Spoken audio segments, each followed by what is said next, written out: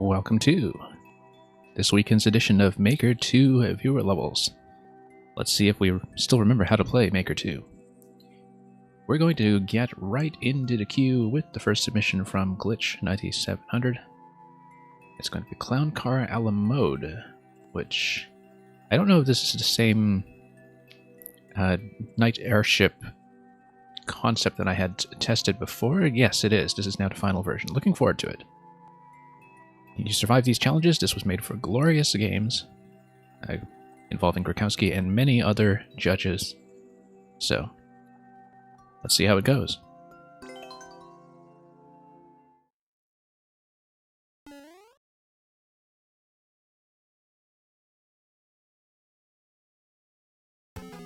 Yeah, I definitely remember a few things about the boss. We're going to enter this ship. And then there was this bomb deflection that I was doing here at some point. Yes, the bomb explodes, but so we need to basically raise the bomb up so it is within range of the on-off switch. And then that allows me to continue. Whoops. We'd better get out of there before we get squished. Yes, we can in fact bump the bones, the fish bones, this way. I think this is basically a kind of survival. No, it isn't. It does squish you. There was something going on with the P-switch to the right. Let me just read that again. It's been a while since I played the early versions of this, which is fine because it means I can learn it from scratch, and you can see how I'm reading it when I can't really rely on memory. Whoops. Luca, welcome.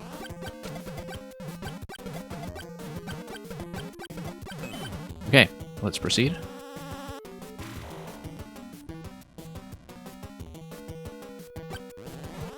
Yeah, so why did it seem like I was in a different on-off state previously? Oh, because the bomb's activated if you don't deflect the bomb away from the off switch. You have to leave the on-off switch open and get the bombs out of that central trap before they detonate. Okay, now I understand that, because previously one of the bombs just sort of ignited and toggled the on-off switch before I kind of got a good read on what I was doing there, and so now I think I have a better understanding of what to do, perhaps. So you have to dodge the fish bones, but at the same time you have to nudge the bombs out of range.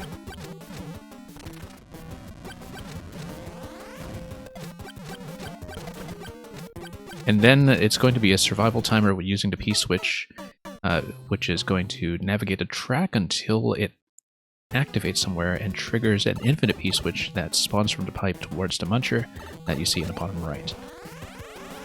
So yeah, it is time survival. We just need to do a better job of dodging the fish bones as we go. Luca, you don't have new levels, but you have old ones that you scrapped? Yeah, that'd be great. I don't mind taking a look. Whoops.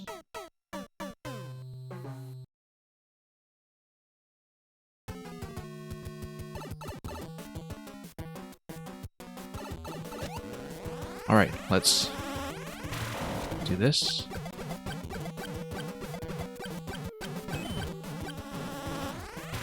And let's proceed over here. Once again, we need to figure out how to get the fishbone positioning to be a little more cooperative. I think I just want the homing to begin and then I shoot the bomb over. So at any given time, we give the fish bones a target, and that was just a bit of a slow, sluggish turnaround with the clown car.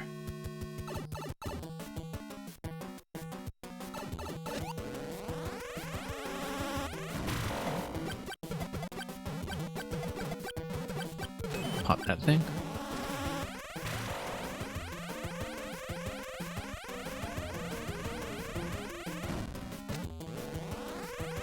And then, whoops. Give me one moment, I just need to adjust the lighting in my room.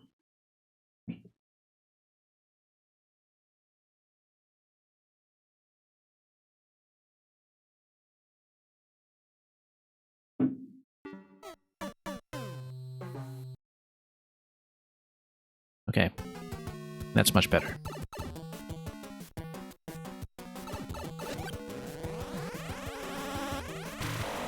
Not that you can tell anything about my lighting setup when I'm not on camera, but it needed some adjustment anyway, so...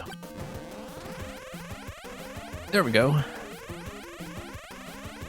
Much better view of the screen now. Then let's pop that over. Yeah, just need to suspend that. Let's be careful with bumping the clown car against the semi-solid on the bottom. That's been causing me a few issues.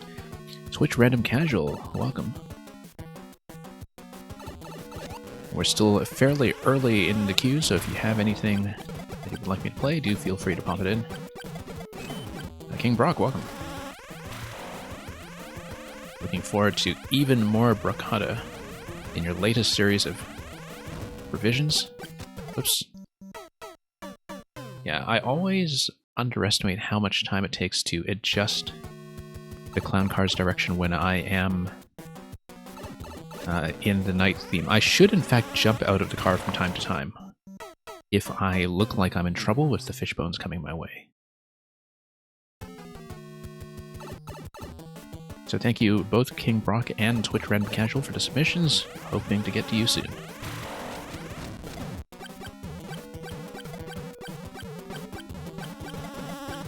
Up we go. So yeah, because I have the semi-solid to land on, it is safe for me to jump out of the clown car in the event of an emergency, or even just jump over the fish, as long as I shoot the bomb, which I failed to do. Yeah, I just missed the bomb, and if you have the on-off switch toggle, then this happens. But this seems like the right way to do it, I think. Jumping over the fishbones rather than trying to pilot the clown car. Twitch Random Casual, I don't have a strict time limit for levels. It partly depends on how confident I feel in my ability to finish it and how much fun I'm having. Sometimes it does depend on how many people are in the queue as well, and so I don't really have a hard estimate. We usually average about maybe 20 minutes a level between some that are long and some that are short, but of course depending on who is in on a given day, that can change. So sometimes it's a long wait, sometimes it's quick, but I always call things in order. I never do random, so if you need to step out for a bit while you're waiting, that's perfectly fine. As long as you're here in the chat when I call you up later. But it's perfectly fine if you need to dip out a bit if the wait is being a bit long. Okay. Okay. I actually like this strategy much better. Allows me to maintain a good position on the clown car as well, in fact. And even lead the fishbones way out of my way, so we don't get into trouble. Except I have to pay attention to that. I was a little concerned about having two bombs tucked in there on the right side, and so I missed that last jump there, but I feel like that strategy is going to work quite well. And even if I didn't have the semi-solid to protect me down below, jumping in and out of the clown car works quite well. It's just a much more responsive way to reposition myself and reposition the fishbones as well, instead of constantly trying to dodge. Mang, welcome.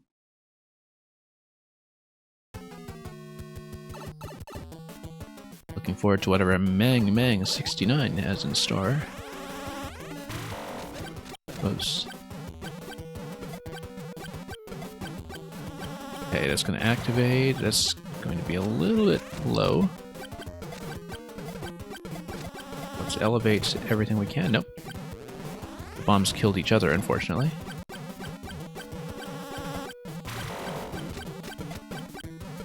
Okay, let's elevate this. Nope. Not doing too well in this round. I had a very clean approach on the first cycle and most of the successful attempts, but once that fell apart, the pattern was no longer as convenient. So let's try it again. That was just a series of really bad bounces and bombs getting in the way of other bombs. As you can see, when things go well, they go very smoothly here. Yeah. So leading the fish in advance, way out of the way, in fact, is really helpful.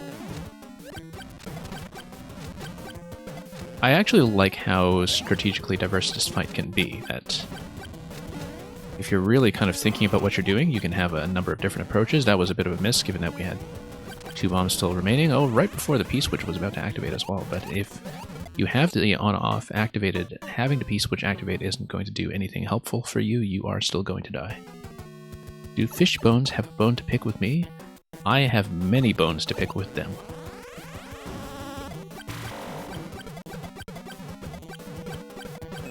But yeah, this is what happens when they're serving fish and chips on the airship.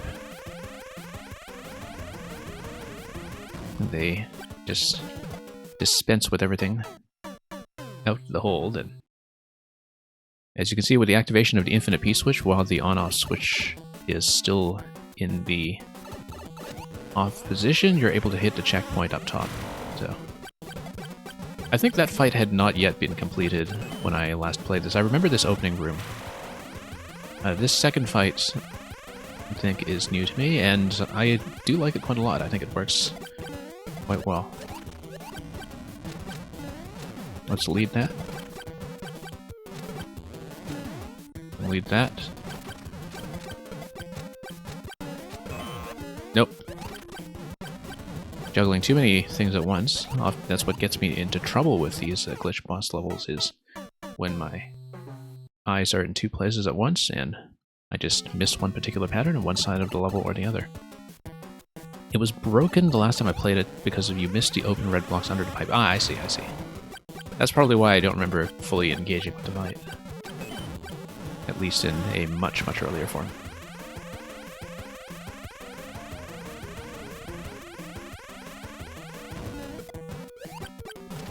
Well, I don't remember having come up with this strategy before, so that was not quite good positionally.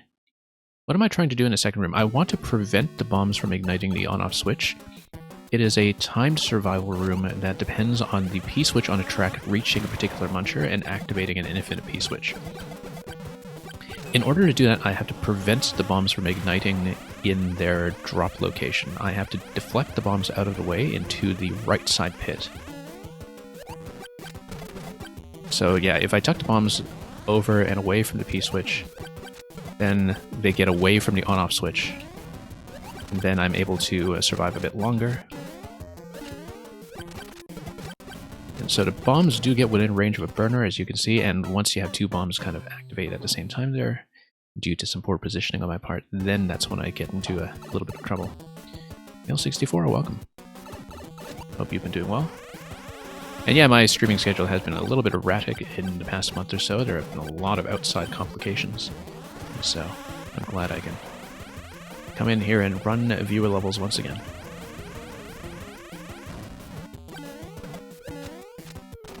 Oh no, that's way out of position. Can I salvage that? Yes, I can. The bombs, in fact, dealt with each other, which is great.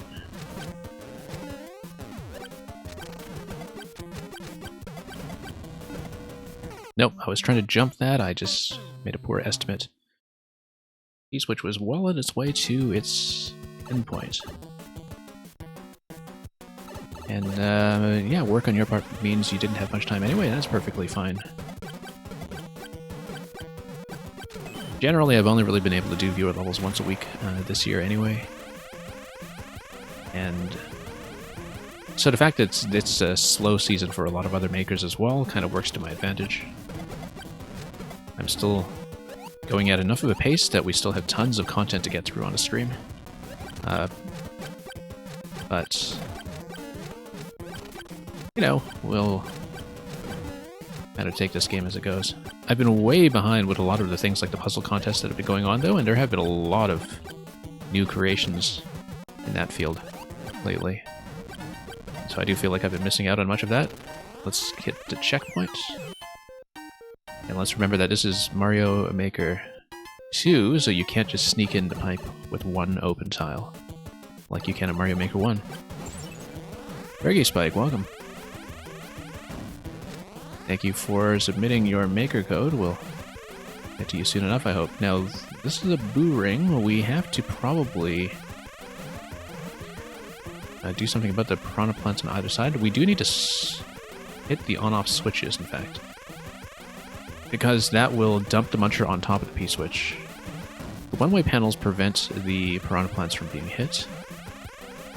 And so I have to think about how that activation is going to occur.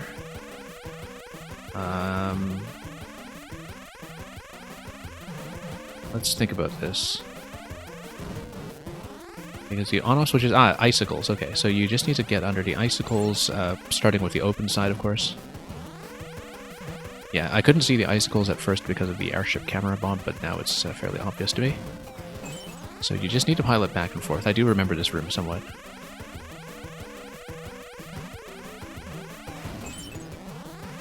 Yeah, you're only allowed to be hit once. That's okay given the difficulty tuning here. I think the pacing is appropriate for a one-hit fight.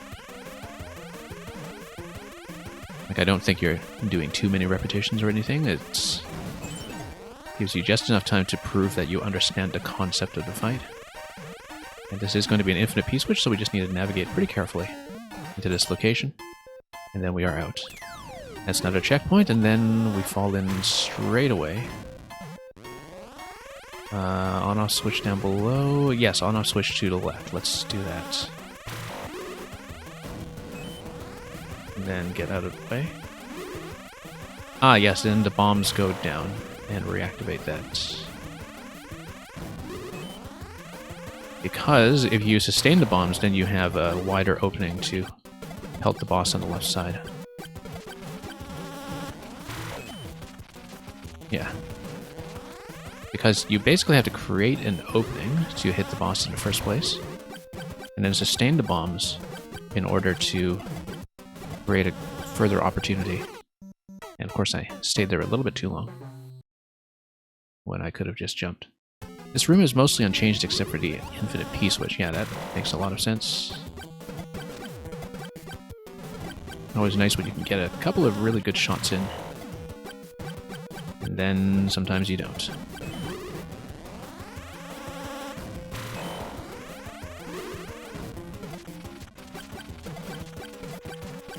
Okay.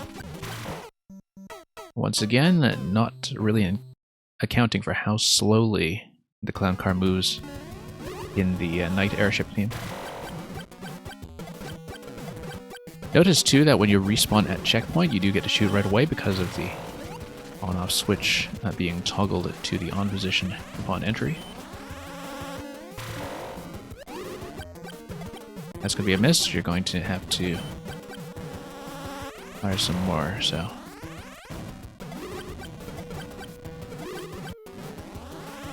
Whoops.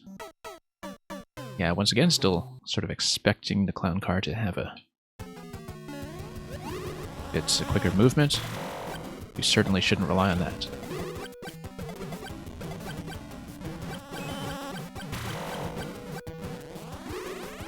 Okay. Getting the bomb nice and early is going to be quite nice. Let's get out of the way. That's going to be a miss, and then we'll just try to cycle through this once more. We've still only registered one full hit out of 3 on the boss so far, I believe. That's 2. Let's get that activated, and then we'll come down. Whoa, didn't expect that bump. 8 minutes, welcome.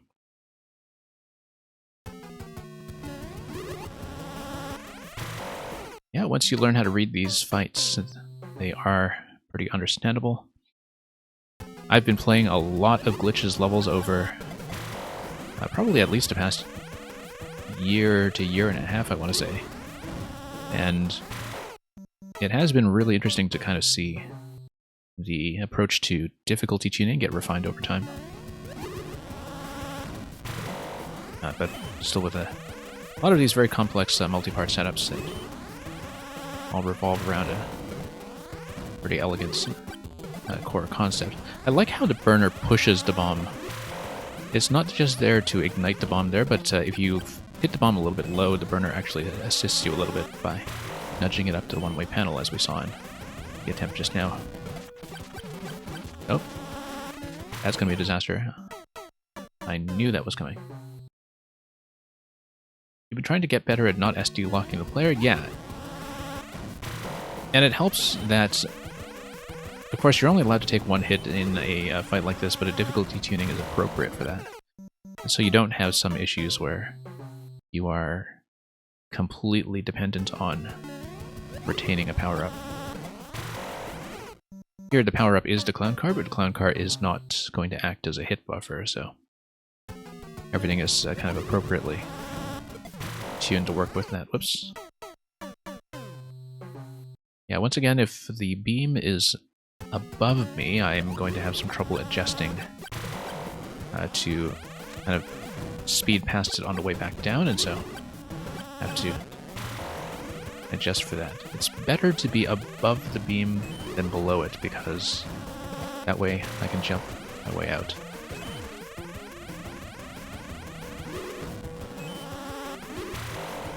Whoa, thought I would have some extra room there. That was obviously not the case.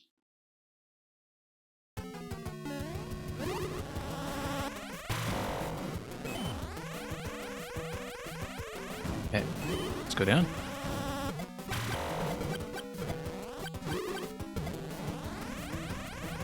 Yeah, that's going to be a miss. I actually did hit that bomb. I didn't realize that until I was already too low to adjust my tactics. And of course now we're going to be sort of poorly positioned.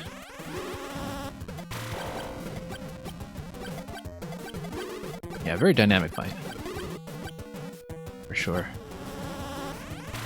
And sometimes it helps when the bombs blow each other up, so you don't have to deal with two consecutive ones on the right side. So that's going to be two main hits. Then we'll just let the mecha do its thing and follow it down.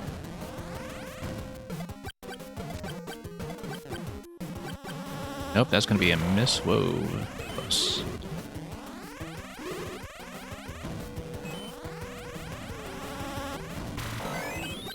Very nice. Oh. Forgot about that last bomb activation. And yeah, Infinite P-Switch works a lot better for a room like this, because then at least you don't need to deal with the conveyor belt being this last-minute risk. And yeah, Twitch Random Casual, that kind of thing happens a lot on this stream.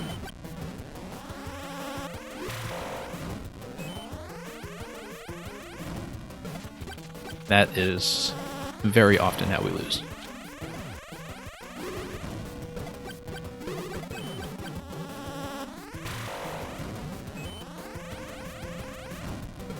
Okay, Mecha is going to follow me down. That's going to be a little bit tight. Let's not get bumped down below.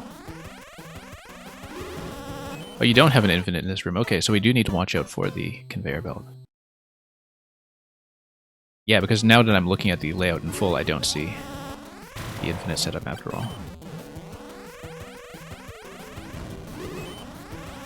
Yeah, because the thing is, if I don't deflect the last bomb to maintain the opening of the gate, then I do potentially have some trouble with the conveyor belt reactivating. And so I'll have to be extra careful with that because of the way that it moves at double speed. Nail64, looking at the title, no, you are not the only one who tried to network test. I've gotten in on 2 of the sessions so far. I didn't think I would be interested in Nintendo Switch Sports. As much as I loved Wii Sports, it was one of those things that seemed to be a much lower priority on my calendar this year, since the Nintendo library this year is going to be so excessively busy. But it seems like they have rethought a lot of things, you know, like the survival setup for the bowling game, for understanding how to create something that would be a good online multiplayer experience, just in terms of game flow, in terms of handling potential disconnections or people who want to drop out early. Like, it seems like there's been quite a lot of thought towards making the sports a little more adaptable for working best as a video game rather than just working totally faithfully. And Also, the sword fighting mode, as it currently exists, has been very much refined. And I already loved it in Wii Sports Resort. It was my favorite thing in Wii Sports Resort. Which may also explain to you why one of the best experiences I've had on the Switch is ARMS. I played a lot of ARMS early on, and I kind of wish that ARMS remained more active.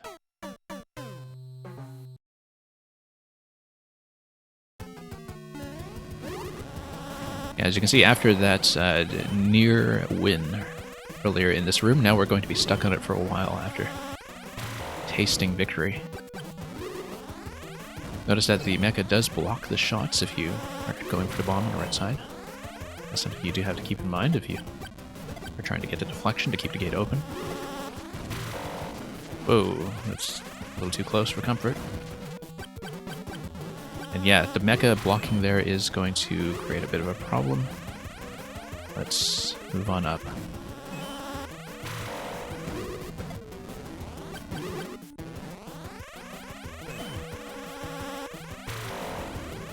And then let's move on up here as well.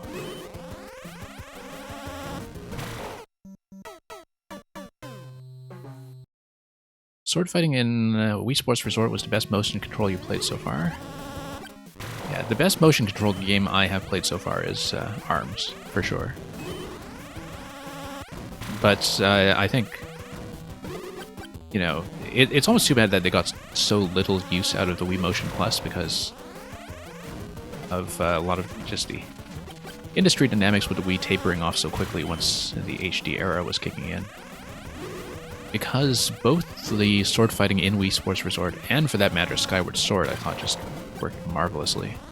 Skyward Sword, you really had to engage with the mechanics. Like, you have to, you know, think about it like a video game, then instead of just flailing around. And I think that put a lot of people off if they didn't have the patience to understand that it does have a very game-like learning curve to it when you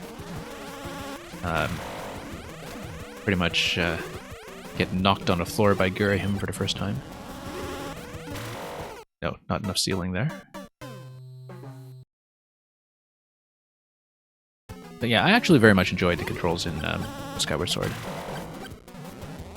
But in some ways it does seem like the Switch Sports Chambara game is evolving that quite a bit. I've had some very good matches already.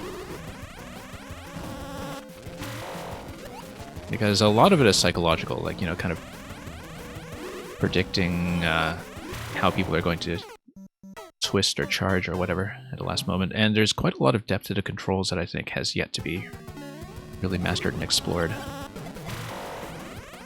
Because the tips on the help screen they keep telling me things about, you know, tilting to reposition or doing a forward thrust or doing anything like that, and other than just a standard, you know, block and strike.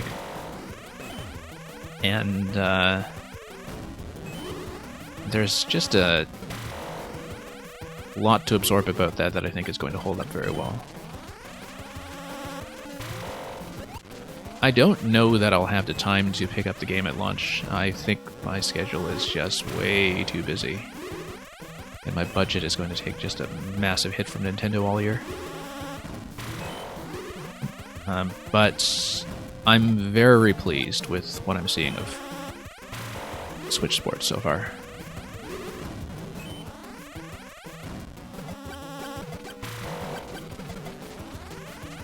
Then let's go.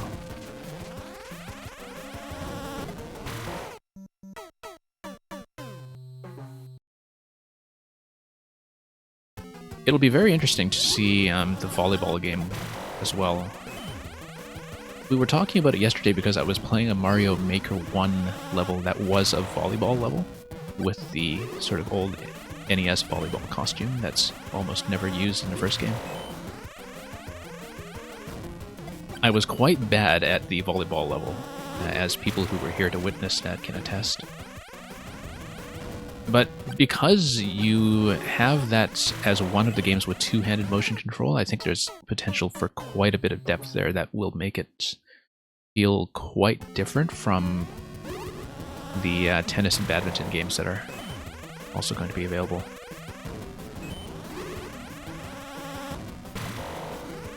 So I'm quite eager to see how that's going to go. Okay. Let's pay attention here. So close to victory, and yet so far.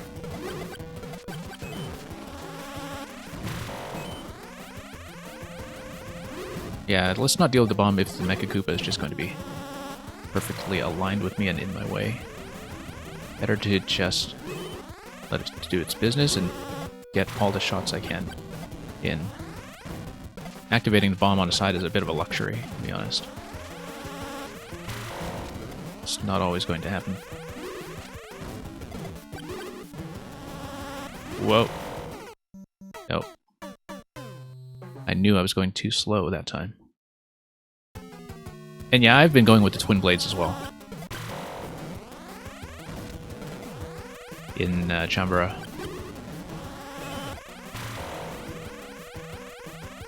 It feels more natural, actually, because psychologically it's easier for me to separate my block direction from my strike direction when I can just operate it with two separate hands.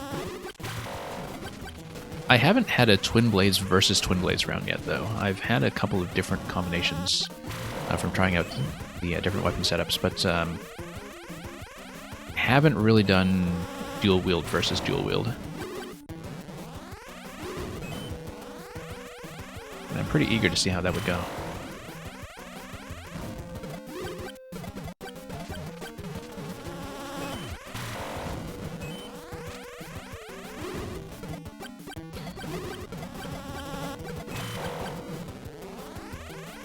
Okay, let's do this. Alright.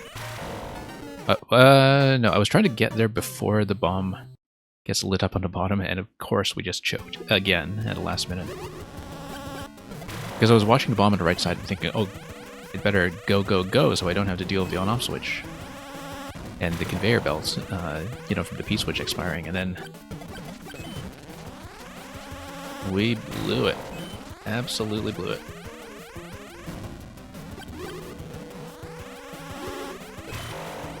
Yeah, you can position both swords to block everything. I don't know about that. I was trying to do something similar to that, but I think it was just giving me one block direction at once. Because I was trying to hold them perpendicularly and do a double block as before. As you were saying, because that seemed like the natural thing to try. I don't think that's actually a bulletproof solution to that.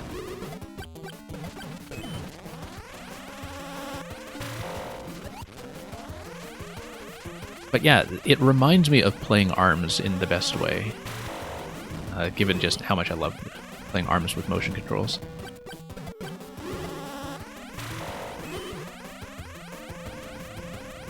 And because ARMS was kind of Mind Game Central as well, with very similar two-hand motions, blocking motions. Just a ton of depth to that game that people were pushing pretty hard into ranked mode in the early weeks before the scene kind of died out rapidly.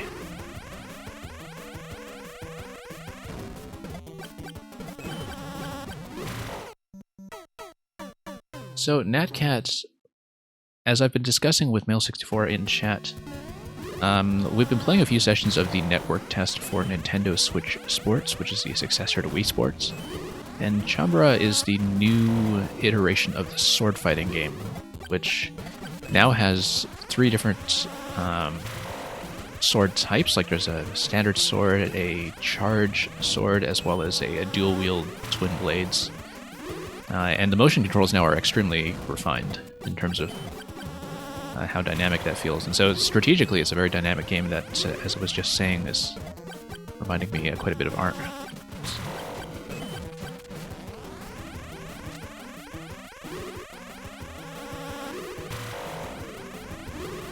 And yeah, B-Minutes, it would be fantastic to get some ARMS going again. I'm glad you also vouched for it here as somebody who appreciated its genius. It has some of the best... speaking of ARMS, it has some of the best character animation in any of Nintendo's games as well. Like really, it's one of the few games that really has next generation character animation, I would say. Is this anything? No, it's not. Let's just grab the exit and go.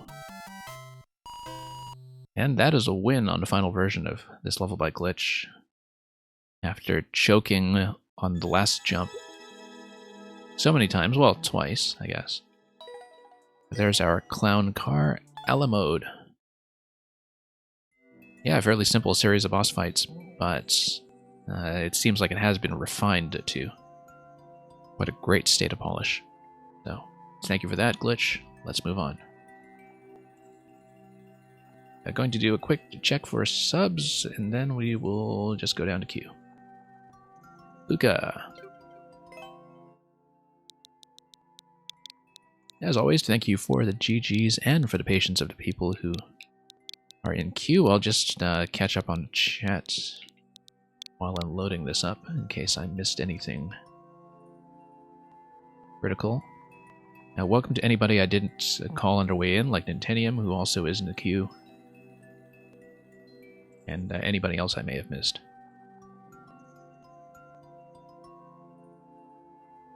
And Luca, you're telling me that you had something old that you wanted me to playtest? Something from a while back that was left unfinished. Let me know if you have a preference. Go for Slipvine. It was a level you scrapped after seeing my 4YMM. Oh, that's interesting. So, this might be a familiar mechanic. In this swamp, the vines are slippery for some reason.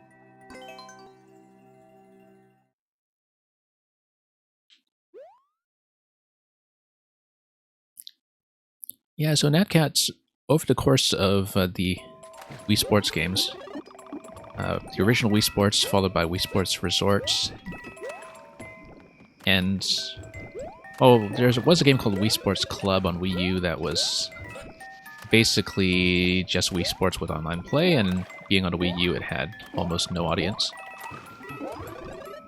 And it was kind of a failure from a business strategy perspective, but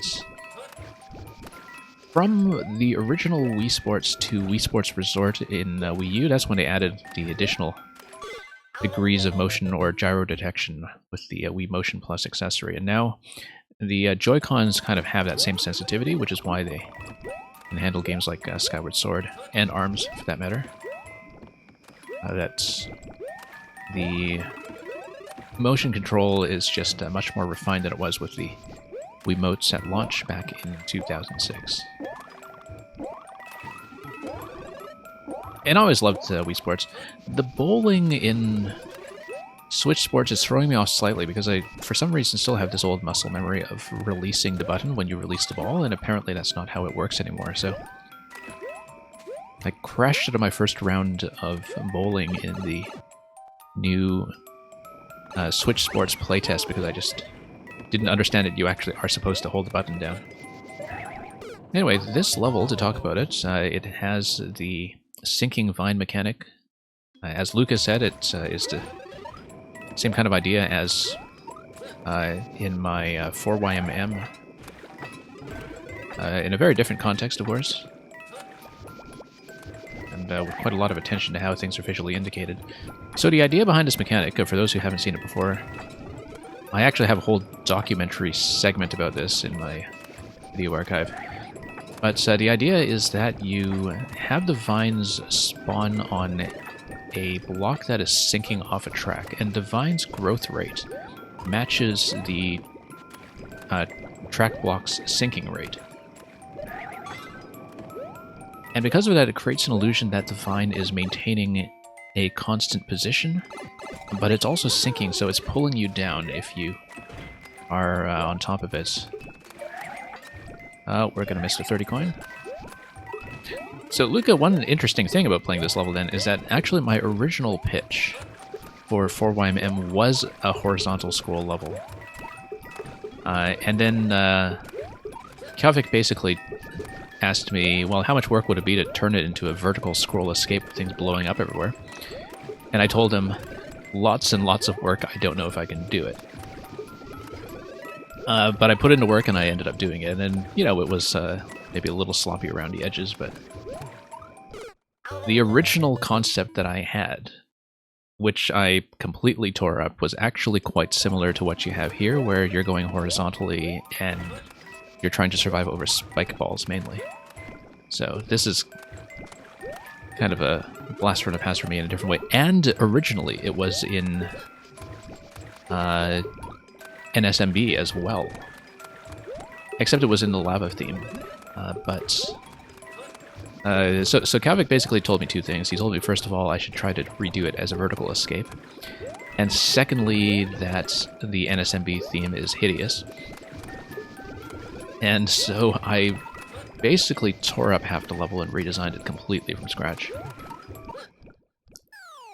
And you'll know, of course, that Naboo's had a level in 5YMM that used this mechanic very well as well. So thank you for that, Luca. You should just leave this published, unless there are further developments you want to add into it. I think it's actually in a great state, to be honest.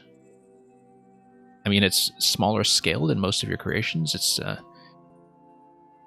something that feels like you might have been thinking about expanding, but I think it works quite well. I mean, obviously this kind of stuff is pretty budget heavy, so I don't know how much room you have for any additional setups beyond what you have here, but I think it works quite well as is.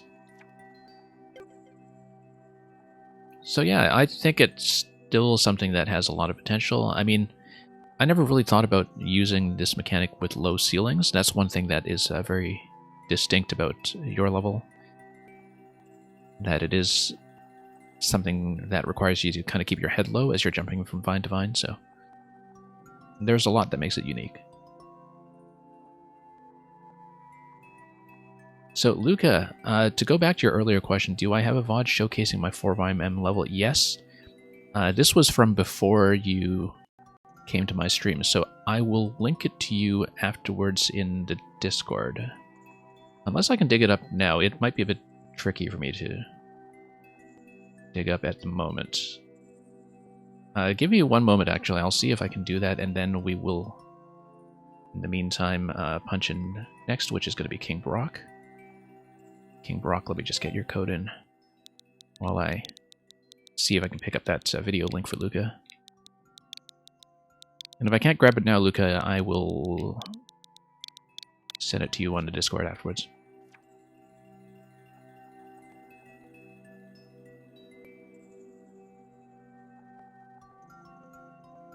Just one moment here while I try to pick it up somewhere.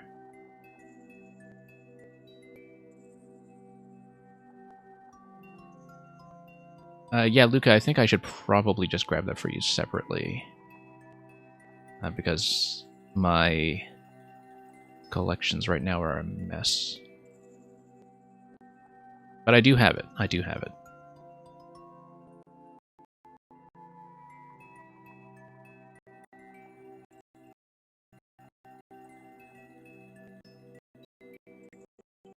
Anyway, here's The Legend of Bracada 1-2.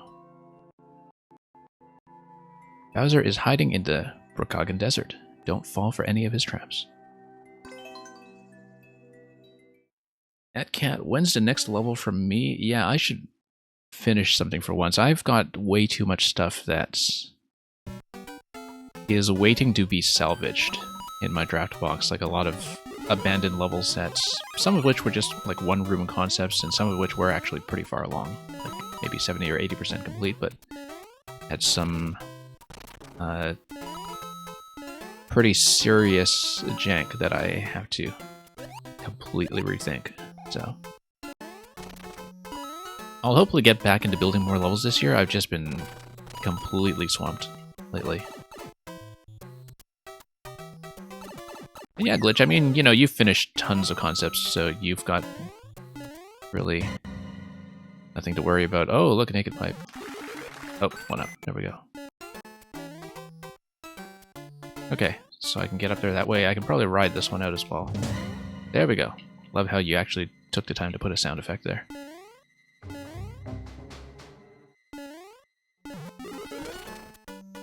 And that's built, of course, because everything is just built on the half screen to maintain a constant camera position.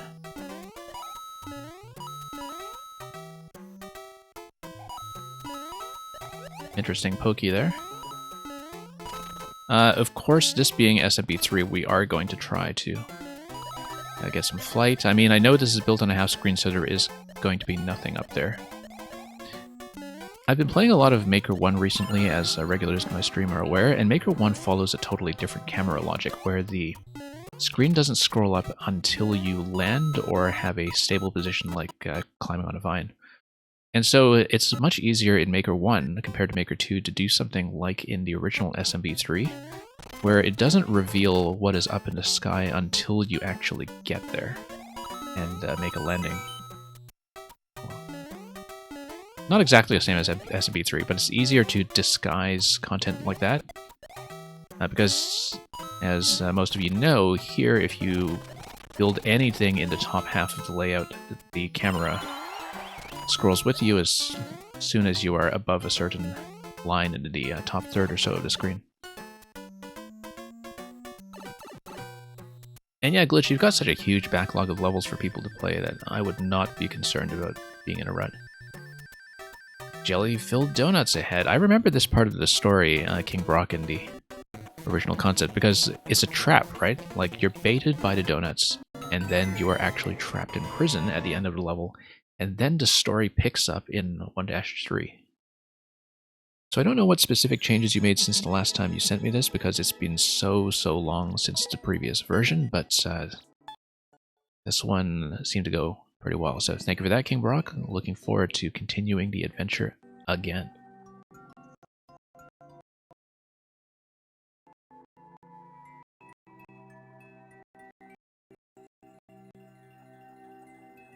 Just a moment while I catch up on some of the chats.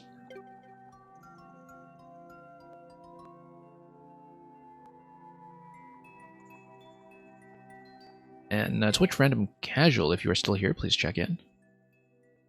And we'll bring yours up. Twitch Random Casual, I think, may have dropped out. So let me just check the list first of all, just so we know who's in the current order. Mang is going to be next. So Twitch Random Casual isn't checking in. We'll pull in Mang.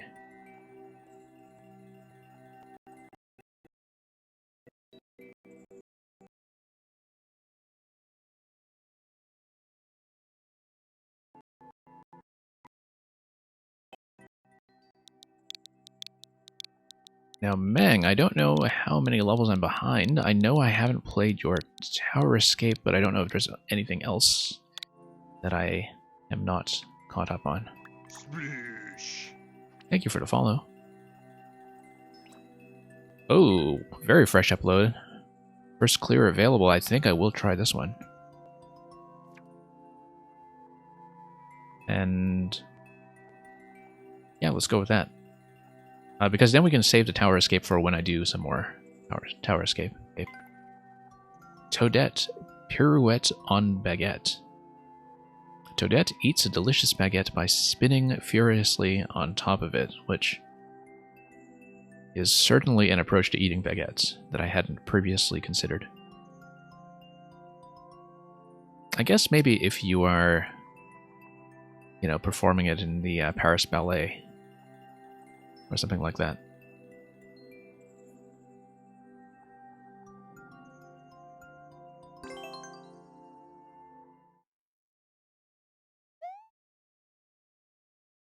And yeah, Daybelow64, if you have a level to send, welcome. Do punch it in as a code after the add command. Okay, I have to sustain that, and then nice slow drop down here.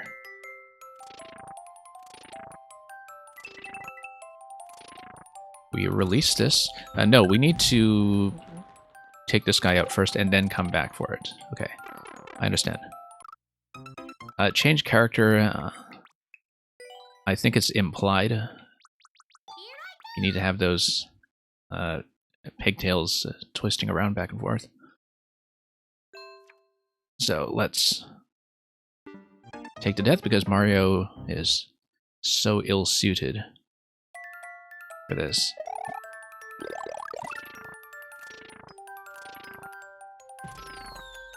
And then here we go.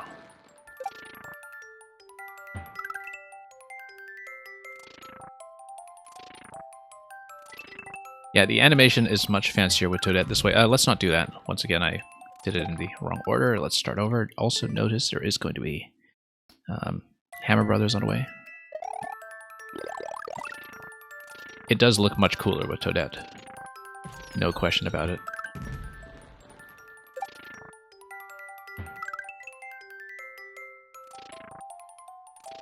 So yeah, let's follow the coin trail and bump this first. And then plenty of room to go over. Oop, and then this is just a matter of timing. Lower the thwomp and have time to spare to make it upstairs.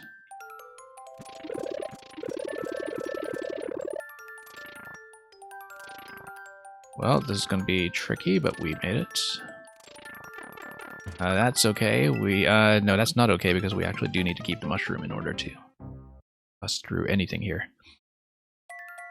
Now, however, if you do lose the mushroom, I assume that there is going to be a mushroom check further down the line because otherwise it would trivialize quite a few things here, apart from drops like this location, which do require the mushroom to still be available. I guess that's how you check for the mushroom, is using those spiny jobs. Now let's take the time to let that block get back into position. Not that we need it.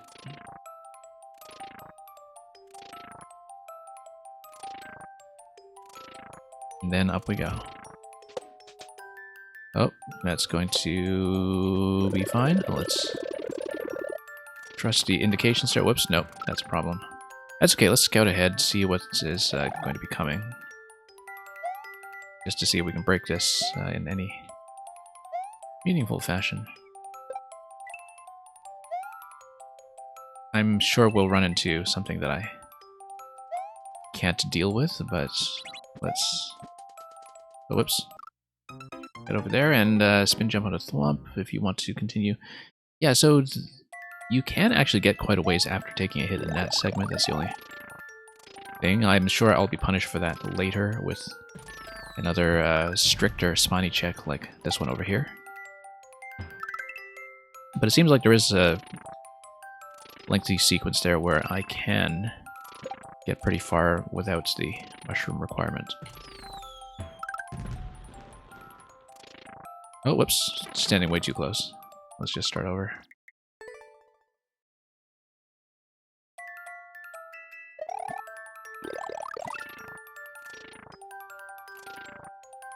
Okay, let's hop our way up.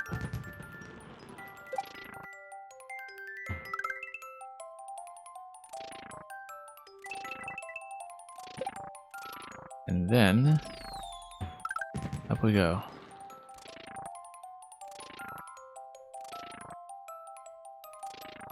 Drop this. Move to the right.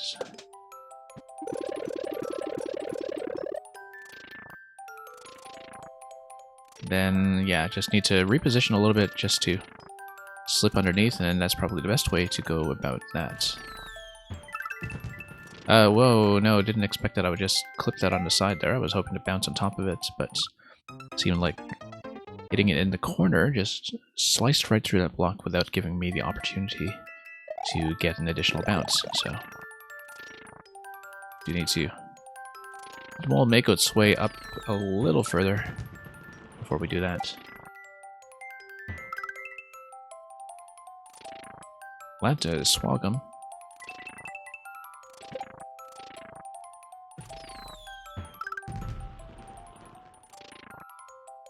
Okay, nope. That was close. Much too close. And down we go.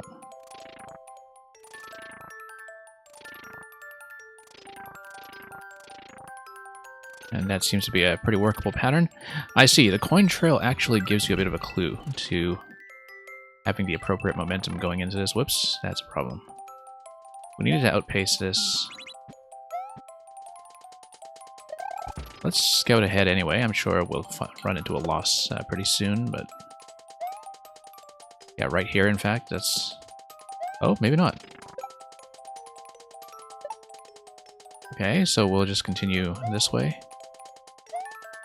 And then... Let's see if we can proceed any further. And then this is going to be where you stop, and that's going to be the end of the adventure.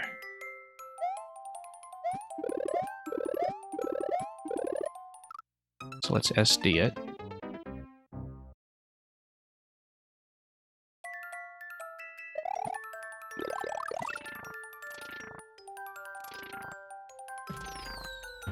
And up we go.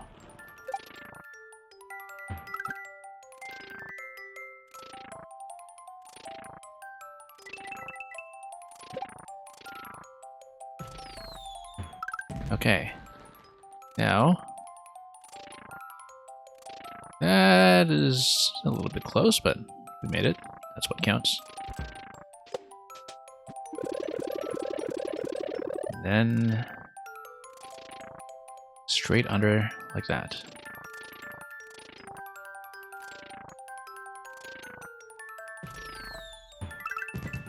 Nope. Didn't have quite the curve that I wanted.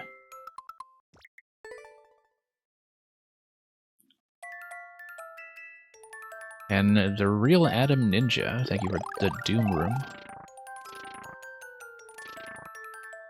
Took me a moment to realize that your name was probably the real Adam Ninja and not like the real Adam Ninja.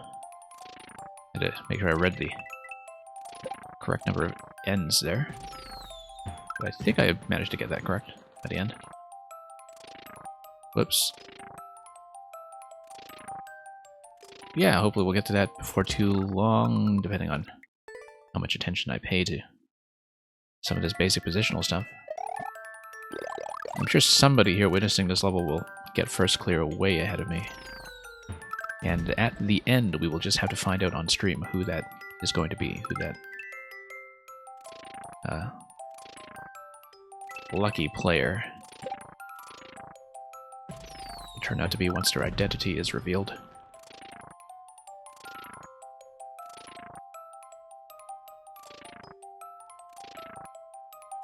Up we go.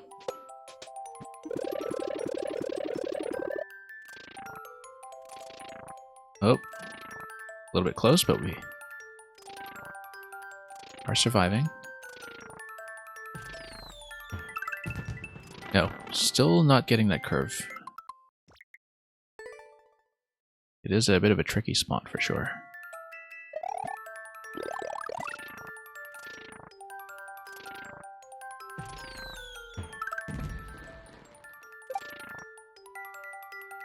Yeah, I don't know if later I should be leaving that mole for longer just to reposition it a bit, but I feel like that's going to be a bit of a learning process, that particular element.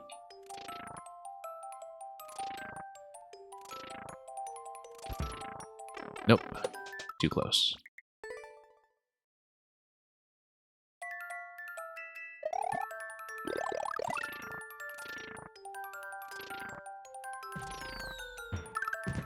Alright, down we go.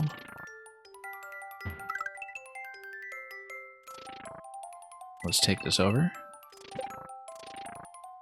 And then forward.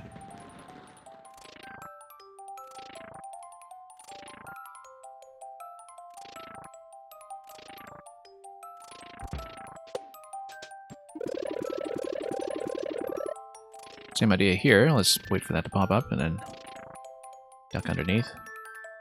Glad I understood this pattern fairly quickly, at least. It's been working out. Nope, still hitting that mole too early. It needs to go up just a little bit higher. And Reeboks, indeed, this is a cool level. Yet another one involving lots of moles. We made it. Okay, good. That was nearly a catastrophe.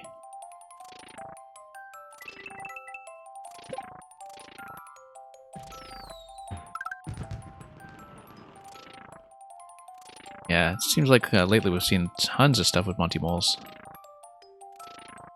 from a variety of makers, but I've always thought it was one of the best elements in the game in terms of the stuff you can do with it, so it's really been quite nice to see that bear some fruit, given all the makers who are working on mole concepts.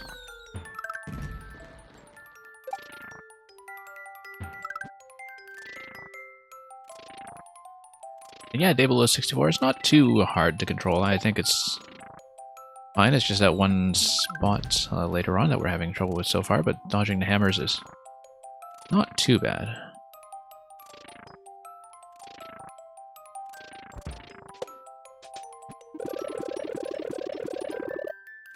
For those coming in, though, I don't know if First Clear is still available on this. It might not be, but it was uncleared when I pulled it up from the queue just now. So, whoops, it's completely missed. Hey, look at that, by the way. Look at how the mole gets a second bounce if you track it to the right side first. Maybe that's something that will have a bit of potential if we want to guarantee that I can get above that block. Just let it bump onto the right and swivel back to it. Then have a bit of a higher position on that, because right now we're hitting that mole far too soon, and I am not gaining enough ground vertically. Not gaining enough ceiling or space or whatever then. Not ground. Whatever the y-axis is. Toadette's doing quite a lot more than quads at this time, Netcat. She's not going to pass the drug test. She's going to get her whole country's representative squad in trouble. Yeah, as I said before, let's try to bounce that mole to the right side.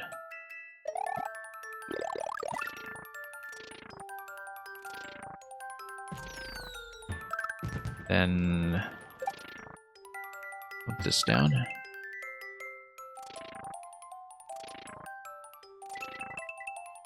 You see, now Netcat, you've drawn my attention to whether Toadette is doing quads. I am trying to count her spins in the air between jumps. I can't quite manage to get it. You'd have to slow down the animation quite a bit to see just how many spins she's getting from her air time here. Whoops. Certainly a potential concept for an ice level using something similar, though. You know, like with the night-winter theme, just to get that extra slipperiness going. Not that slipperiness is going to matter when you're just bouncing block by block anyway.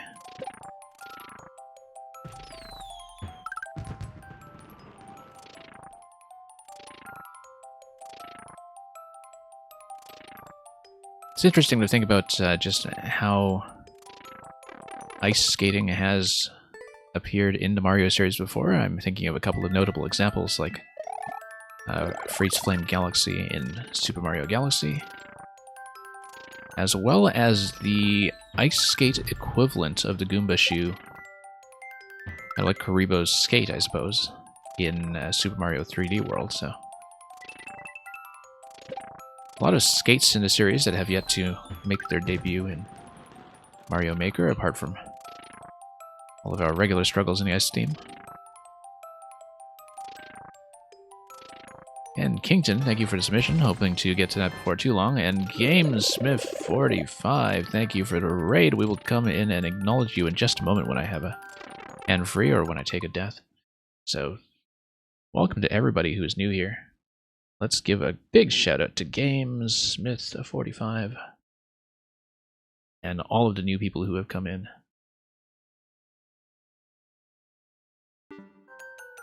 Oh, Twitch Random Casual, I missed your check-in just now. I can slip you back in the queue and put you after this level if you want to come back in, but you'll have to re-add, because you did miss your call. But that's okay, I'm perfectly fine with getting you back in position as Twitch Random Casual if you want, since you just missed one spot.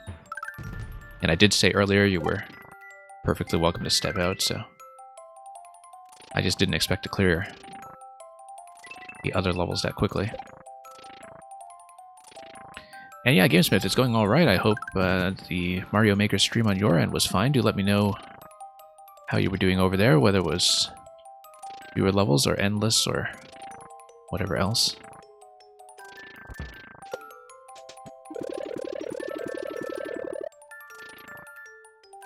And for those of you new here, my queue is still open. We don't do random or anything, we just go through the next order here, and so, whoops, same mistake I made last time. So we might be a while to get to the current endpoint of the queue, but I do almost always stay all the way to the end and play everybody who gets their submission in before I close up, so. Really glad to have all of you here.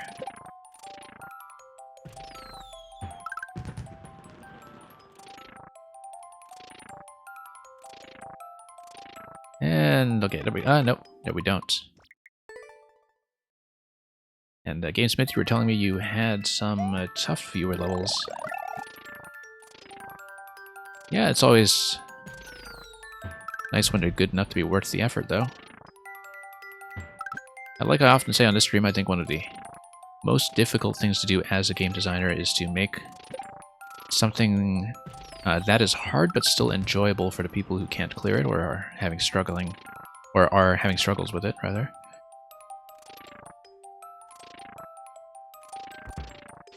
Like something that is fun while you are failing at it, I think is really the mark of a thoughtful level designer.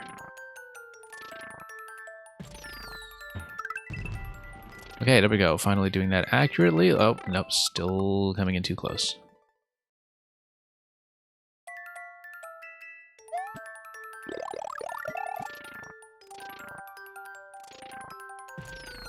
That's a fairly easy mistake to fix. I don't know why I'm having so much trouble with that. As long as I'm making that high jump before it, that should go well.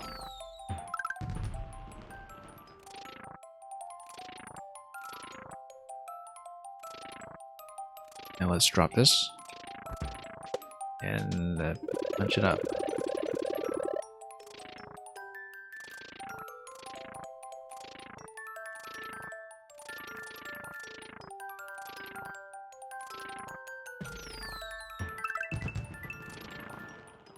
Okay.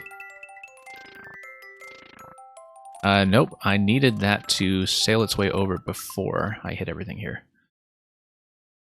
And I didn't account for how slowly the shell would drop. That was the issue there. I expected the shell to just go down and careen over to the switch on the right. I need it to give it somewhere to land and go. That was my mistake. Yeah, but that was my first time really kind of reading that properly, going down there with the mushroom still intact, so it's a bit of a learning experience. Very neat concept, you just need to read it accurately as you get there.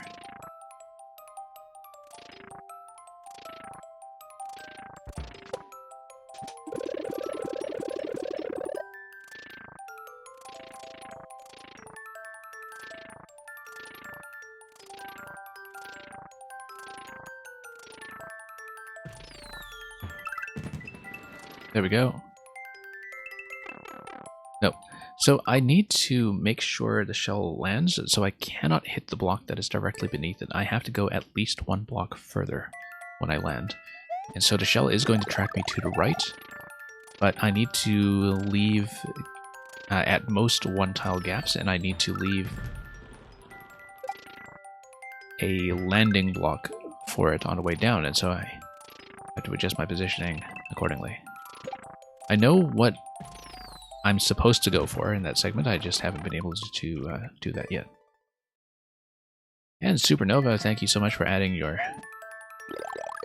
maker code, which I always recognize by the GDQ. Supernova levels done quick. Or on my stream done slowly, but Nobody's timing. Thank you so much for the follow.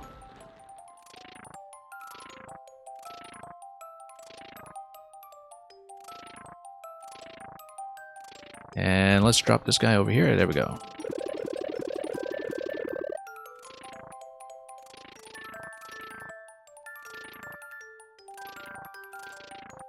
And then this part has been going a little more smoothly lately. There we go.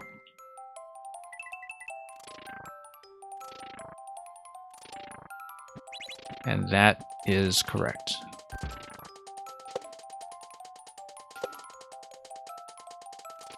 And then we'll be doing some of this for the first time and missing immediately. Yeah, because you needed to go and activate all the moles to the left here. Let's just scout ahead just to understand what we're dealing with. There's going to be the hammer segment over here, which we'll need to find a dodging pattern for, and then who knows how far we will be from the finish.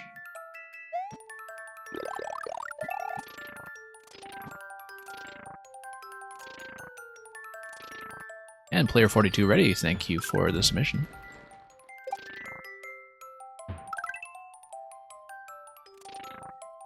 The queues have been getting longer and longer lately, but I am probably able to stay pretty late today, so... We'll close submissions as we get closer to the 2-hour mark on the stream, probably, but we'll see how many we have at that point. I might close earlier than that, just because of how many we have. So maybe after this level or the level after that, we'll just kind of get a sense of where we are and how much there is to do.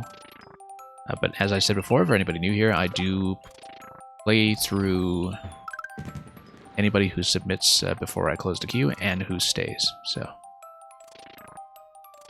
sometimes it takes me a while. We've had many streams go way over time.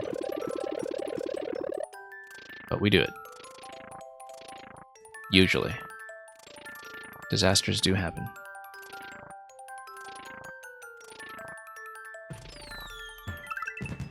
Yeah, I just need to leave that mole as much time as possible and then do this. That's going a lot smoother.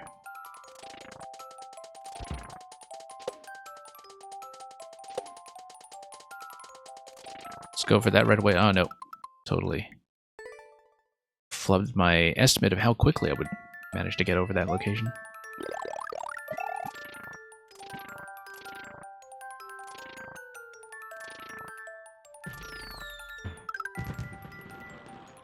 And yeah, Reebok's suffering from success. That's usually how it goes.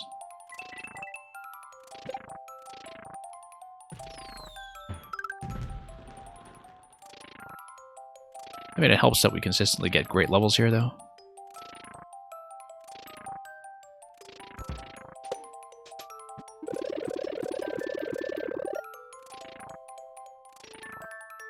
Okay.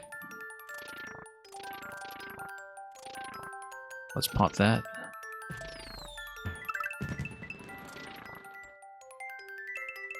Oh, no. Too far to the left, and we busted too many blocks.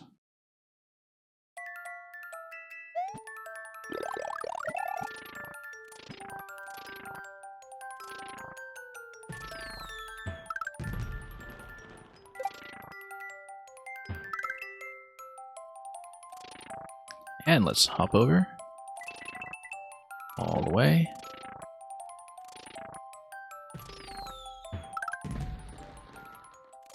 This stuff is usually pretty manageable as long as I don't make too many avoidable mistakes. The high jump off the mole after this segment is usually the thing I'm most worried about. But the hammer pattern here is, as we've seen so far, pretty understandable. Nope, too far to the left. I knew from my falling pattern that that was unlikely to go. Player 42, suffering some success is your catchphrase at school. Yeah, it's very easy to just kind of go on autopilot through the stuff that you don't find as engaging because you just sort of assume you can do it. I have that happen to me a lot with the puzzle levels on the stream, where I solve the whole puzzle and then I die to execution mistakes for the next half an hour because I'm not thinking about the things that I feel like I've already accounted for, right? And that usually leads to some problems.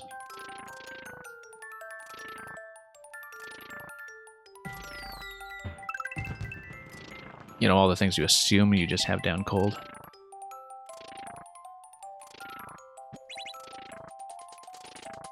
Okay, let's not destroy too much on the way over.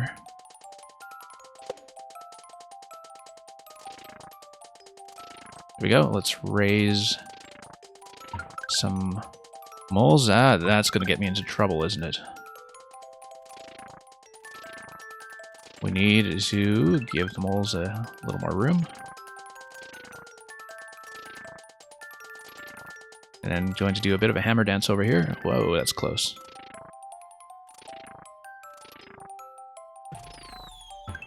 Up we go.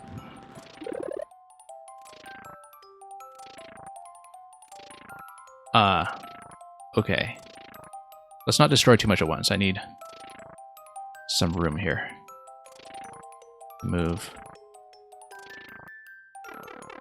And then we have a fake out leading to part 2. Twitch Random Casual, I play all kinds of stuff here. I didn't used to be a heavy puzzle player, but then that gradually became more and more the focus of this stream, just because we had a lot of good puzzle levels come by, and, you know, a lot of content. Let's not start over. That wouldn't get as much airplay on other streams, so that occasionally became a bit of a specialization, but I've always been open to trying most things. I don't really do much in the way of like super tight precision or anything like that, but basically I enjoy levels that show off interesting things about level design that I can talk about. I think that's really the only consistent principle here. And good puzzles often do that, but good platforming levels also do that. You know, just give me something that makes for a good conversation about level design, I guess, is maybe the best principle for how I like to run the stream. Just not getting enough height there. I'd lost so much height at that point I didn't realize. Let's not start over.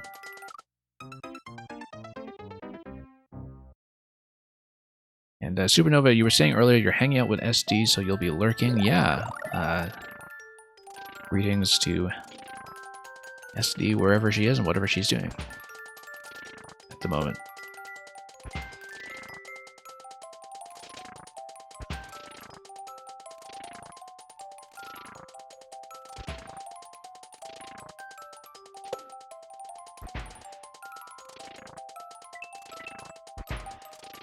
Let's sustain our position here for just a little bit longer. Nope.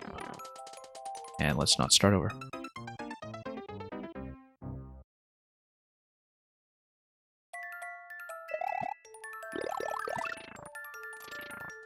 It was really quite satisfying to do so much of the last segment of the previous area in one shot, especially because we had a pretty close call with the hammers there at the very end.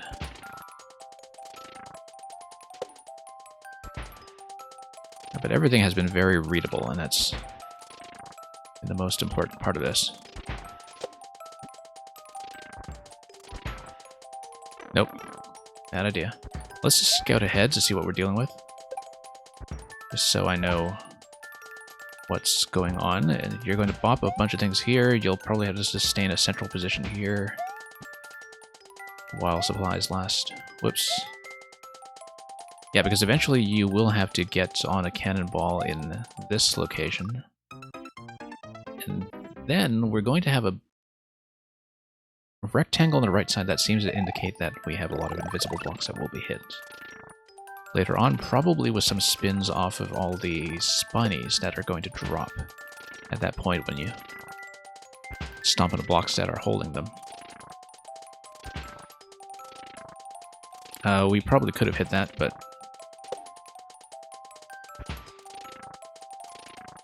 There we go. Lots of adjustment that you can do there. Come on, Cannonball, where are you? There we go.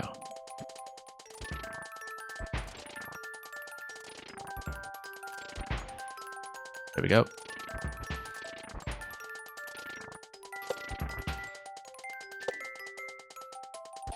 Okay, that's a very satisfying pattern once you do understand it. As is that. Let's break everything. Spinies are going to go down below, and then you have to be aware of the blocks here.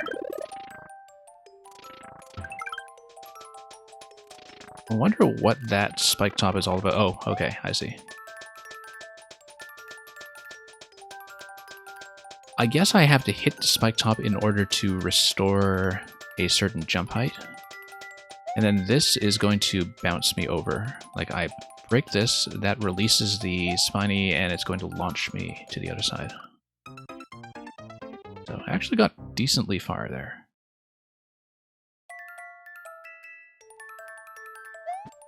And Sati the Gaming Man, thank you for your submission.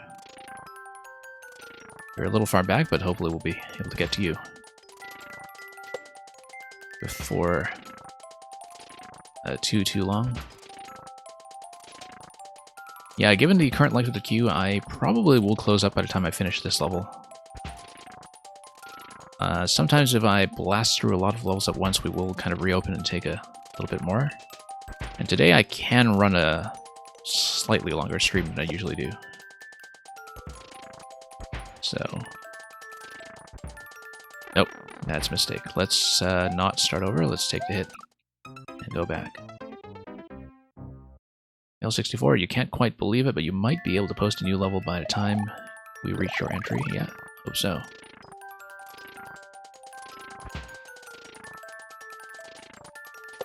Okay. Thought my positioning was going to be awful there, but I love the reuse of that cannon, by the way. Just having multiple bounces that are possible off the same element is always a lot of fun, especially when the player is the one who's kind of manipulating the layout.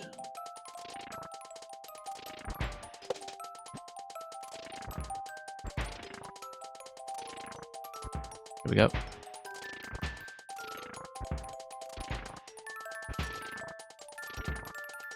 Nope.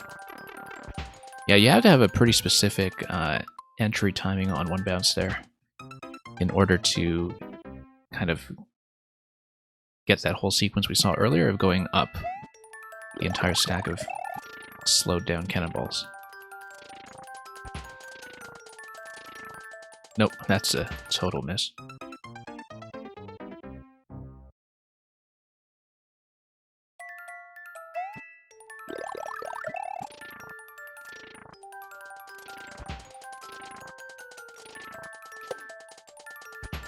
Okay, here we are.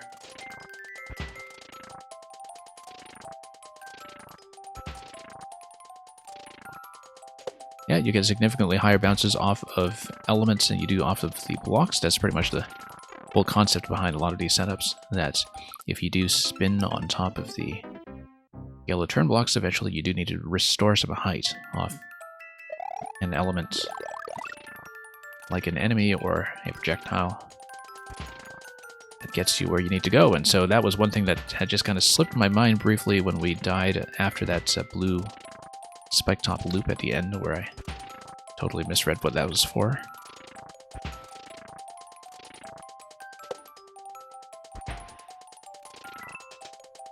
Okay, let's not destroy too much here.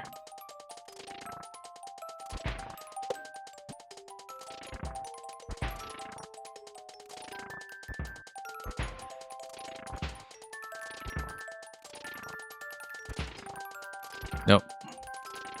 Might actually be better to destroy that block, in fact, because then you have a little bit more room for that cannonball.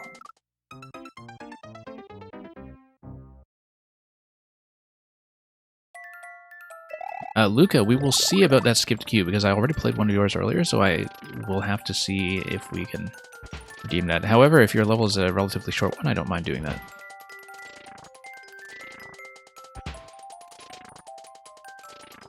Because I know you had that second one that was the unfinished concept that we didn't see earlier. But Luca, I'll make that decision when I'm finished with this one, just so I know how much time we have and how we're doing with the people remaining.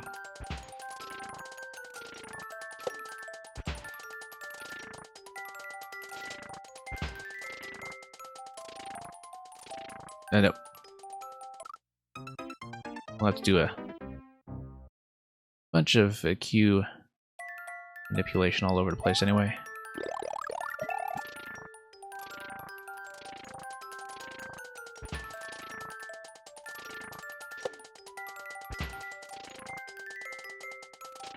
Okay, let's pop that.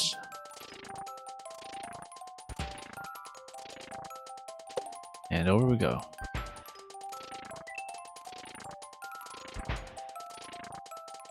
Probably one more jump over here and up.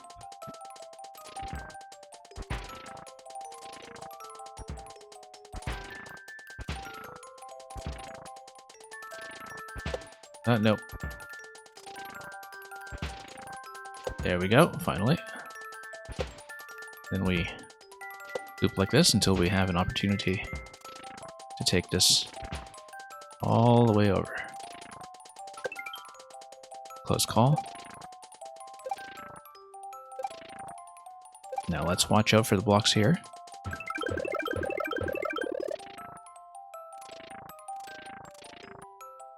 May have missed my opportunity here.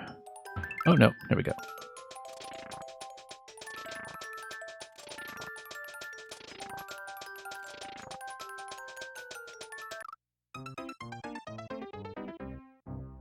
That could have gone better.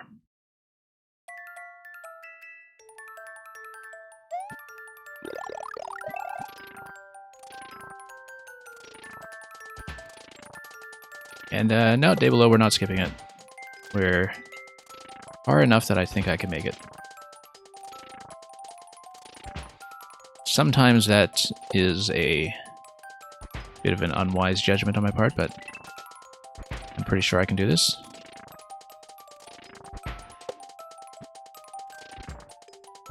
Also, because I don't want to redo the hammer segment at the end of the previous section, I feel like I kind of lucked my way out of that. So, better not to tempt fate.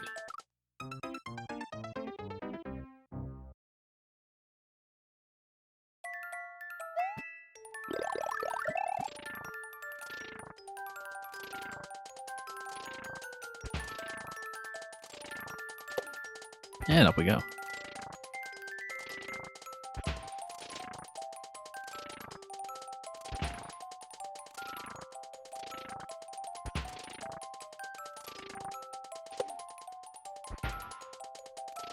And, yeah. Player 42, that is the kind of self-fulfilling prophecy that we kind of go in for around here.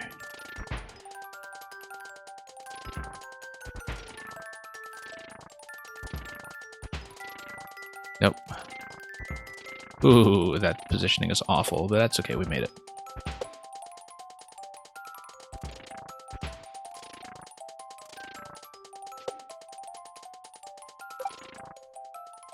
Pretty flexible all over the place, though, because you get so much airtime in this night theme. Alright. Let's open up some room, and right at the peak, no. I keep expecting my falling speed to be a little faster than that, even when I let up on a jump. I don't have a good intuitive sense of my speed when it comes to this floaty theme, so mistakes like that do happen repeatedly. Yeah, Meng, that blue spiny. I wonder whose fault that is. That's certainly one Sonic we should be stepping on.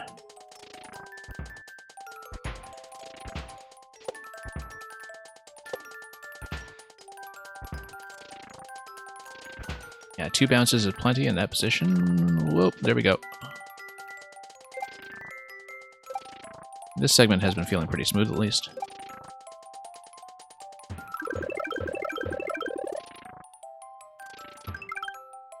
Okay, let's open up some space.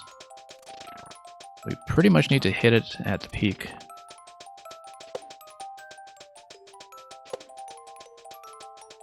Hey, you can kind of cycle through this a little further along every time. That actually works.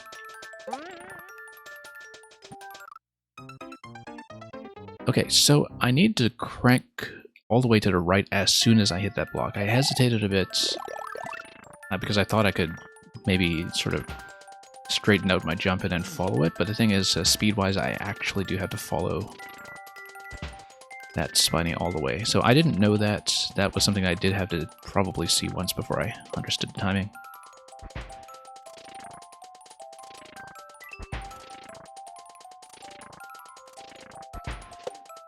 The only blue Sonic we shouldn't step on is Sonic 06.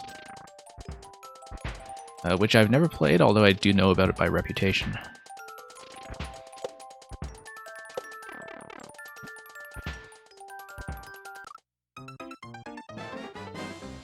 And Grakowski is going to come in with a party of 7 from the Grakowski Puzzle Crew. Let's give you a big shout out.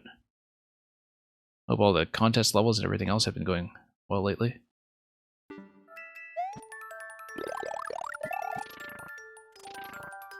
But yeah, Player 42, as part of the kind of local lore, there is a level by Meng, who also made this level, called Stepping on Sonic. And there is kind of a running theme in many of the levels we've played here that revolve around that. Whoops, bad timing over there. Let's try this segment again.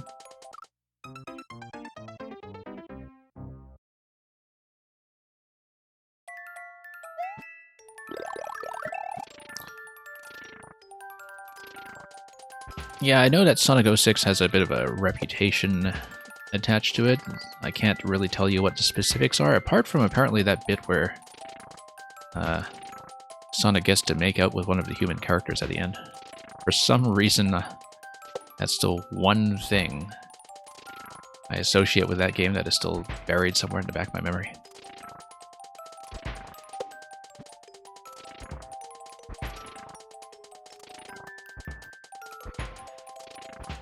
I mean, what's the E for everyone equivalent of Rule 42, Rule 34, rather?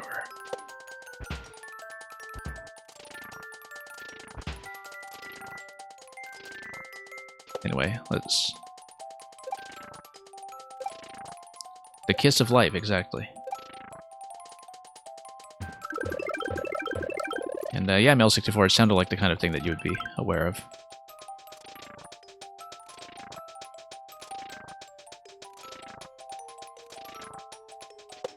Okay, there we go.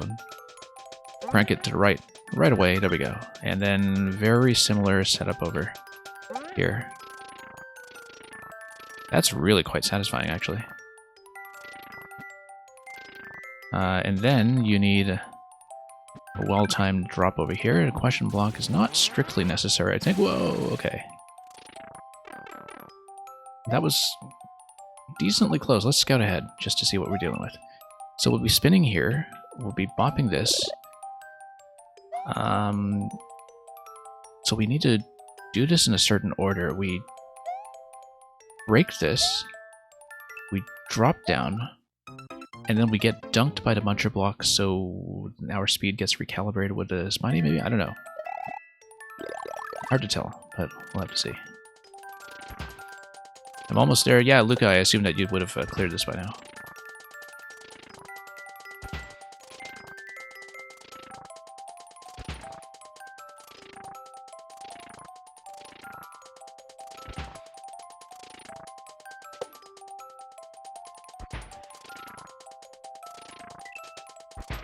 Okay, there we go.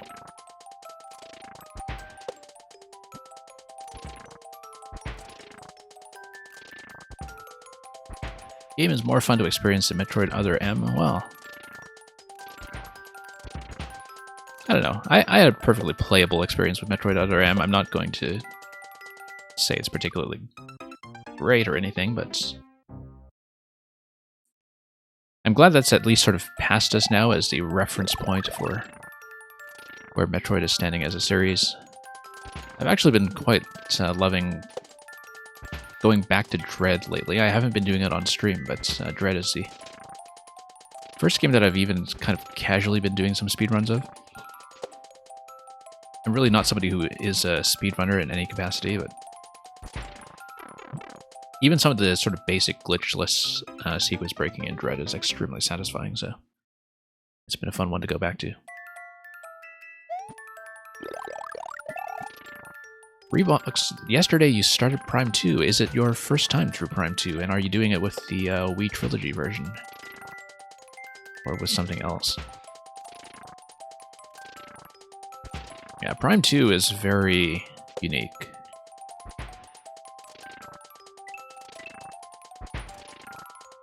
It's absolutely an experience. In a way that I think was kind of underappreciated in its own time.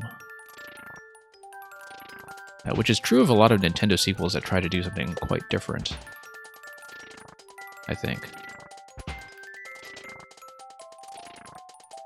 Like, I sort of still remember when Majora's Mask was still controversial instead of just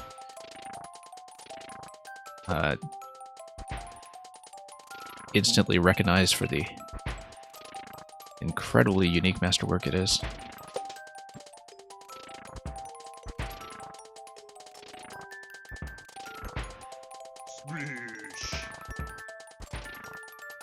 I'm kind of looking forward to seeing how exactly the sequel to Breath of the Wild is going to make people angry, because you know it's going to do something that will make people angry.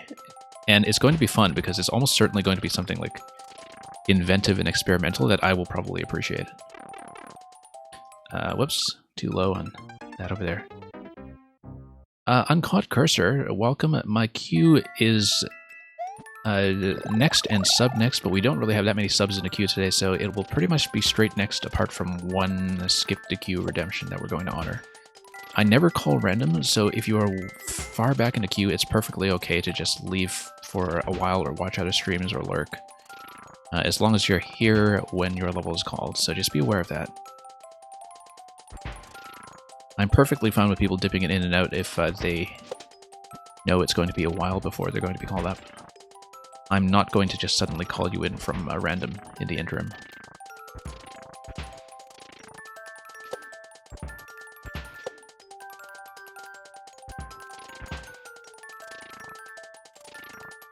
And here we go. But I do tend to take a while with some levels that are satisfying to get through, but difficult, like this one. Okay, let's not blow this part over here. That was a jinx. And so yeah, Uncaught Cursor, thank you for submitting Luigi's Mansion Escape. I will, I think, definitely close after this level at this point. I just given my current pace, I will close off submissions, and then we'll get through everybody who stays. And that will be the order of business, so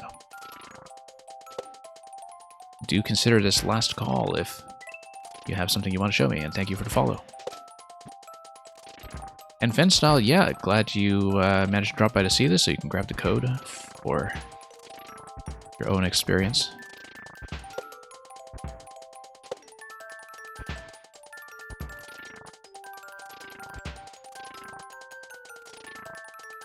Oh, nope, that was a problem.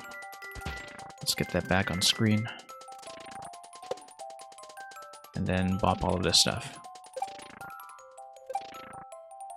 Uncaught Cursor, it is 460 hours in the making, but not for the reason I might think. Interesting. Well, I mean, I'm not going to presume anything about the reason, so...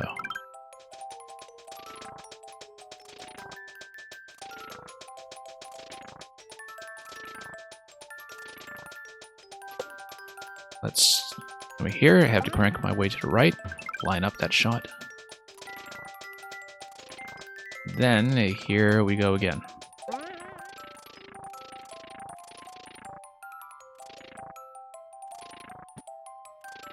Okay. Alright, this was the part I had issues with earlier, and oh, we loved it. Okay. Well, that's too bad. And then we know that we can't actually progress past this point, but I'll just scout ahead a little bit. Seems like we are pretty close to the end.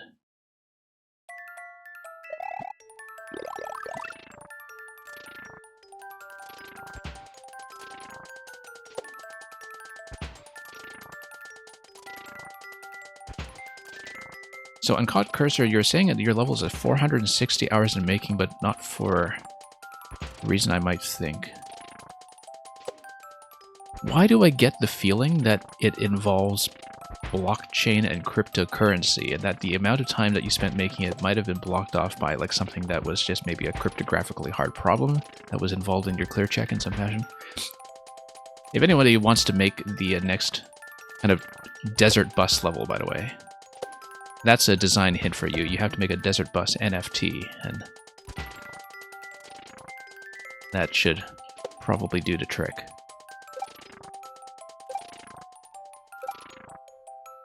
Imagine if Breath of the Wild 2 has decreased durability. Yeah, that would make people angry. And that would be interesting. You know, if the systems are kind of appropriately designed around it. I never minded durability in Breath of the Wild, so...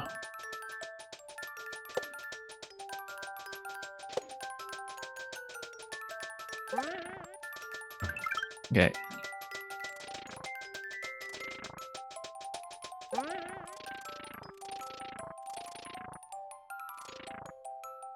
But yeah, I always like it when, you know, some of the most prestigious Nintendo series decide to take a few risks. Oh, that was a bad positioning. Let's take the death and go.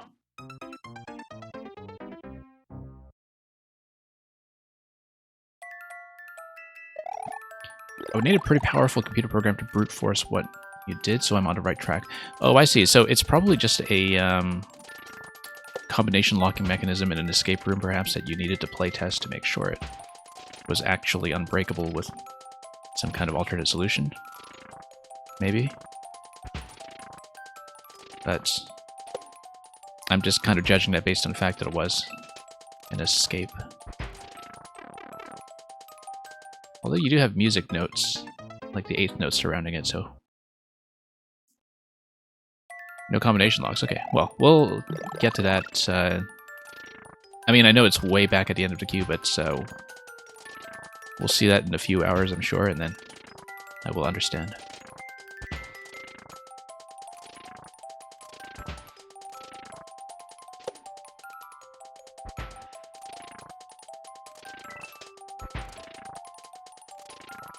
Okay. That's awful. I just eliminated way too much.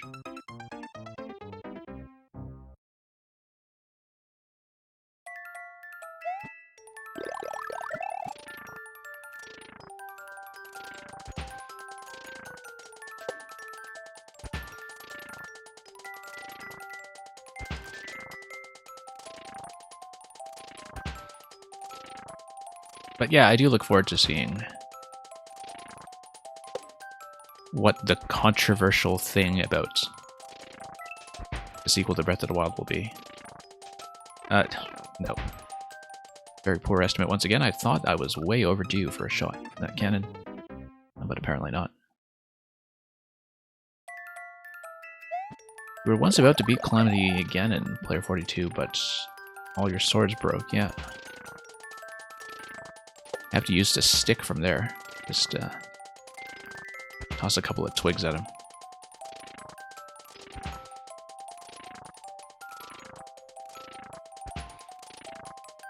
Whoops.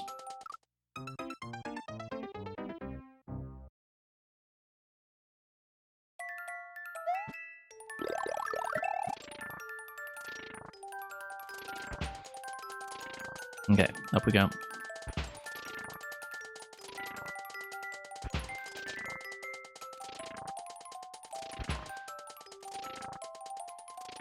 I'm busting way too many blocks here. Let's get on top of that.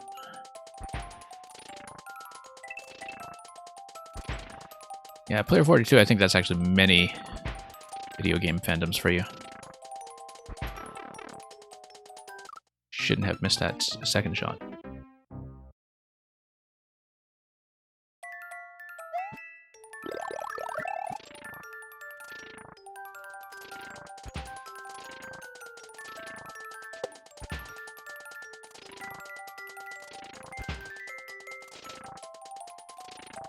Anyway, we'll move over here and...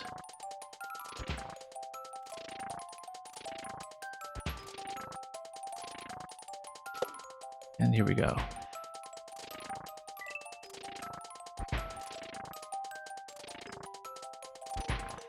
How did I miss that one? Oh, didn't hug the wall tightly enough. Okay, kind of slipping in the past few attempts.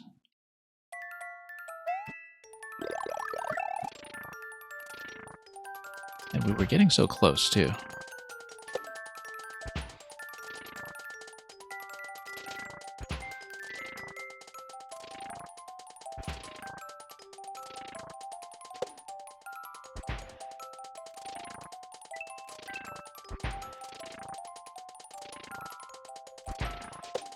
Anyway, up over here. Do I think there will ever be a Mario Maker 3? Yes, but not on the current Switch as it stands.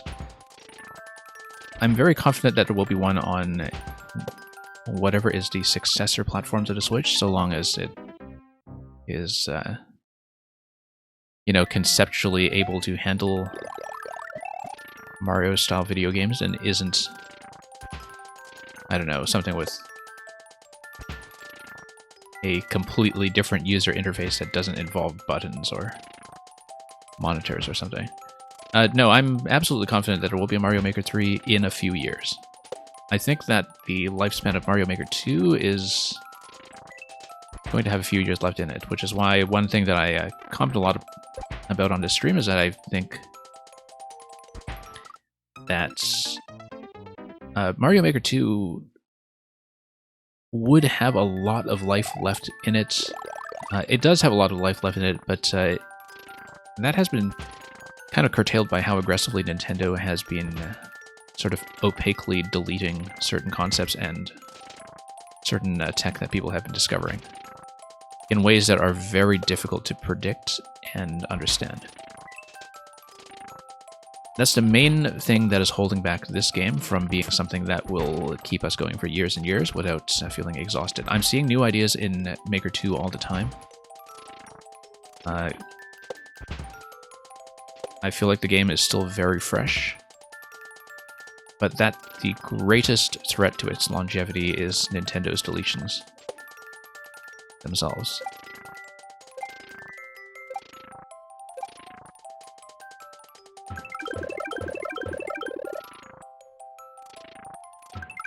Like, I don't even really consider the lack of software updates at this point to be as much of a problem, because there clearly is a lot of underexplored stuff going on in Mario Maker conceptually, that there's a lot of room to build interesting levels that we haven't seen before. If Nintendo doesn't nuke your stuff.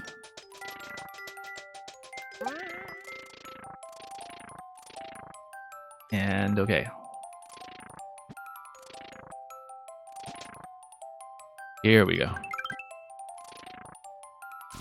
Nope. Yeah, this activation has not been friendly to me. I think I do have to pretty much go towards the mecha directly. Like, trying to dodge that just isn't working. Black flies, welcome.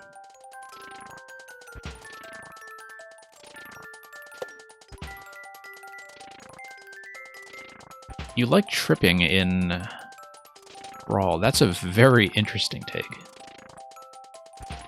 I suppose it depends on the context in which you play Brawl. The thing is, too early. When it comes to the kind of casual experience in a Smash Brothers game,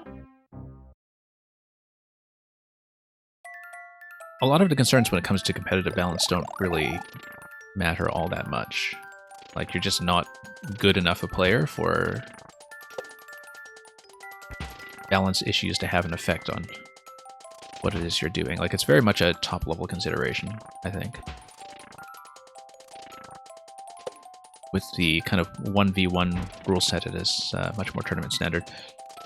And so one thing that I think has not been equaled since Brawl is a lot of the kind of gimmick stage design of things that are in no way ever going to be tournament legal.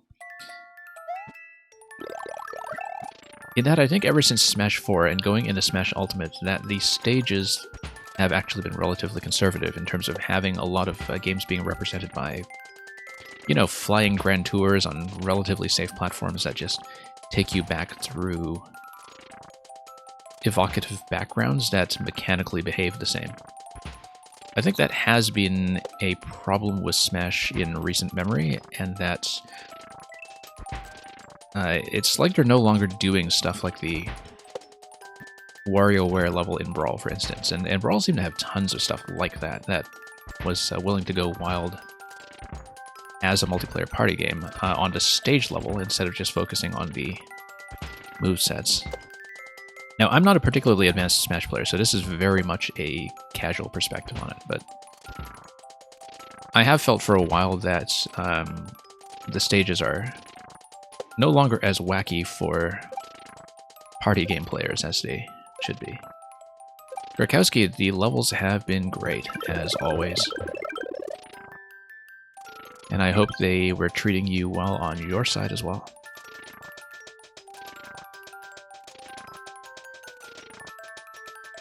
There we go. Okay, the Mecha Koopa is currently the biggest problem for me in this level. That's the roadblock. That's the one thing that I cannot do.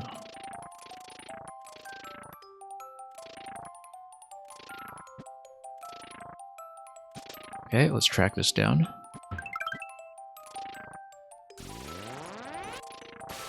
There we go. Right side first. And up.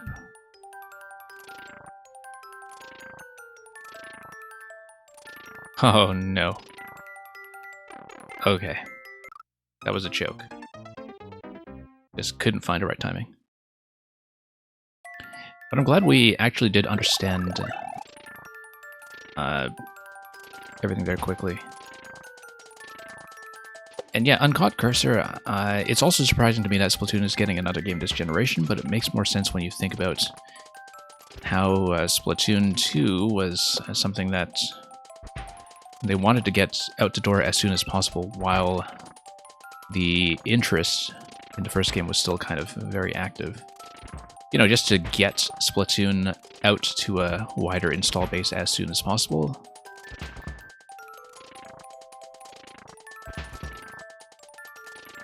And so I'm definitely looking forward to seeing what Splatoon 3 is able to do with a kind of full generation's lead time and bringing in some new ideas, especially because the Octo expansion campaign was so remarkable. I still think Octo expansion is probably one of the best sort of 3D platformer style experiences that Nintendo has made. Certainly one of the best not called Mario. And that bodes very well for what they do with some of the concepts that they want to explore in 3. But it is true that it's very rare that Nintendo is willing to split the player base on the same console generation like that. In the same way that you can see with their strategy for Mario Kart, they're kind of doing everything in their power to avoid splitting the base for Mario Kart. Given that Mario Kart 8 is one of the best-selling games of all time at this stage. Twitch Random Casual, have I played Celeste? Yes. I have been away from it for several years now. I never finished the Seasides, and I know that the level you sent was supposedly based after one of the Seasides, from what I could see from the bot earlier. I finished all of the A sides, all of the red strawberries, and some of the B sides, but this was all like 4 years ago, so it's been a while since I've revisited the game. Oh, nope. Terrible positioning.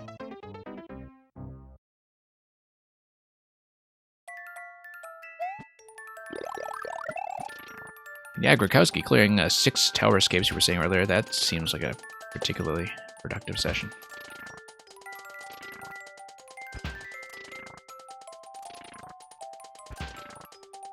Oh, whoops.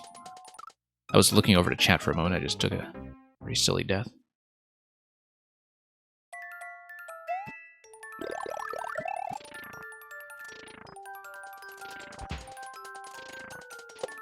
There we go.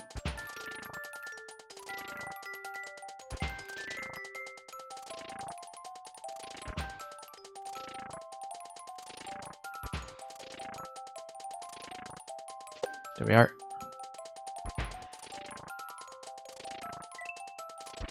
And Uncaught Cursor, I'm glad you enjoyed a commentary.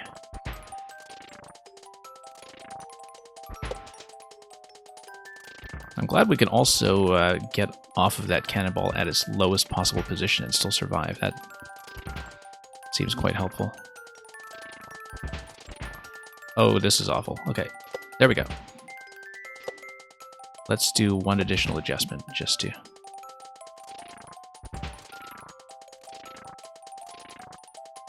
get into position. Okay, that's fairly readable. Let's get back over here and...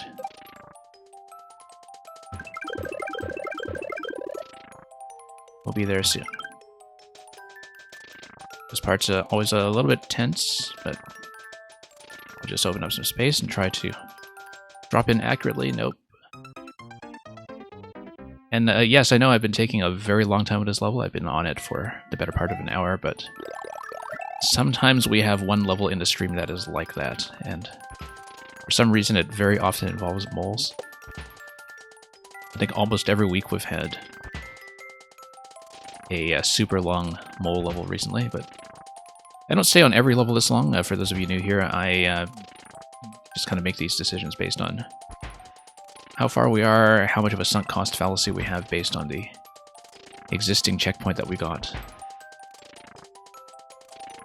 As well as, oh, no. As well as just how well we're doing in terms of, you know, feeling like I'm very close to the end, which, as you could see earlier, I was pretty much one successful jump away.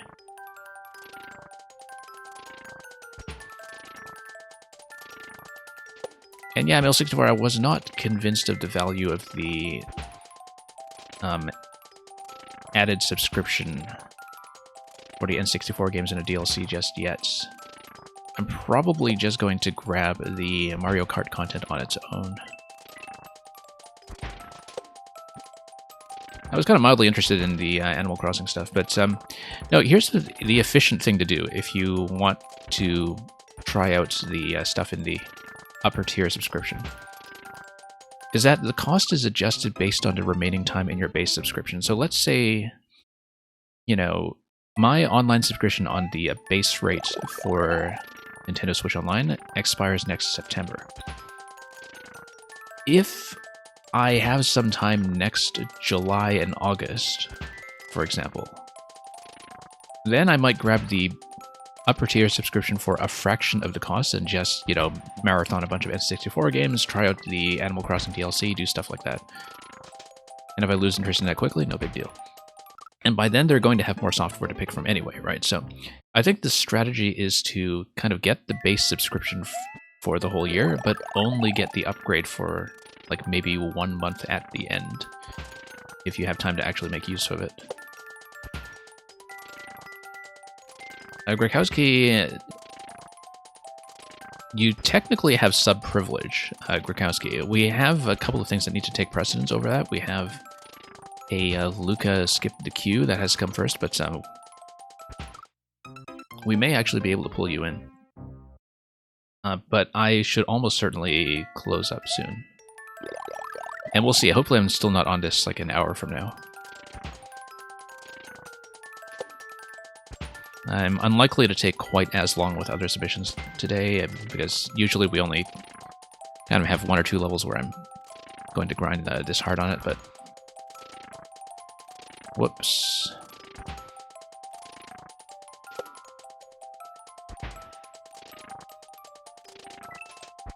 But yeah, thank you for waiting patiently, those of you who have submitted.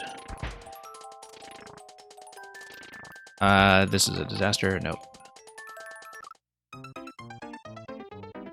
But we are so close to the end. If we really are crashing against it, though, I will consider skipping this one. And we'll just have to put in another makeup session to finish this one later. That's the other thing for people who are new here, is that every now and then, like maybe once every few weeks, I will do a kind of cleanup stream where we go back to viewer levels that I was unable to clear at the time. I haven't been doing that lately because I've mostly been doing Mario Maker 1 in my weekday streams. Come on. Cannonball always a little bit too slow here. We need 2 bounces, I think, after we release that. Uncaught Cursor is the Warp World page. Kind of working with a broken style sheet right now. Okay. I haven't looked at that myself, but perhaps it is.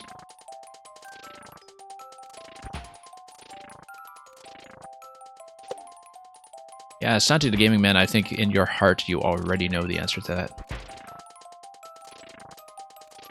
2 bounces? There we go. 2 bounces should be consistent. And here we go. Nope. I'm losing my position quickly. There we are.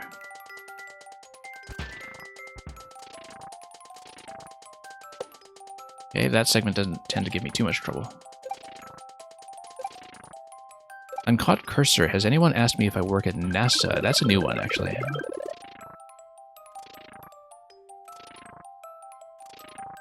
I've heard a lot of theories, but that one is new to me.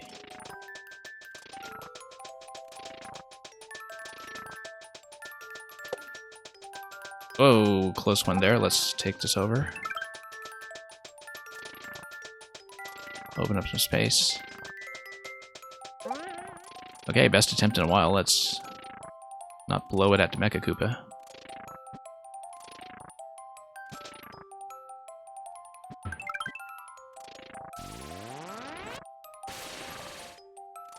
Oh no.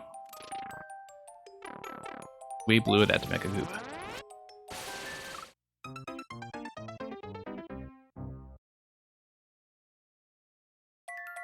Getting there. Getting there.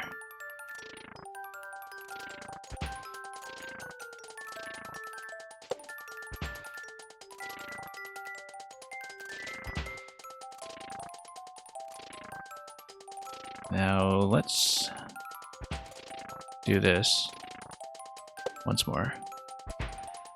Do I need to be a big boy to finish the level? Yes. Or in this case, a big girl. Big Toadette. And we know that already because of the way that the blue pipe at the very end of this segment is blocked off by more of these yellow turn blocks. So I already know that for certain, that that's how this level works. There are a couple of locations that you can't pass unless you are able to break the blocks underneath your feet.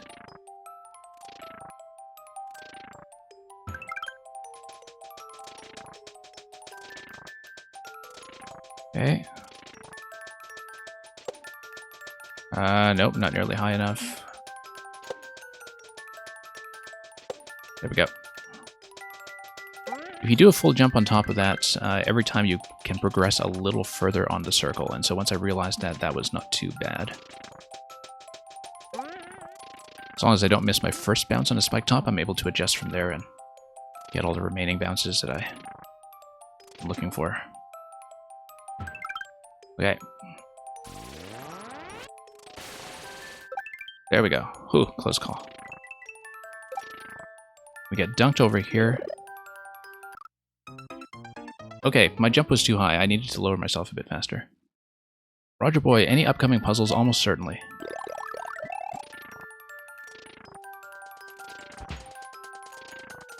Whether we get there depends on my progress in this level, which has been the major stopper in my progress today.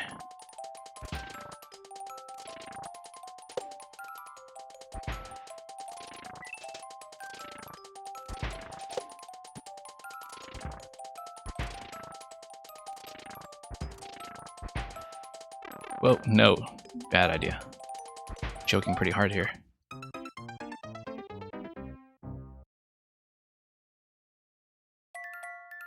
Yeah, uncaught cursor. I'm going to let somebody else be adventurous about searching for that. Because I'm not going to do it either.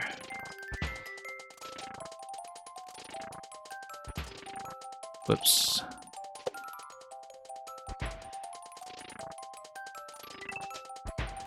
Okay, 2 bounces. And then cannonball. There we are.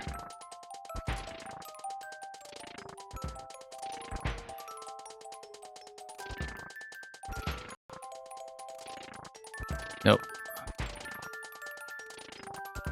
We really do need to bust that block up. Nope. Yeah. Getting rid of the block that's underneath where the cannonballs are shooting is pretty much necessary. I want to have a clean attack at that location, so. And Roger Boy, haven't seen a level like this yet, yeah. I've seen some similar concepts involving kind of perpetual spinning on top of the yellow turn blocks, but not exactly like this one. This one is pretty unique in its own right.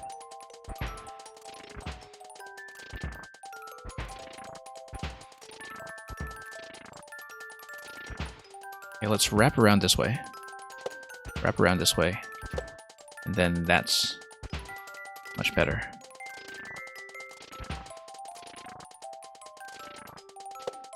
Okay. Will we make it? Yes, we will.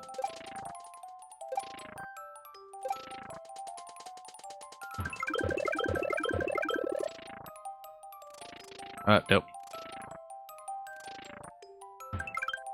Yeah, Uncaught Cursor, the schedule on my page isn't completely up to date. Mostly because I haven't been able to stream as much as I had hoped this month due to a whole bunch of outside complications, but it's reasonably accurate, I think, last I checked, so.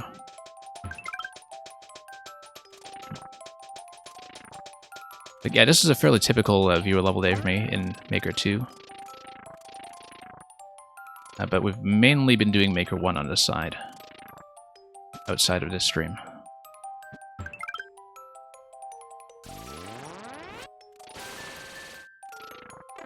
Nope. I don't have a good method for that yet, like in terms of a reliable pattern.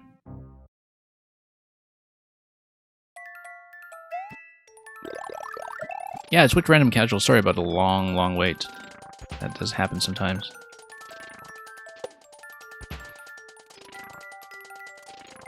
And it's no big deal if you're unable to stay. We'll be around and we'll hopefully be able to catch that at another point. Whoops. But yeah, Mang, I've been on this one for long enough that I might actually bail on it. But we'll see.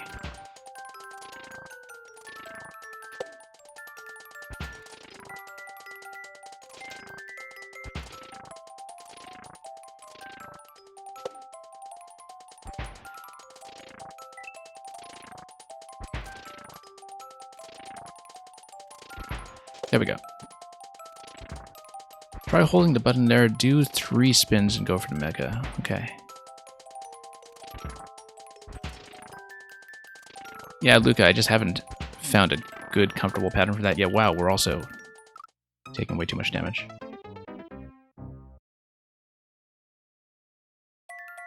Uncaught Cursor, isn't Maker 1 nearly defunct at this point? Well, you can no longer submit new uploads. New uploads have been disabled in Maker 1 since March of 2021.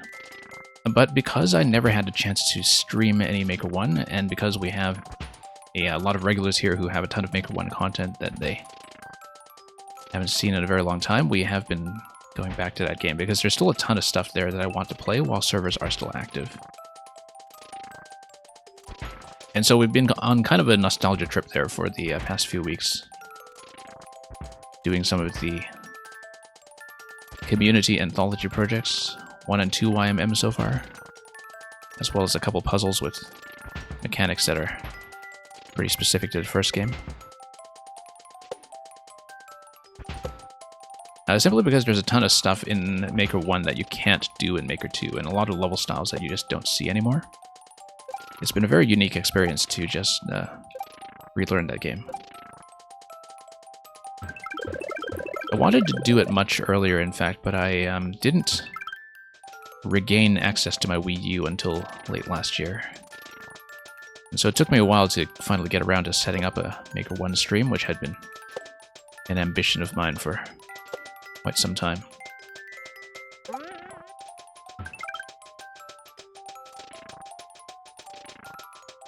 Okay, down we go.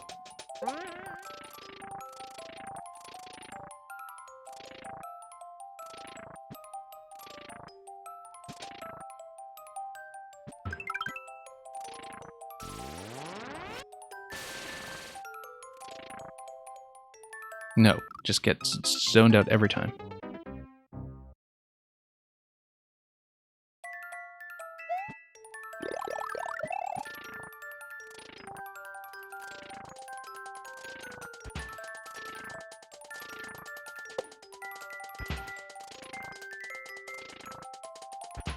And, oh boy, Cowboy, you're telling me that the treble balance is a bit heavy on the mic? Yeah, we'll take a look at that. We've had a couple of changes to the audio here recently, so still sorting out some of the specifics.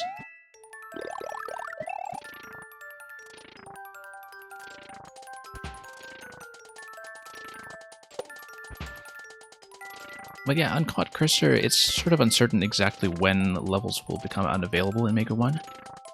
The Wii U eShop is going to be going down a little over a year from now in March 2023, but apparently online services for the games themselves are supposed to remain active at least past that point. How long past that point is still kind of uncertain, and I wouldn't necessarily count on it.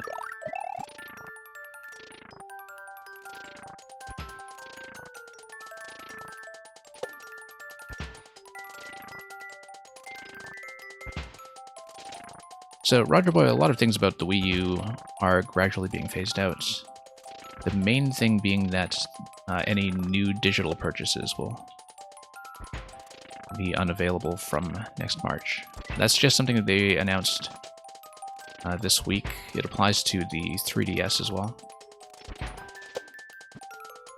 Because that's all on the old eShop system.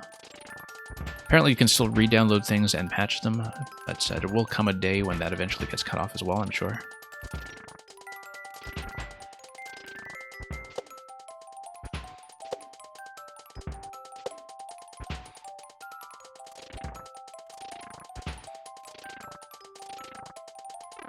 Nope. Disaster.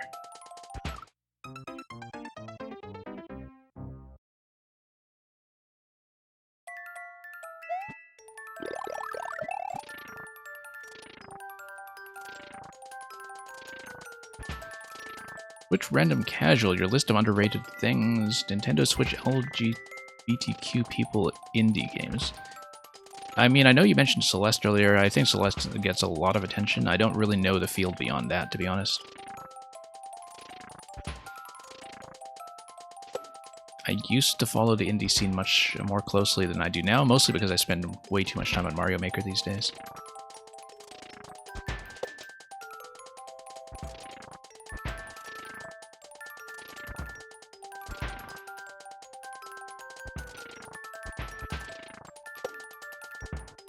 Nope.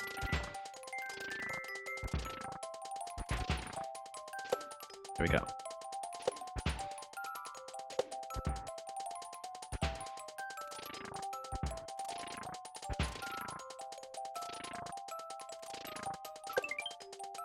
All right, that's successful.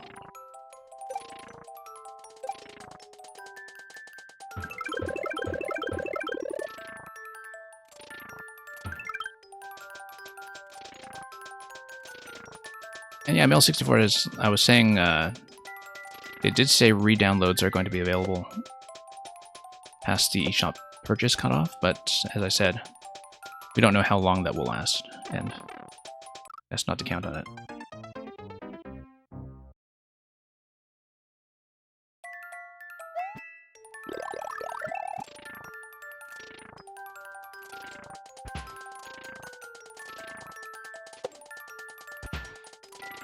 Alright, let's bust this thing down.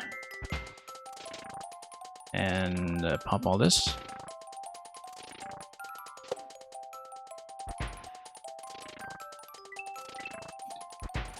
Oh, right, Mail64. Isn't that some kind of legal requirement in the EU when it comes to digital purchases? I don't remember, in fact. I know there's something to do with refund policy that's in EU regulation, but in terms of keeping digital content available, I mean, how do you even enforce that, right, if something really does genuinely go out of business?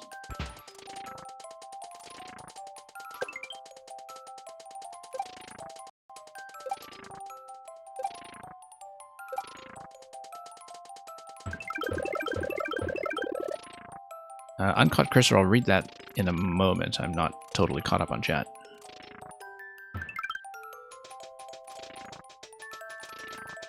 Keeping my eye on this right now so we don't flub this timing too many times. There we go.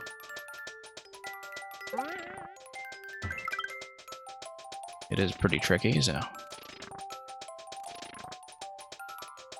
Okay, now here comes the most difficult part as we approach Nameca.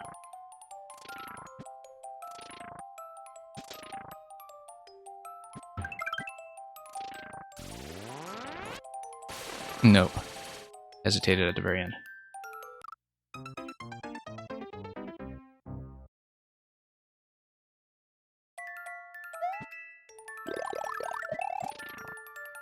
Assuming my skill set and the economy were such that I could be successful in both of these to equal degrees. Work for a company or be self-employed.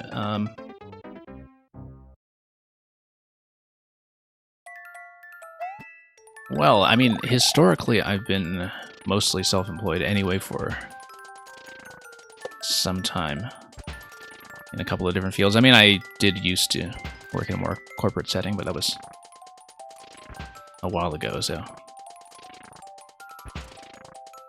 It sort of depends on your needs at any given point in your life, like rather whether you would be better served by having a bit of extra security in terms of not having to be as self-guided, but mostly I just find it much better to keep my own hours. It's a very important consideration for me, just given how dreadful my sleep patterns are. Whoops. And Sati the Gaming Man, if you fall asleep before we get to your level, yeah, that's understandable. I usually don't quite take this long per level. I mean, like I said, we usually kind of have one huge roadblock a week that I will push through. But I know we have tons of people here today, so let's...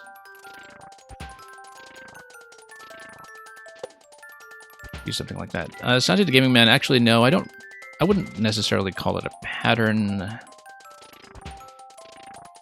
I'm very sympathetic to people whose sleep is just totally chaotic.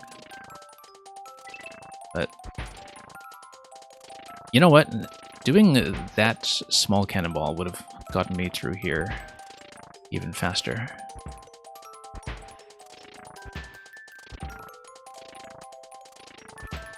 There we go. Finally.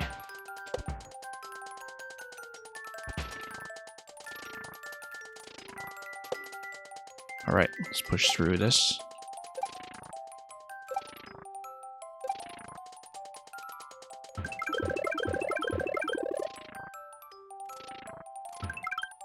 am rather envious sometimes of people who work on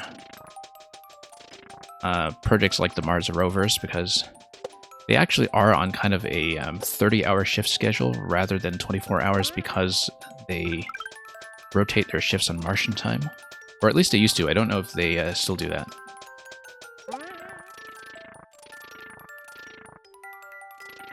And I find that in terms of kind of attention span and considerations like that, that a 30-hour sleep schedule is actually significantly better. Whoops. Awful. That's a death.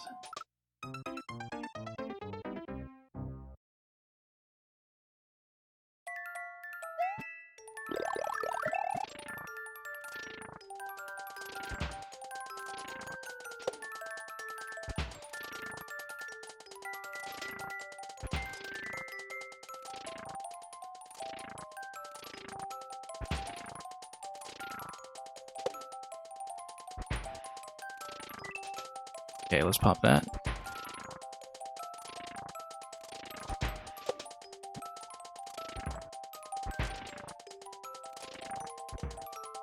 I'll catch up on the messages in a bit about being a night owl. Have to get these jumps down first. Completely missed. They say being a night owl leads to increased mortality. The late night existential enlightenment you experience makes that a non-issue, or rather, it's pretty fair compensation.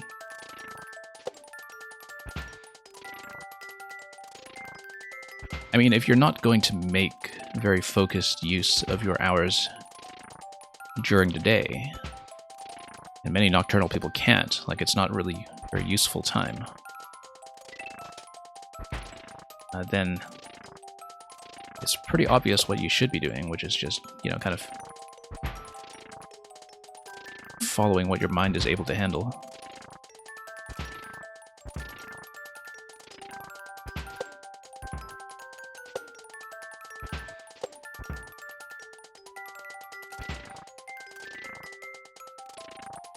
But yeah, not surprising, of course, that this stream draws a bit of a night owl crowd in the North American time zones. I actually used to run it later, so for those of you new here,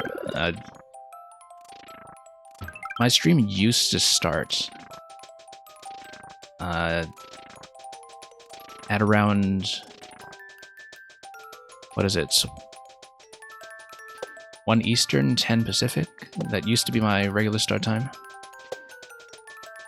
I had to move it up substantially in 2022 for a number of reasons, but even so, I'm still sometimes prone to a few late starts.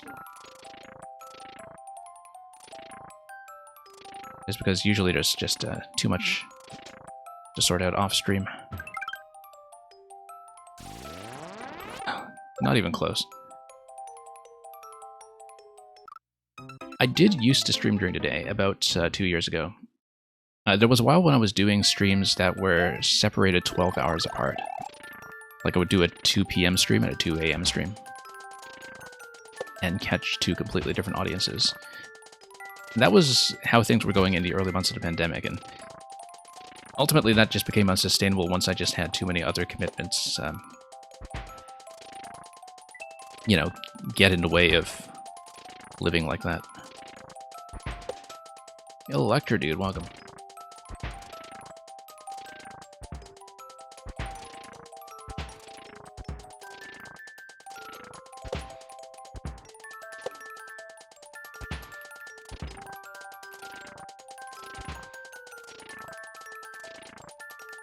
There we go.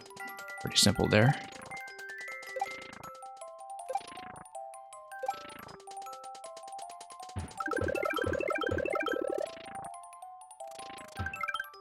Okay, let's not mess this one up.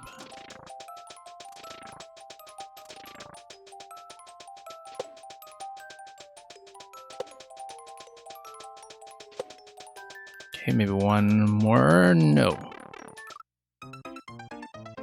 Okay, Mang, I think I have to call it, unfortunately. We will go back to this one at some point. Possibly even in the next stream, but I think I've tormented the other people in queue for long enough.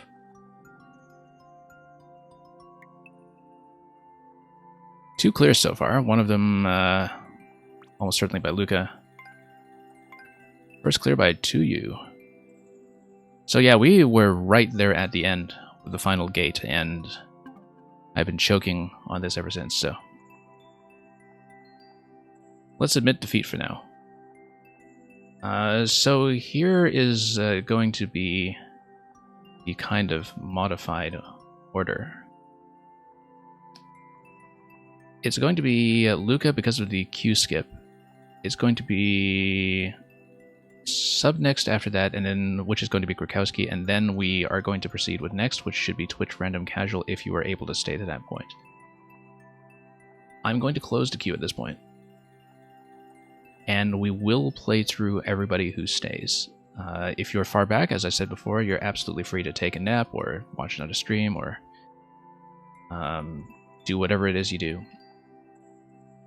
And as long as you're here to check in when you're able to. Yes, Uncaught Cursor, there is currently one sub in queue, and it's Grakowski. So we will do the queue skip first. Like I said, that's going to be Luca. Let me do that quickly. And make sure we have confirmed the code.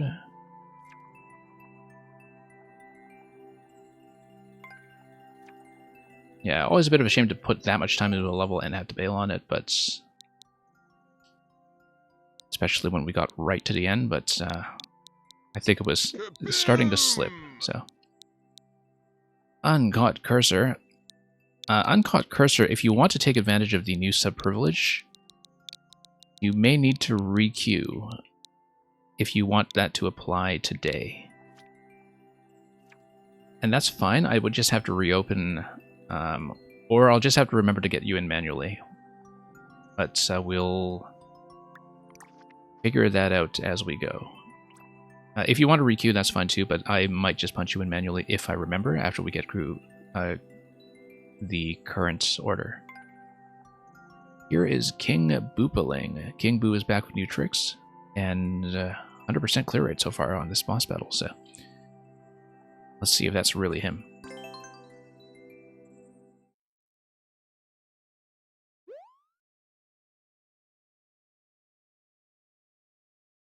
But yeah, today's queue really kind of piled up on me. I'm sure we'll have a few dropouts given how long I took on the previous one, but we'll still have a lot of content to get through before I log off today. And thank you so much, Cursor. I'm glad you enjoyed the content here. Definitely appreciate the support. My emotes are kind of overdue for an update. I've been telling people that for weeks. Because we have had a few slots open up. Now let's be careful with these Wendy projectiles that are deflecting this way and that on the slopes. This one you already have a redesign. That's fine. I don't mind playtesting it in its current form in case anything comes up. And then once you have a final version, we'll just see it in some future week. Yeah, and Grakowski, not only does the bumper outline the Boo, but in this style the bumper has eyes, and so...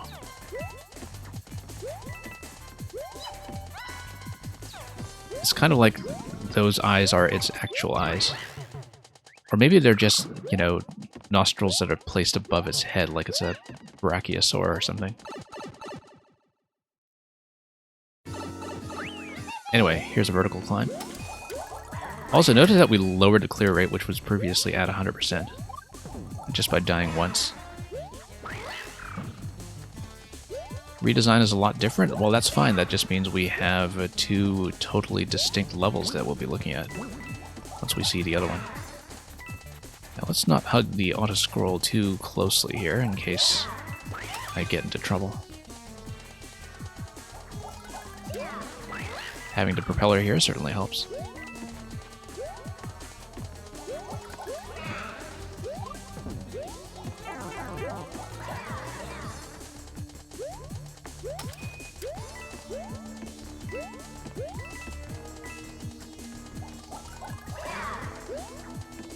And yeah, let's, whoops. choke on that right before we get to the blue pipe. And we're not going to have a propeller this time, so it's going to be something I have to... Oh, no, we will. Never mind.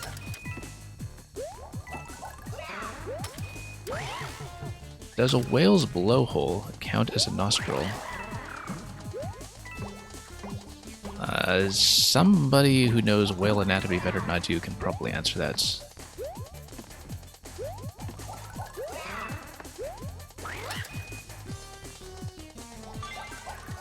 Notice that ice does melt to the blue fire.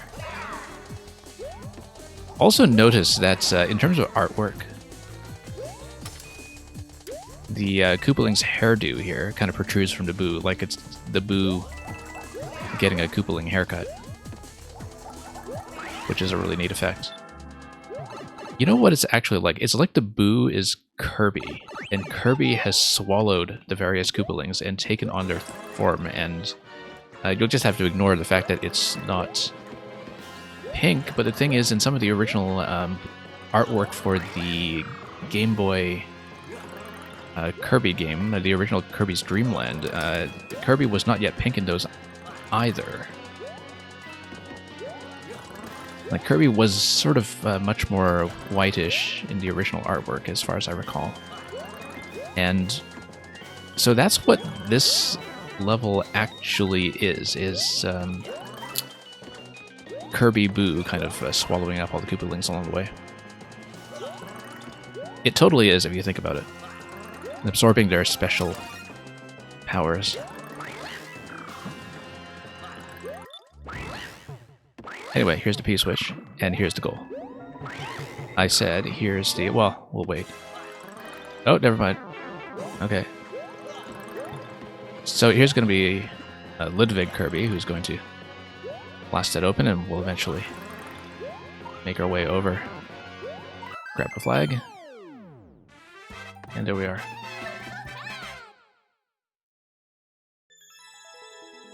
Exactly what the redesign will use, the melting thing. Yes, exactly. Electro Dude, I'm actually not totally up in my Kirby lore, so you'll have to explain some of that, because I honestly don't remember how the Void lore works in that series. I just know there's a lot of it, and that I've encountered it before, and that I don't remember a lick of it.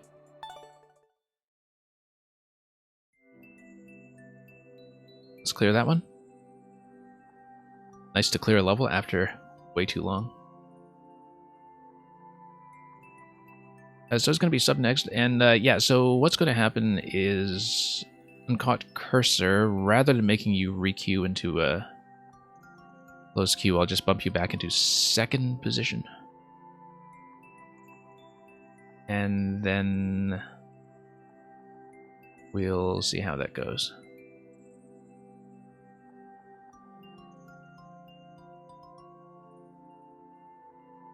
But let's do Grakowski first. If Grakowski is still here, I don't know if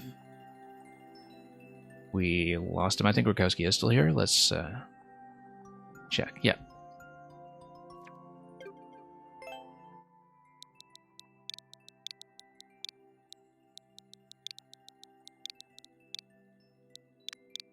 Anyway, Roger Boy was asking about puzzles earlier. We will have at least one.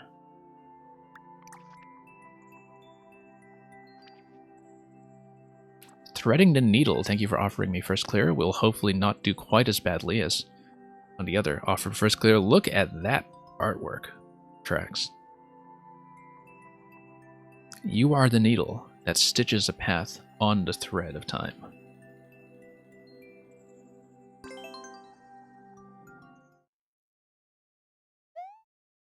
That is fantastic cover artwork. Switch random casual. Yes, you are after Grakowski. You will be next. Okay. Let's see here. Maybe we need to think about this in terms of item order. Let's let the star expire, and then we'll grab it.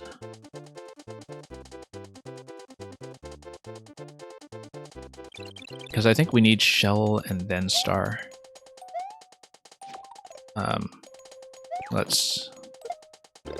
Do that, and then that will pop me up. Exactly. And then we need to do the dry bones death here to kind of get over here. So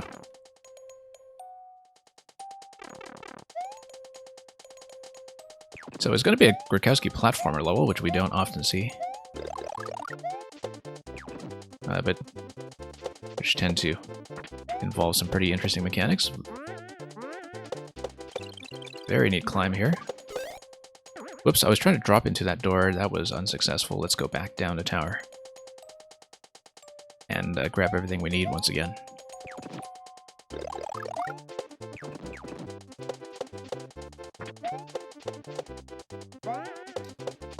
And then jump up.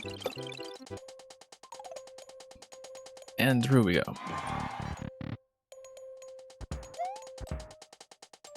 Okay, we're going to have a little more bouncing after this checkpoint, which we should be careful not to miss. Oh, I needed to stop this. Okay. I'm probably going to lose the star at this point, though, so let's go back down and start this over.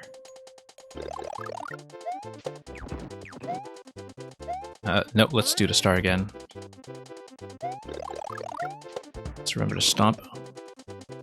No, I have to stomp in midair. Let's...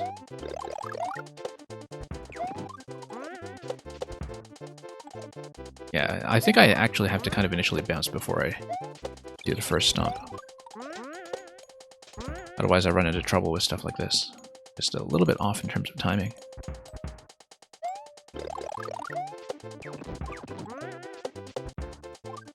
Or just holding a full jump into that also works, and then... I do have to kind of land dead center though, so I don't hit the ground on my way down. I have to be tucked right against that wall.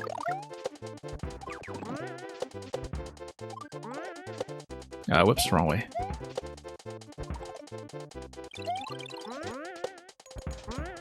That's okay, we're getting close, we're getting close. Just need to fix up one or two inputs here. Hang on.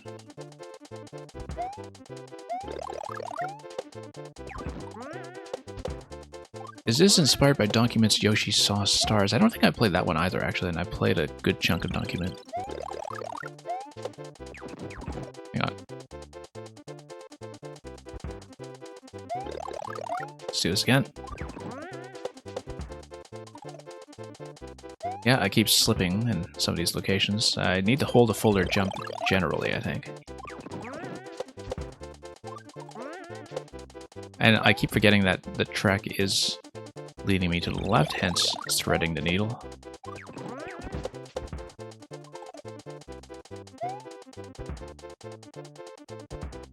Let's not burn too much time on it. 3 pink coins in this level, note. Although they haven't become relevant just yet. Nope. And yeah, we really do have to follow the track here just to estimate which direction we'll be going in next. Nope. Oh, whoops. That's a mistake. Okay. What kind of control am I using? I'm using the Super Nintendo controller. The Bluetooth compatible one that is official, but which links to the Nintendo Switch. Whoops, just jumping through and then stomping. And you kind of have to hit that single tile column pretty accurately in order to bounce up right away.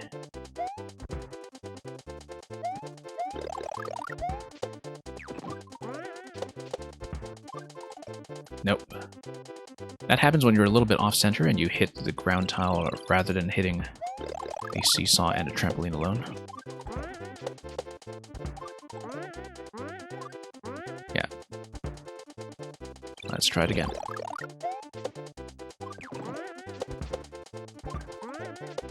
Nope, wrong way. You would think we've been conditioned against that by now. It's going to be left first and then right.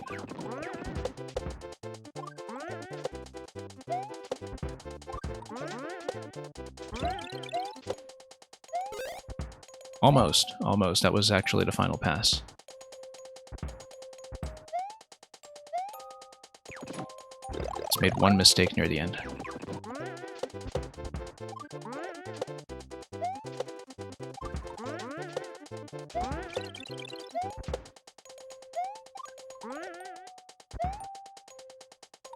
Then we drop in, and then we are through, as long as we wake up in that location. Okay, it's going to be anti-key that mechanism by the looks of it. What? Get a star. You got a star.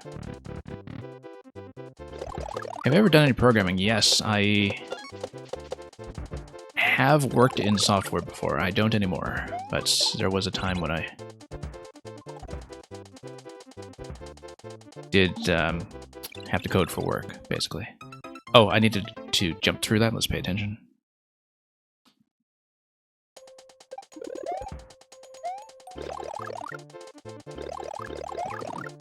But yeah, I'm very out of touch with that, though. It's been a while since I've been in the field.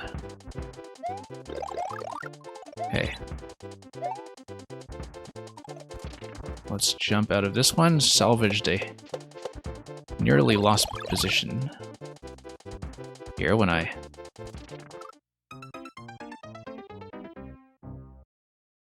had to kind of fumble around the first time, but we're getting a better sense of what we're in for now. So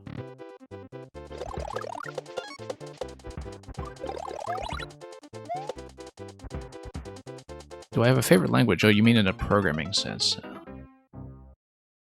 It's been long enough now that I probably am in no position to be picking favorites, but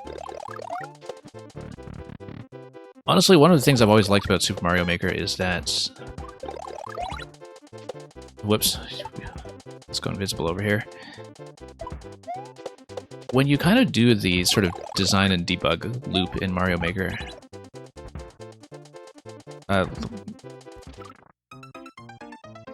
you kind of get the satisfying parts of programming, even when, you know, debugging something like a janky mechanic is something like a difficult process in terms of figuring out what kind of problems you've made for yourself, but we need to get out of that much sooner. So it's kind of like you get the good parts of programming without having to do the really unpleasant stuff, like having to read and document other people's code.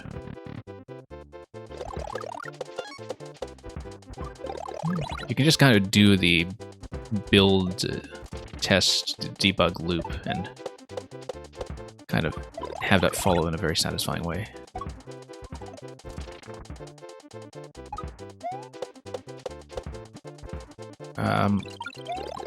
Oh, did I miss that door? Hang on. Or am I...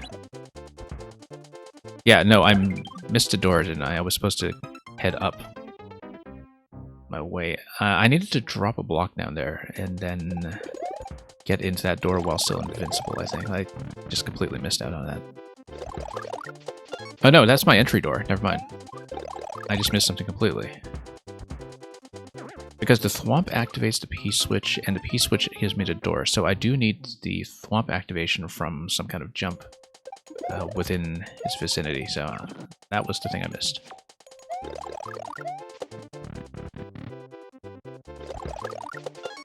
I don't need to play dead on that initial saw, okay. Yeah, because I'm invincible and there's no bumper, yep. It does allow me to straighten out my timing a little bit, though, I guess. There we go.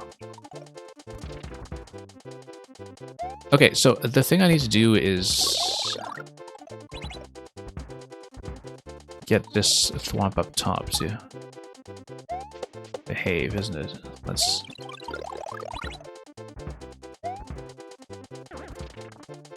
Oh. Yeah, no, so you need a thwomp to hit multiple times. So you cross over, the thwomp is within range, it just needs to independently hit each of those blocks because it's a small thwomp, not one that's going to punch through everything immediately. Okay, no, I get it. I just wasn't reading that accurately, so...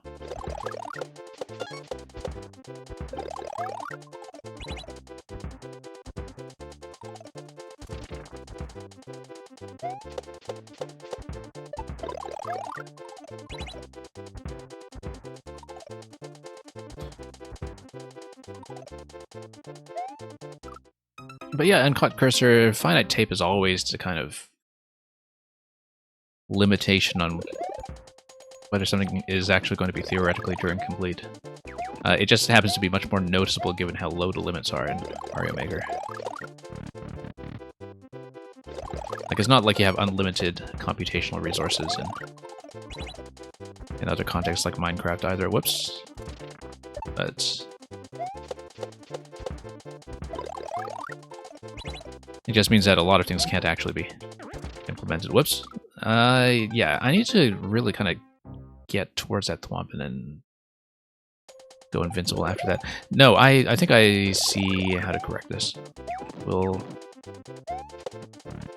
do it shortly.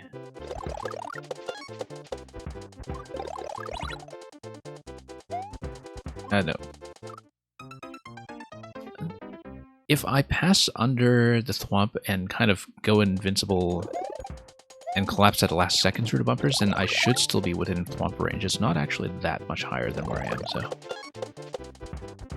And we should heed that advice earlier to not play dead in this segment.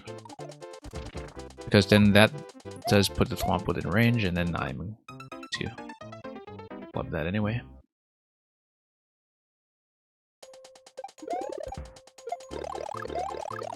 Alright, let's let the star expire.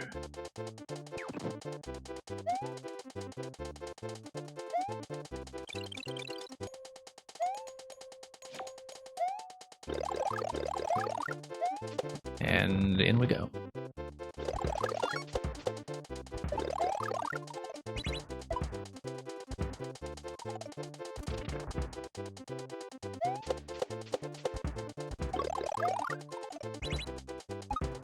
And yeah, we'll just drop at the last moment. That's the actual solution to that. And we just need to cross a few times. And threading the needle, that's thematically what's going on here. Doing our little stitching project.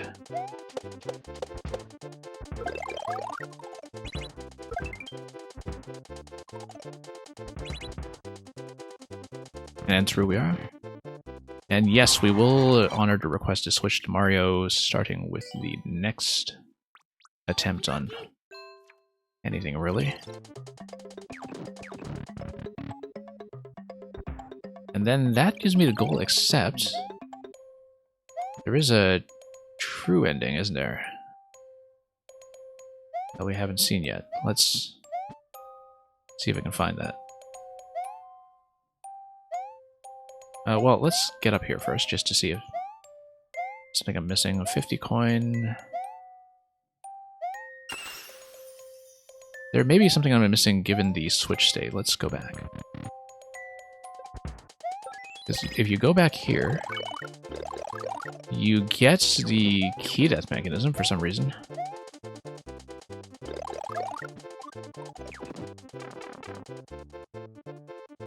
Oh, did I mistakenly trigger the key death? I kind of got the sense that that was not supposed to happen. Okay. And then I came in here, and then we have the switch state again. Oh yeah, because I just come through here, and then we grab this coin, and then... Right, so I accidentally got the anti-key death key, but getting through here is the intended path as the bonus room. I understand that. And then we do, in fact, have a bonus segment. Let's let the star do a bit of bouncing first, just to buy some additional time for it. Oh, whoops. On-off switch, okay. Oh, I see. I'm supposed to bounce that. Okay, so... do I hit a switch on the way up? Let's see. Let's get out of here and respawn that.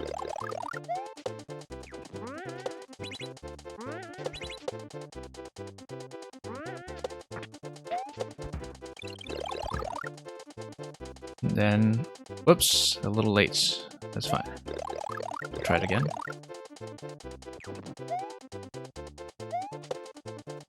Let's grab a star first of all. On the way over. We'll just do a respawn.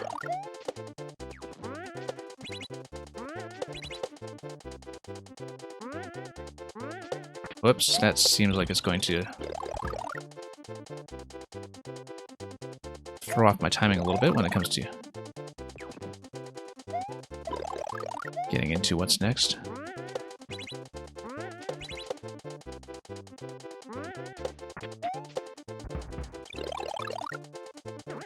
Whoops, woke up too soon. That was the right idea, though.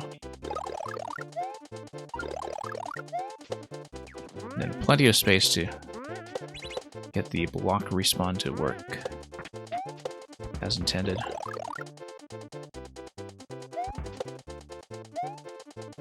Oh, whoops, ground pound. Always have a little bit of trouble with that. Yeah, we just need to watch the ground pound timing. Whoops.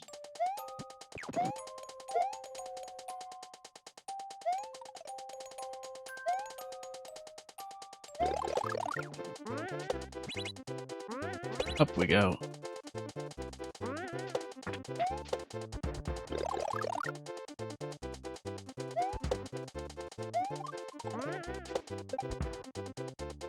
Nope, too late.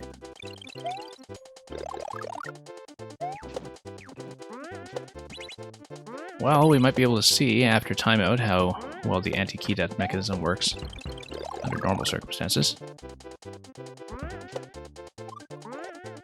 Nope.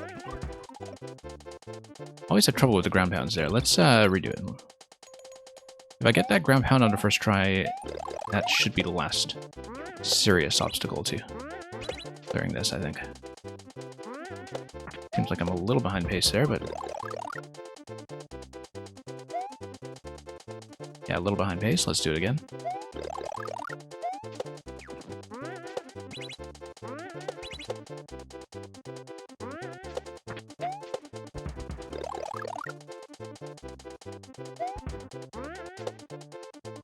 Nope.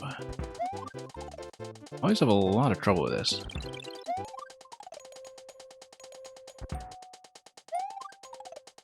Yeah, I'm always a little bit too far over, perhaps. I don't know. I'll have to sort that out. Not star over there. Let's.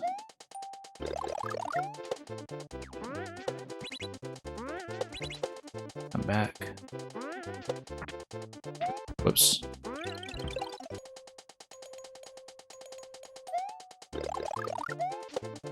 I have to let that block despawn first, of course. Let's go back and try it again. Whoops, overshot.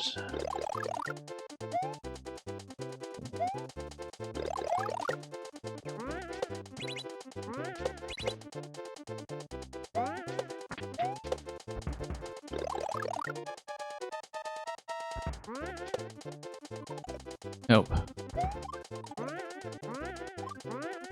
I wonder why I can't get that reliably at all. Let's just try it.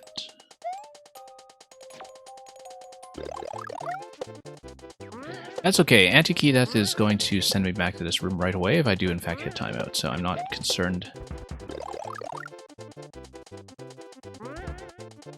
Nope, that's going to be a timing issue. That will be too long, though. Whoops. Let's not miss this star.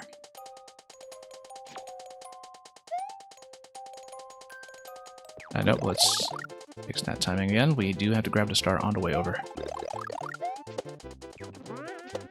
Things will not quite line up properly.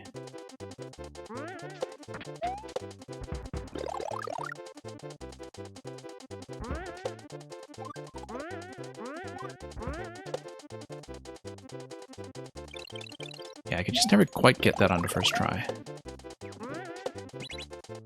That ground pound on a seesaw, that's been the thing that's been killing me pretty consistently.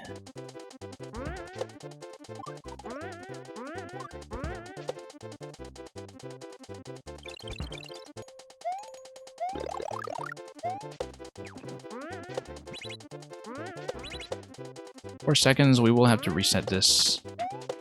But it's really just one ground pound that we are getting in trouble with. So. Yeah, uncaught cursor, 450 hours for a proof of concept sounds completely proportionate.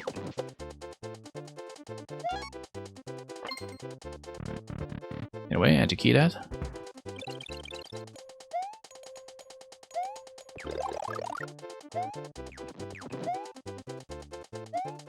Hang on.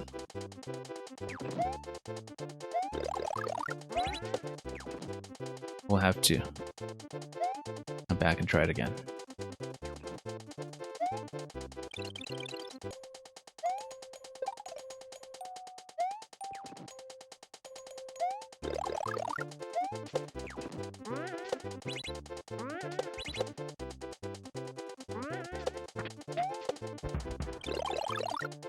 Okay.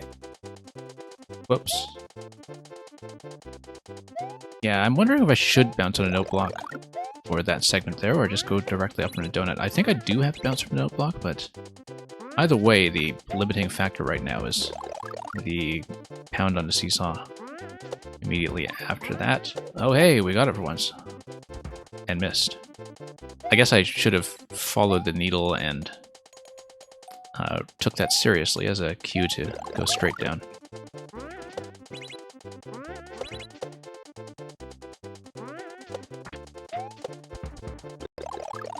Yeah, if we actually follow the pathway accurately. Should find a way to make the star stay put. I mean, it's not too much of an issue. It's true that I do kind of have to improvise my entry every time, but I'm going to make it. The timing feels pretty clean after that, so.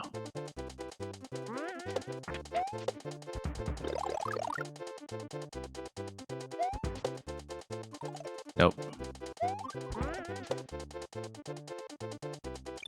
Yeah, having even one miss there is going to be a huge liability.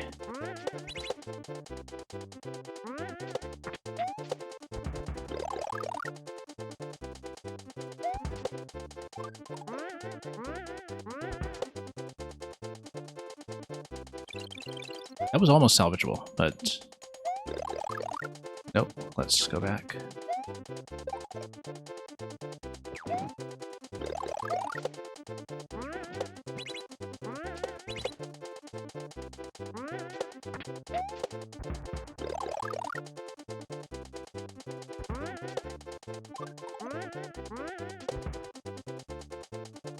Almost.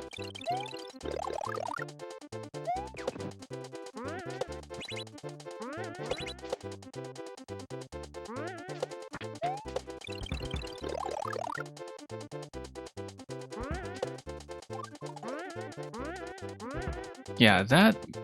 I really had to sort this out, like how to get it to behave. Because...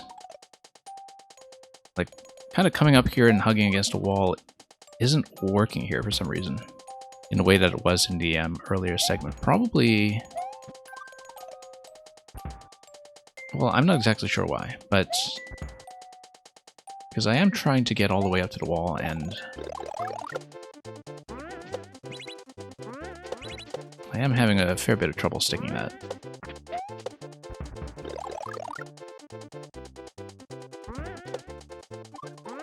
Oh, hey, we got it.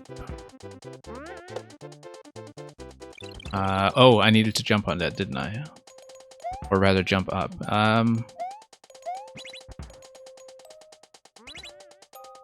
Okay, not quite, but...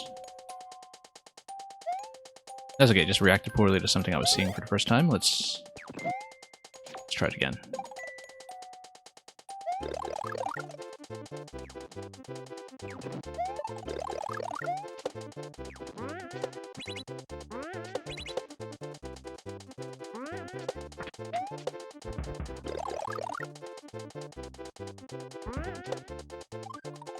Nope. Very tricky stomp.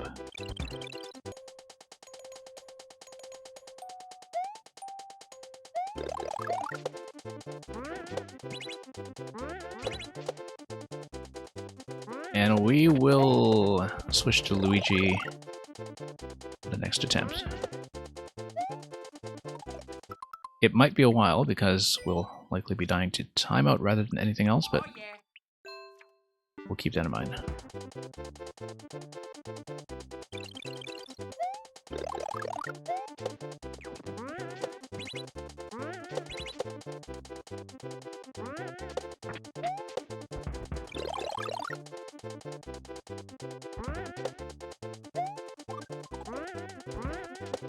Yeah, it's taking too long.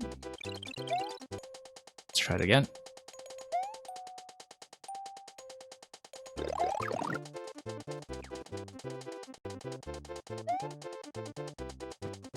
Bang, you're saying you can place the claw in a way where the star will peek out a little above a semi-solid. The claw won't grab you. I'm trying to visualize what you mean by that, but I think I understand. Oh yeah, no, I know what you mean. Wow.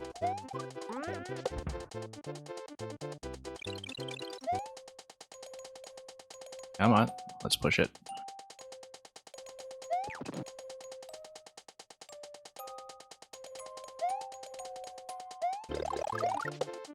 Timing is going to be slightly off here. Let's drop quickly.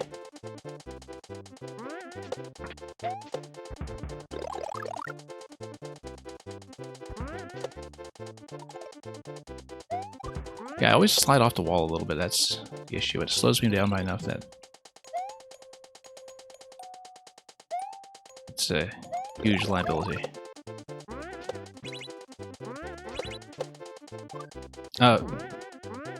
Probably shouldn't drop like that.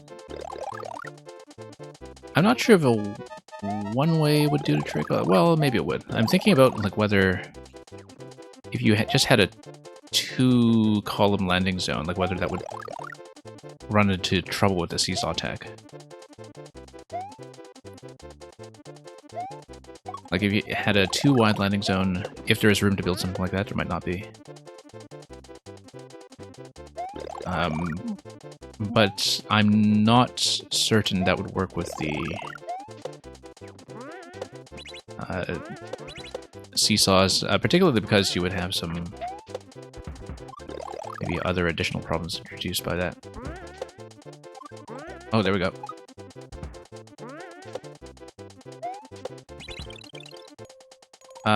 Where am I going? Oh, okay, no, it reactivates itself? Wait, no. I didn't understand that. Let's go back to see it.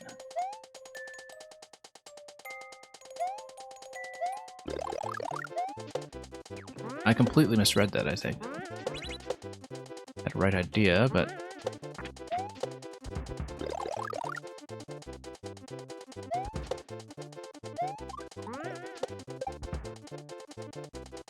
Nope.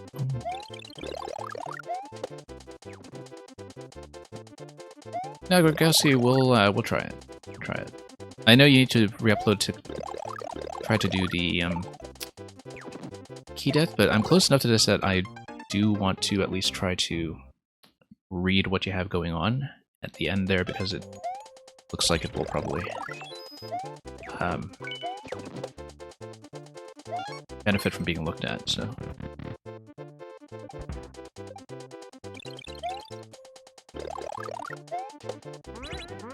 I've kind of resigned myself to this being a super long stream today anyway. It's the likely outcome.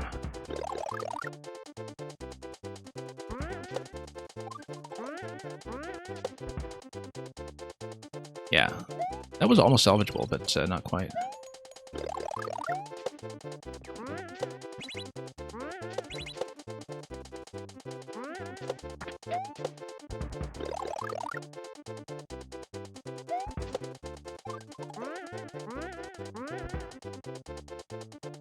Yeah, it is a bit of a tricky location.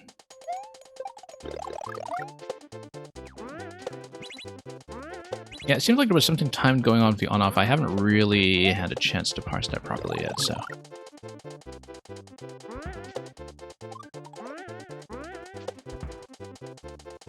Almost.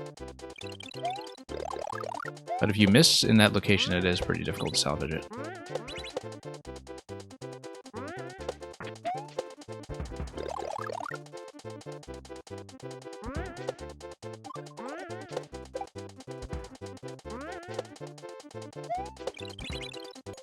Following the track over here. Ah, okay, so it is timing dependent. I need to do that a little bit faster and I would have made it through. Yeah, I just needed to follow the track pattern and loop around like that, but we had a little bit too much airtime. And that was the issue. Okay. I understand it now.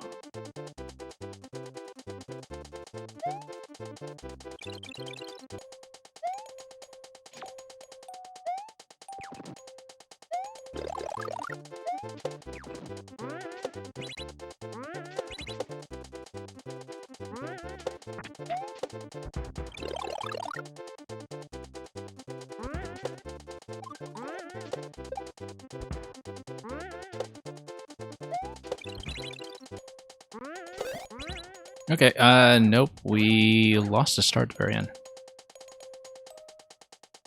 I'm not locked, though. I just need to come out this way. So,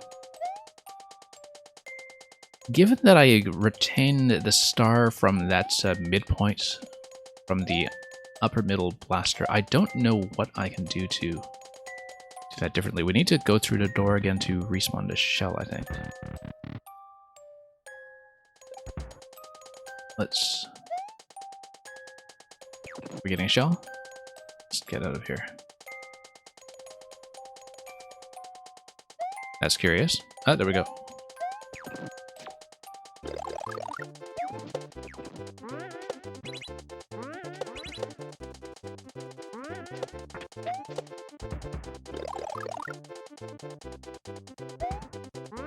So I'm losing a tiny bit of time from some wrong move after the midpoint star. Because it's expiring just a moment too soon. Which means I'm taking too long on something. Can be shaved.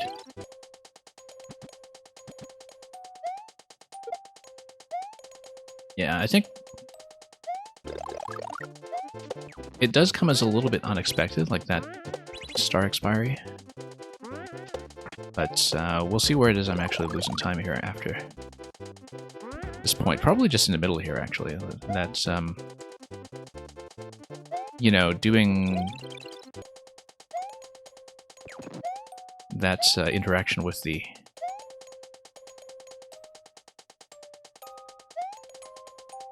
what is it? The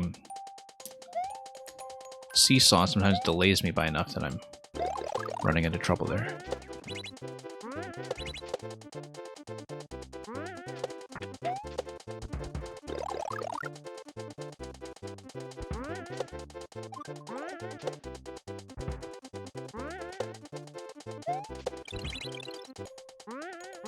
Oh, almost. I just missed a high bounce at the end.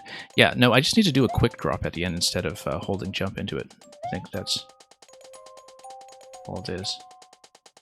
Uncaught Cursor currently waiting for the Mario Maker Reddit to post their new or sharing mega thread in the middle of the night. Yeah, I haven't sourced levels from Reddit in the longest time. It seemed like the community splintered quite a bit, going from Maker 1 to 2, and it's just not the hub that it used to be for Maker 1. Mostly because so many communities within Mario Maker have kind of spun off into having their own identities at this point that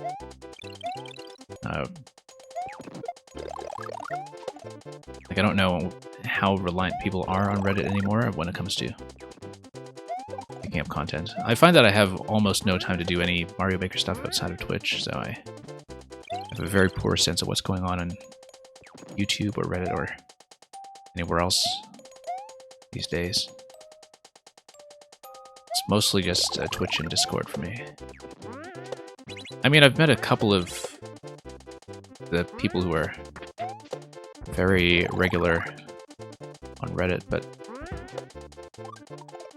kind of through separate means.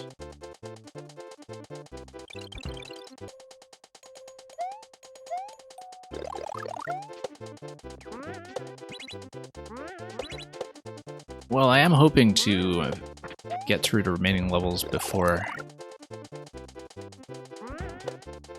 3 Pacific, 6 Eastern, so I can play some more Wii Sports. Or not Wii Sports, but Switch Sports. That would be in the extreme case. I mean, I'm probably not actually going to be awake that long, but we'll see, because judging by how this queue is going, things may actually take me that long. Whoops. Yeah, Gorkowski, I might make this the last series of attempts on the bonus segment, because at least we've sort of identified the things that you can potentially look at if you are retuning it. Since we've kind of identified what the current sort of tightness on the timing is, and so you have some information to work with, even if I don't get the clear.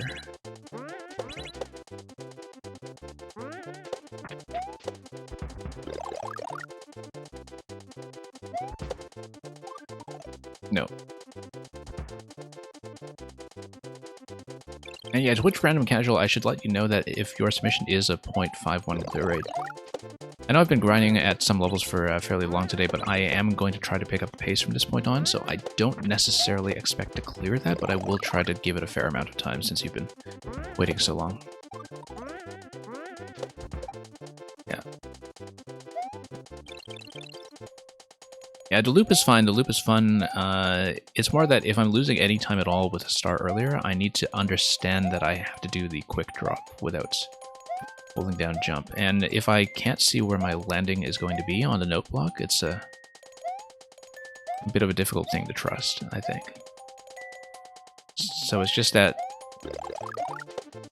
slight variation in timing at the very end.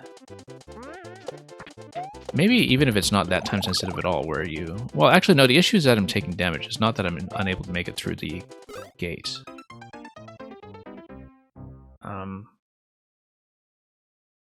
Because right now it's just the star timing that's getting me into trouble. Anyway, let's just grab the clear and go.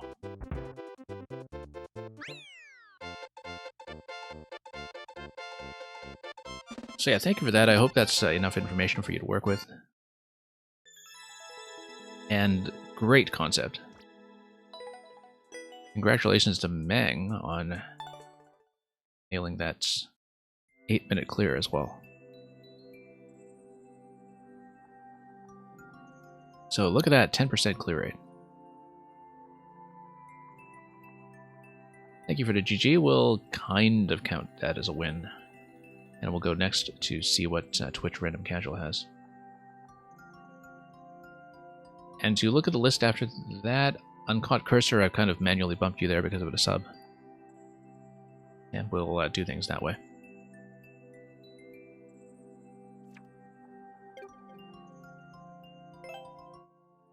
Sky High Slideway. So yeah, Gorkowski, I've got tons of your stuff to catch up on. It's been pretty interesting to see some of your platformer design lately. Because that, after playing a couple of levels from you that are non-puzzles, has kind of coalesced into its own distinctive style in its own right. Celeste Core Seaside, a remake of arguably the hardest level of Celeste, which I have not done. You can do this. 40 seconds in total on this, so let's see how we're doing. Reach the goal while you have Superstar Invincibility.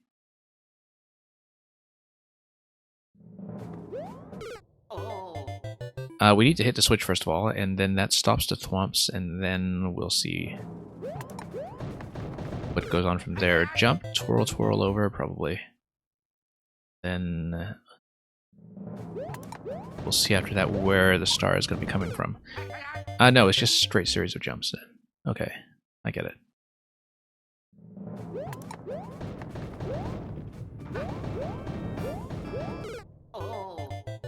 Yeah, lava level is going to go up to a certain point. You bounce up to the donut block, you hit the off switch, whoops.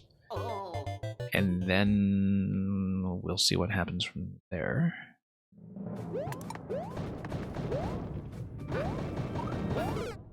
Don't need to do that high jump. We just need to do a short jump onto the note block, short bounce over to the donut, hit the off switch from there. And in the off switch, I need to hit pretty much dead center to not whack the spikes. The lava stops at the note block, okay.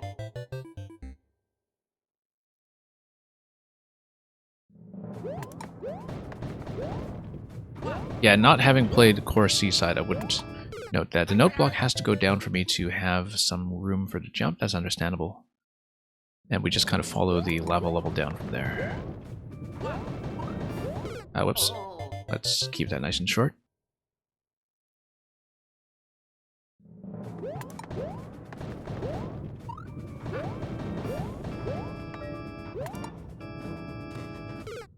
And then it's going to be suspending myself, rather, over some of the one-way panels and wall jumping off of those in sequence. That's how you kind of know it's a Celeste-style level, by having slidey wall jumps everywhere. Oops. Let's not twirl over. Let's clean that up. I actually wonder if that second donut is reachable like that, but there's no rush to do it, as far as I can tell.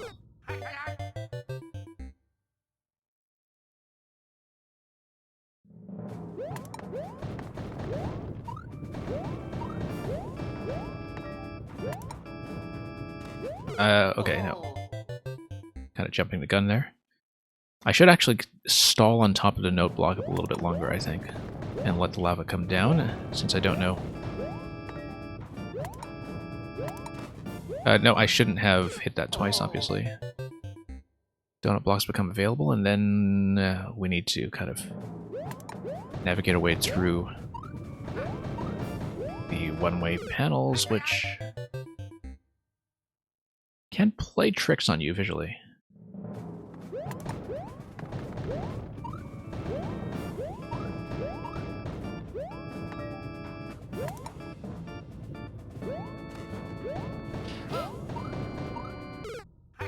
Yeah, it's going to be a series of wall jumps. We can use both facing directions on one-way panels. That's probably better than trying to do a twirl and falling back.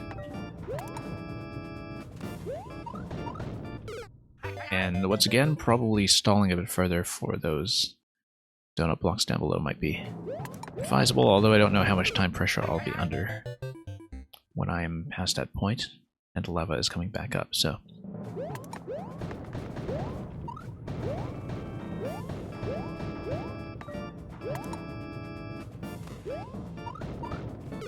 No, we just need to stall a bit longer until we land on the lower donuts.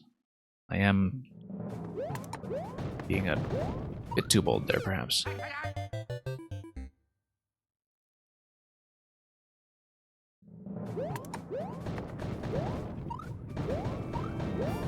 Oh, whoops.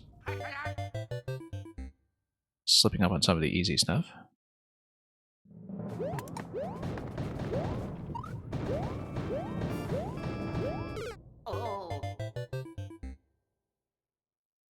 Yeah, just need to keep my head nice and low. And actually hit the jump button from time to time when it is required.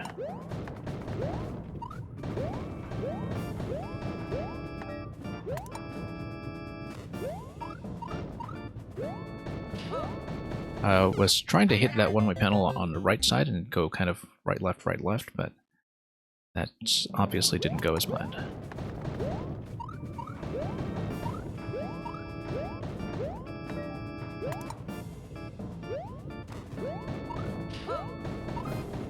Yeah, that's just a visualization issue. I could have gone all the way to the one-way panel at the very right, I think. Done that fairly quickly.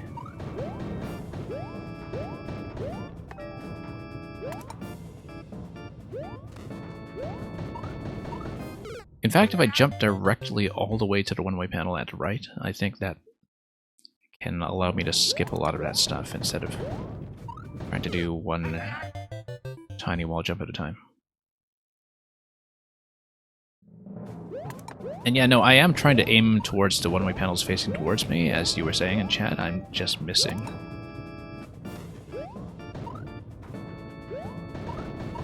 I'm trying to catch that one that's all the way on the right, but I'm just falling a little short of doing that. It's probably not a very wise idea anyway, but I like trying things and trying to find nice, reliable strategies. Hang on. That's actually almost correct. Because then we can get straight to that other on switch here at the very end.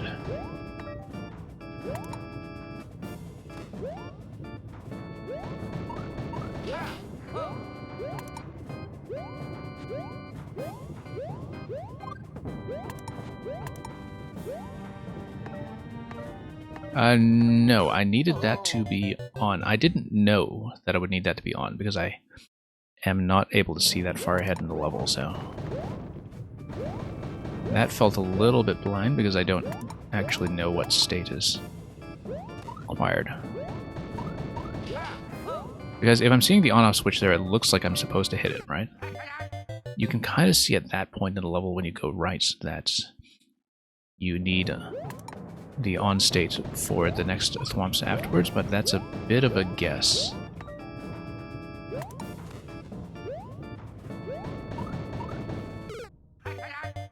Because I see the on-off switch and I immediately think, okay, that's probably at least one required hit or an odd number of hits.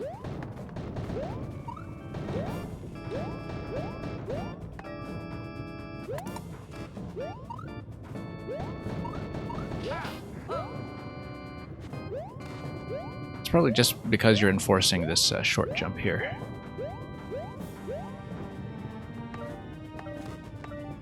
Whoops. And then we will get down on that conveyor as soon as I can once the lava level goes down.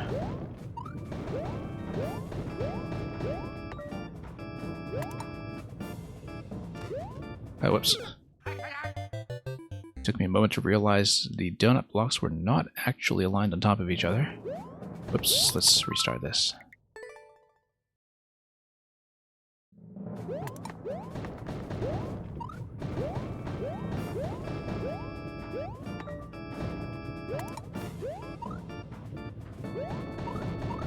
Okay, I need a bit more of a run if I want to do that method. I do prefer that method, but we'll have to clean it up a little bit to get it to behave reliably. Yeah, that's going to be tricky. Maybe I shouldn't quite be that risky, but it did work quite well when I was doing it earlier, so I do want to stick with it.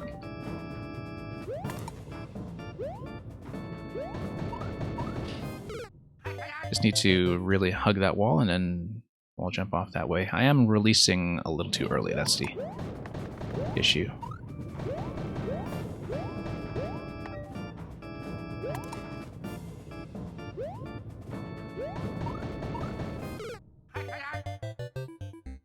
Yeah, if I go off the edge, I think that's perfectly doable.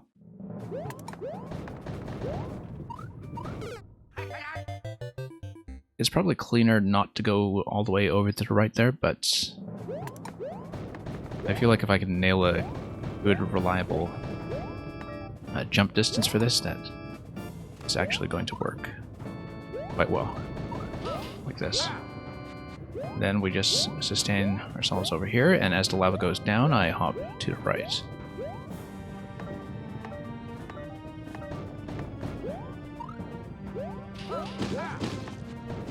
Okay. No need for the on-off switch here. Oh, no, I do need it. Okay. Now, I didn't see which on-off to hit to make that happen. I think I just missed it.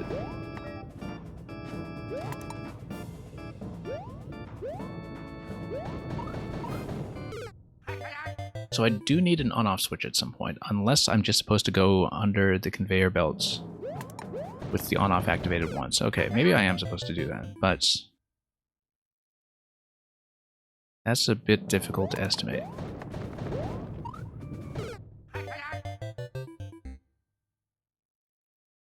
Yeah, so I think there is a little bit of a lack of clarity as to where I should or shouldn't hit the on-off switch, but maybe I just visually missed one. Whoops. There's an on-off after the conveyor. Okay, that does make a lot of sense. Let's keep an eye out for it.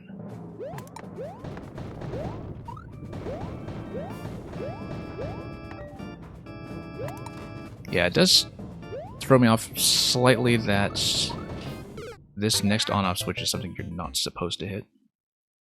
Or that you're supposed to hit an even number of times, but so...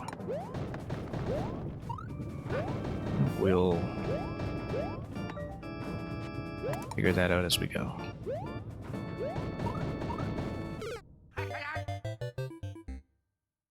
just need more of an edge jump there. I still think that method is good. I just am not executing it very well.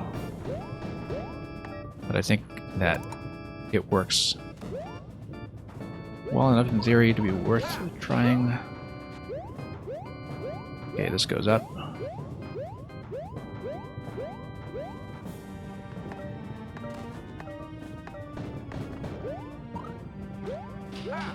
Ah, there we go. On-off switch. There we go. I just didn't see it previously.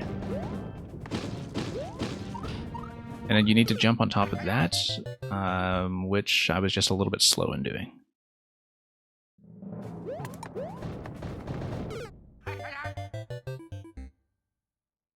And then there's going to be a pretty spiky segment after that that I don't understand yet, but we'll get up to it and see what that's all about.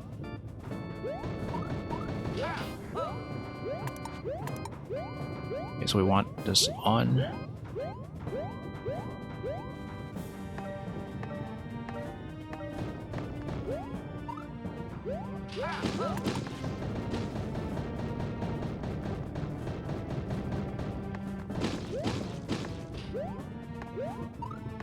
Now, is this time sensitive? I can't quite tell.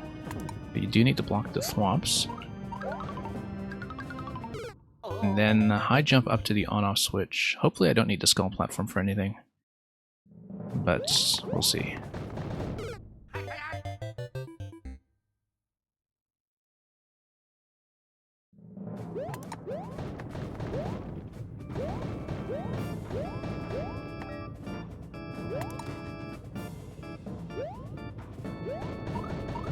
Whoops, just slipped before I hit the wall.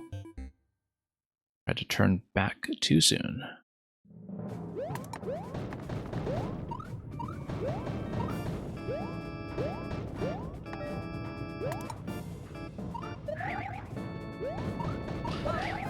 Oh, didn't expect to lose that much height.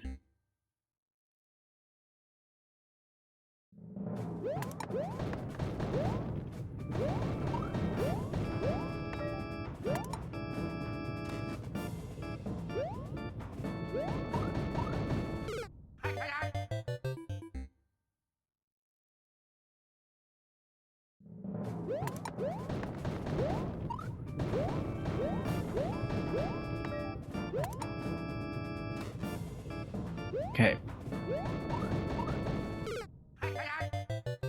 Really does need to be an edge jump. But if I can get that down consistently, like I'm not really worried about anything I'm seeing so far from a technical perspective.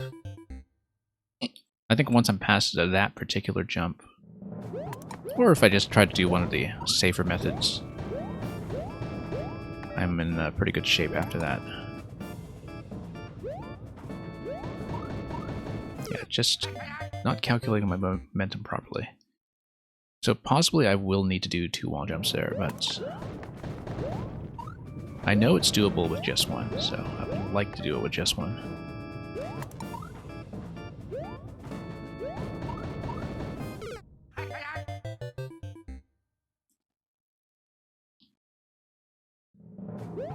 Does simplify a lot of things, but if we could do a safer method, maybe I should try it at least once.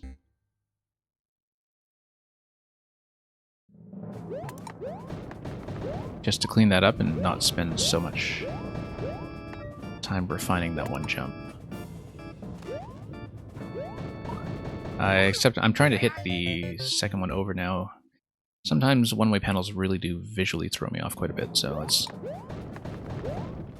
Whoops. Just watch this carefully.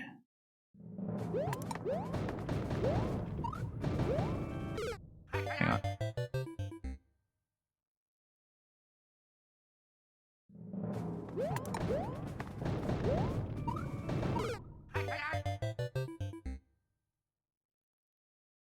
Yeah, that's just a matter of estimating distance off the conveyor belt more accurately than I've been doing. Still no sign of where the superstar is going to be. And yeah, I am aiming for the third panel now, but just consistently overshooting.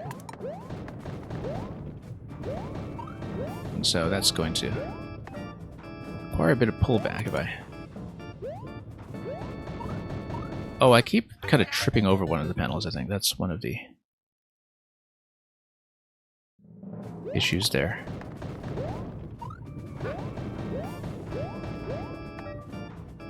Yeah, I like my original method better, actually, just from a visualization perspective.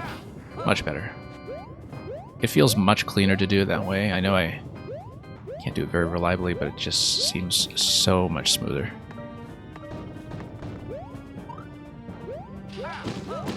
Yeah, the on-off switch there is slightly off camera for a while until you approach it, but we've got it.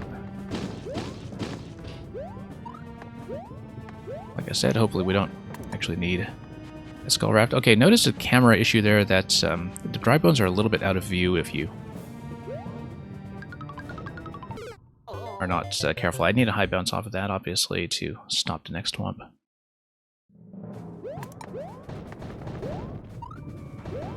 Whoops. Yeah, but it is possible to lose track of the dry bones positioning there if you tug the camera just slightly too high, so it's a bit of a risk factor.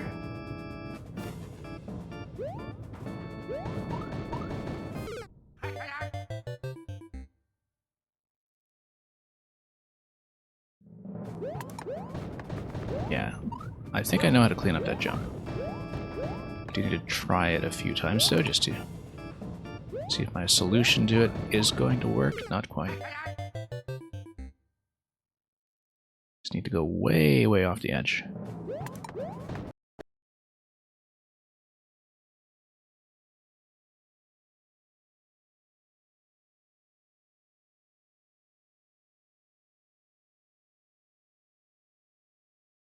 I mean, I could do it a slow way, I just find it too tricky to visualize. Because one-way panels are just so incredibly blocky.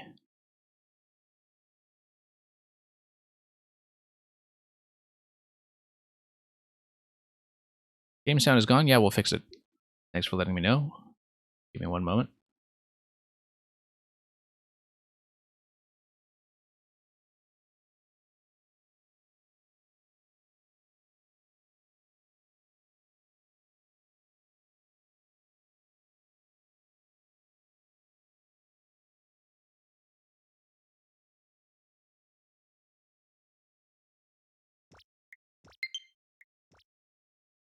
Should be fixed. Let me know, as usual, if we have any further issues.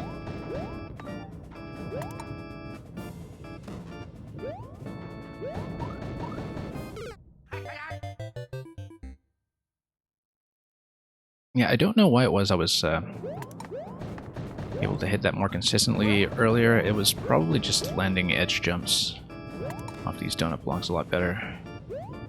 Let's try to do it this way, for once. Fine, we'll do it that way. Fine. That's much saner. Not as stylish.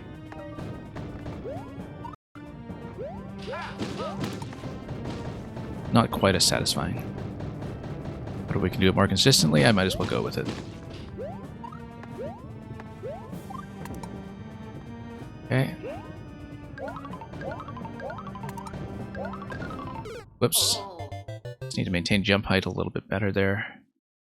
And then we get on top of the conveyor and go up from that point.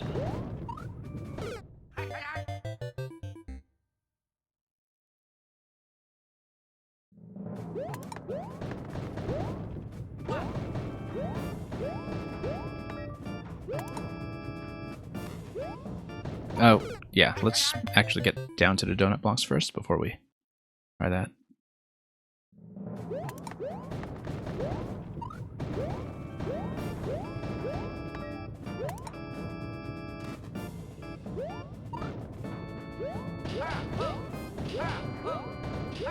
Yeah, I need to keep the jumps nice and light. Can't hold too much into that.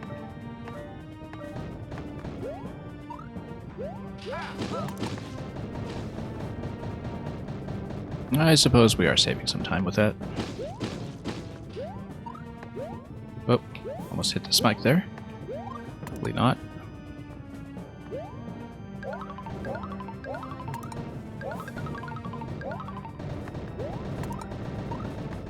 Okay, that's fine. We'll take it.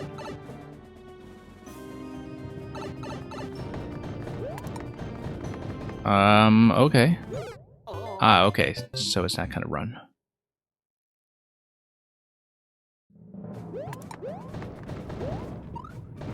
Yeah, that I was seeing for the first time, so I didn't quite understand it. We'll take that as a significant mark of progress, though. I may bail on this soon, since I'm running so far behind schedule today, but I'll push away at that a few more times just because we haven't had much of an opportunity to read it yet, and I think I can get back there pretty consistently at this point, so like nothing here is a big technical challenge.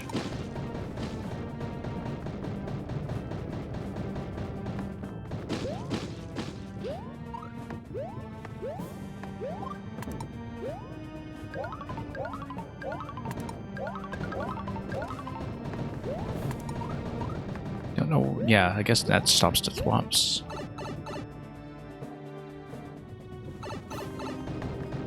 Pretty sure the head hitters are the last parts. Okay. And that's the clear. Thank you for that. Which random casual?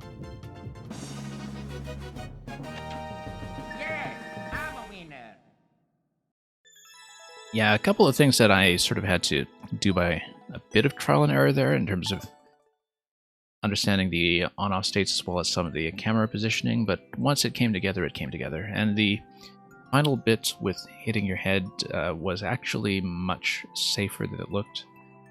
I was quite surprised I did that so quickly.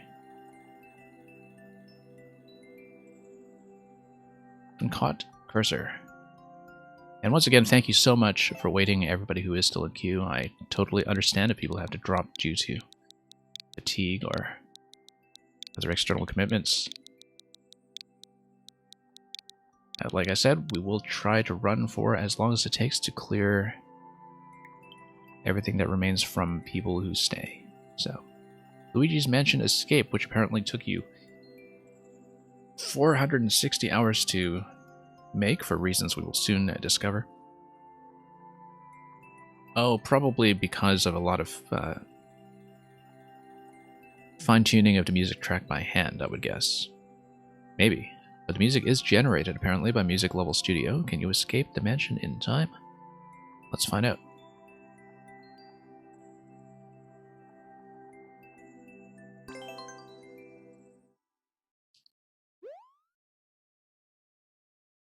How did this take 460 hours? Is Music Level Studio something you made yourself?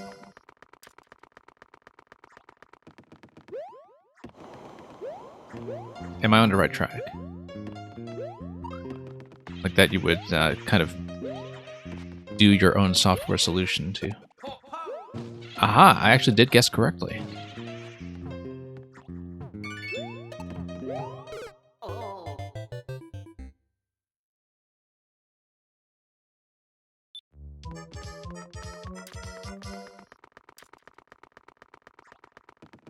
Alright, let's do that. And grab the key, which is going to do all that. Well, do tell me about Music Level Studio. I know that some people use a web tool called Super Mario Maestro, like the people who have this really quick turnaround time on their music levels.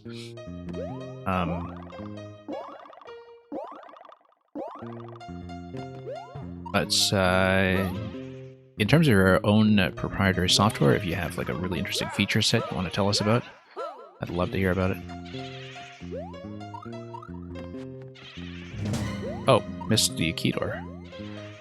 That's okay. We can, if we get through this really quickly, I'll come back and check the key. And oh, it is on a timer anyway, so that's fine. We can just drop in and get the key door in that location. I completely forgot to watch the timer because the custom music made me complacent.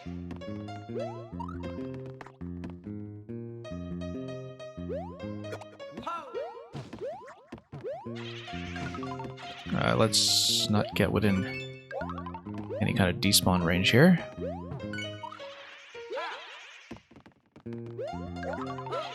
And you can see the key door from here, in fact, so it does tell you where that is. Ah, you are the developer Maestro as well, and you changed your name from H267 because it's not as catchy. I should have noticed that for your profile here. H267, so... And yes, I did notice that you have the music loading zone at the very start, and that it does remain global, although I didn't really take a very close look at that, so... And yeah, as far as promotions for Music Level Studio go, I guess that worked out pretty well. I'm just taking a look at the loading zone at the beginning to see what you had going there. I can't really see it very clearly from my current screen, but I did kind of see what you were doing with the instrument setup from, you know, the screen that you run past at the very start. Anyway, thank you so much for that. Let's mark that as a win and continue going down the list.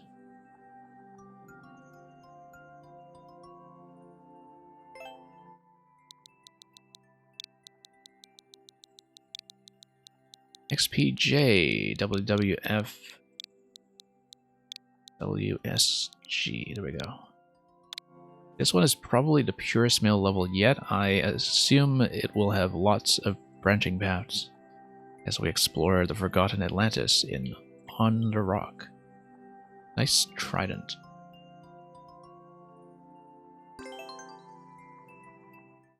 So yeah, as you were telling me, this is apparently a very new creation. Perhaps the first look at a new creation that we'll navigate our way through. Let's not run into too much trouble with the fish bones. I slipped on the ice. That was the issue there. I just didn't estimate my distance very well. Also notice that this pipe almost certainly just spits you out of some other pathway. Anyway, let's grab the mushroom. E-switch will lock up all that stuff, but then you have a spike ball. Let's follow it, just to see what's going on. Okay, that opens up, but then we want to see what else opens up. Whoops. Maybe not like that, but... Okay, so left spike ball doesn't do anything else for me. Right spike ball... eradicates a bunch of stuff. Does it interact with a blue platform? No, not really. It doesn't interact with either blue platform, so let's follow it through here instead and see what happens with this pipe. This clearly will be that, otherwise it'll just bounce back as before and follow the same pathway. No, maybe not. Let's go around it and guide it to the left if we can.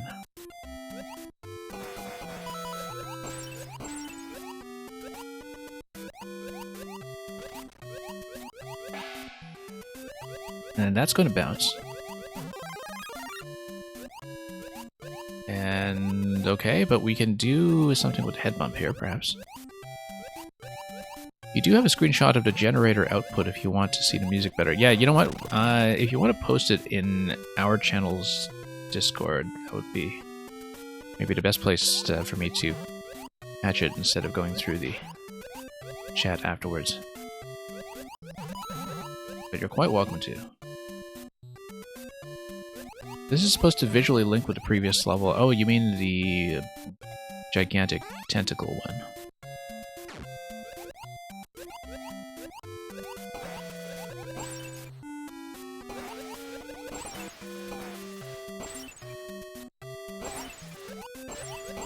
Okay, let's up around here. Move on down.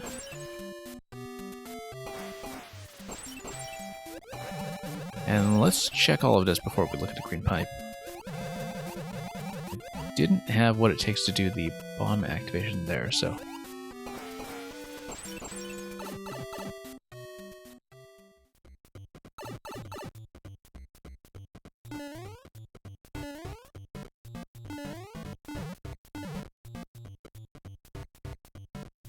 Okay, let's get up over here, pop everything, and grab the Super Ball.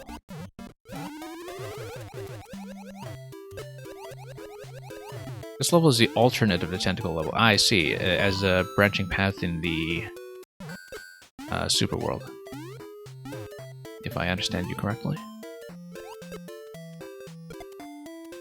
Also, neat use of the Super Ball to kind of have it fit with a part of the level that has these maze-like corridors. That's a pretty good fit for the deflections to actually do something. No, let's not hit that. I mean, I do have my helmet, though.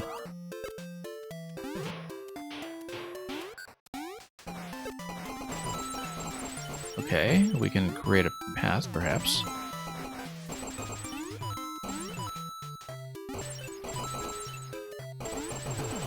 Bullets. Whoops, okay, let's go anyway.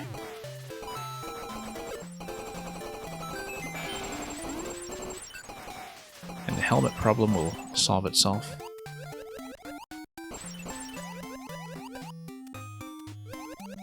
And yeah, and Hot Cursor, thanks for posting it. We'll check it out afterwards.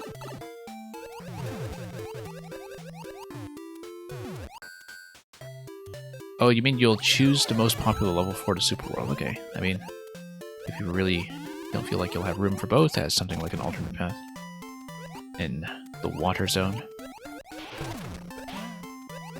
I mean, I quite like the tentacle one, but this one is no slouch either. As far as water exploration goes, let's see if we can hit that P-switch. Hang on, let's bump it out of the way first. Come on.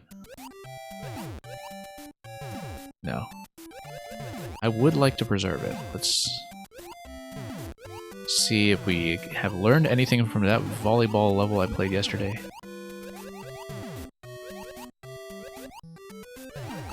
Oops, that popped me up immediately. I guess that pipe implies I should try to enter. But now it's too late. So that's okay, we'll just take this path. We'll see the other ones eventually, I'm sure. Oh, this looks like a spot to check for locks. Okay. Excellent. I mean, I expected you would catch that, but...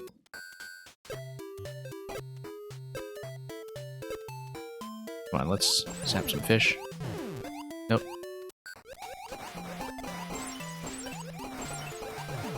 Mushroom over there, okay.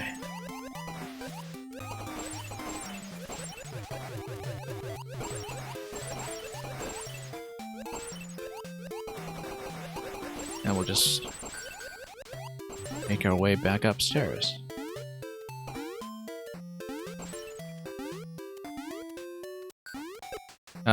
Nope. Pretty consistently missing. I mean, it's funny because the icicle drop there might actually give me something to jump on for a quick continuation, but let's just continue for now and see if we can clear this some other way. Missing a lot of paths in between, but we'll perhaps be able to explore them some other time. I mean, that's the unfortunate thing about the Super World format, as we've talked about before, is that it does not really incentivize or permit, really, going back through a level for multiple paths and secrets, which so many of these levels reward handsomely. Whoops. 85 seconds. Let's keep the clock in mind before I run into too many issues here. Okay. Oh.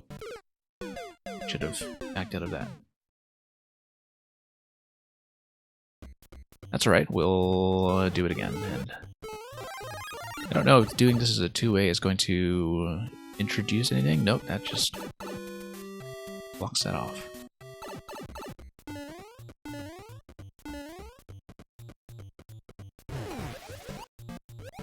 Cheap, and that's fine. We'll just do all this as before.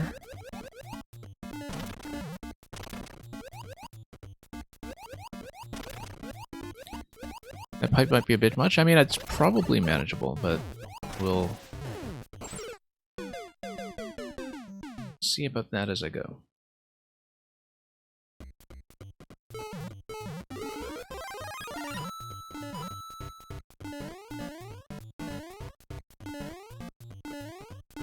Okay, let's go top this time since we can. Wonder if riding that donut down... Yeah, riding that donut down is actually going to be the solution. Oh, no, to getting on top of the other donut here. I'm going to go back and try that. No. Never mind. That blows access to the helmet. The helmet would have been able to get me up here to this side and allow me to grab yet another helmet. Although, interestingly enough, you can damage boost through here and grab the helmets as Small Mario if you're a little quicker than what I tried to do there. So you can take damage and punch through that if you like.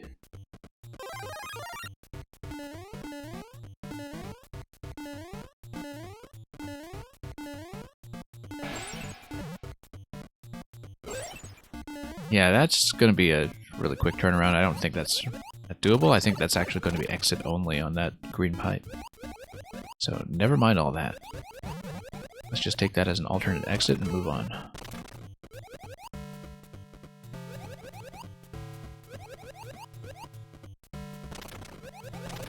Anyway, icicles dripping all over the place here. Let's be aware of that as we navigate away forward.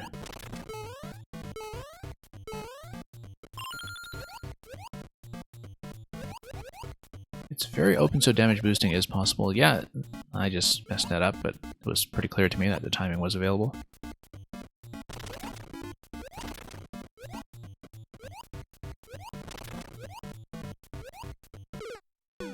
Yeah, unfortunately, since the fish bones don't actually leave the water, and there's no reason to go over them anyway, that was not the best way to do things, but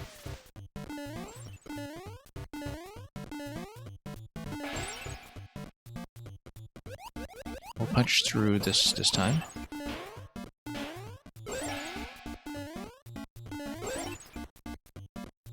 Okay.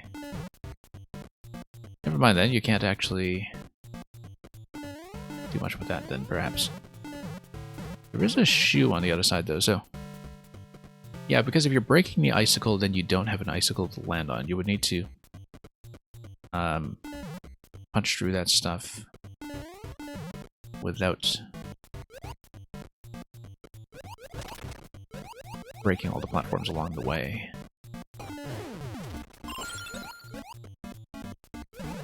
Anyway, let's get through this bit here, and that's doable if you just do it quickly. No reason to come through here, though, so let's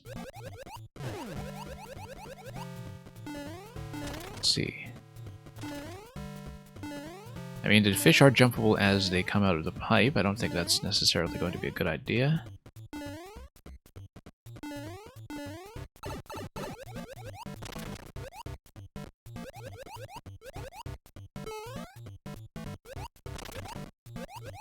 The icicles respawn, so there is a path. Well, we'll need to figure out something else at this point, because I may have lost my opportunity there.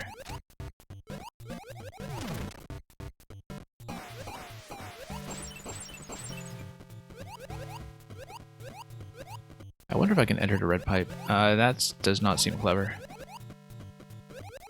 Or possible.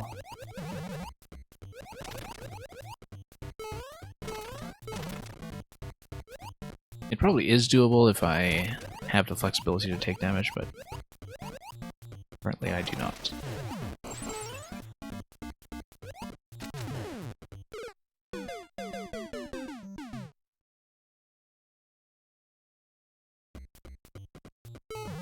Alright, let's rethink that.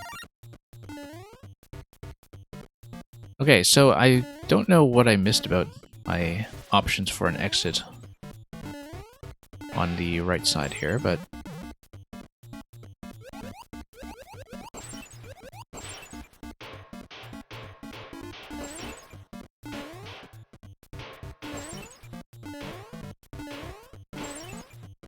okay, that's one way to do it. You can theoretically kick a shell down here to lower the gate to the 50 coin, but instead we'll go up here. And we'll miss the shoe. Yeah, you need to kick a shell in that location to have it eliminate the piranhas for the boots. Oh, whoops, that's a mistake. Guess we can go back to try that again until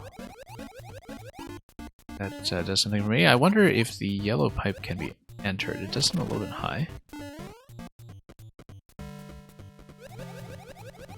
But yeah, I was kind of surprised that this seemed to be a whole lot of nothing. Oh, did we just not check the green pipe? I think I just didn't check the green pipe, did I? Didn't even look at that properly earlier. It's maybe not our finest hour. Let me see if it's possible to escape this. It doesn't seem so. That's okay, we'll take this clear instead. Well, I'm sure we'll see lots more of that one. That's one path for now, and hopefully that worked more or less the way you liked it. Thank you for offering me first clear. Mr. Greggy Spike, I don't know if you're still here.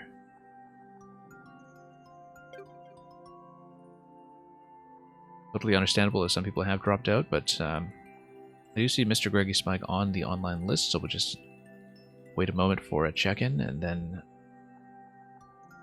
if not, my usual policy with people who seem to be lurking is that I'll bump them back one spot, so we'll check for an Intenium after that.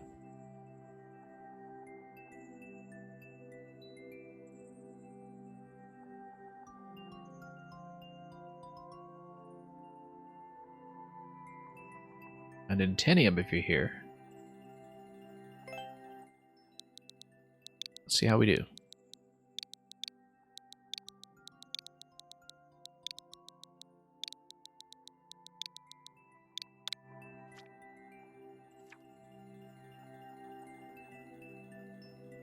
Platforming level. Let's enjoy Rock Cavern.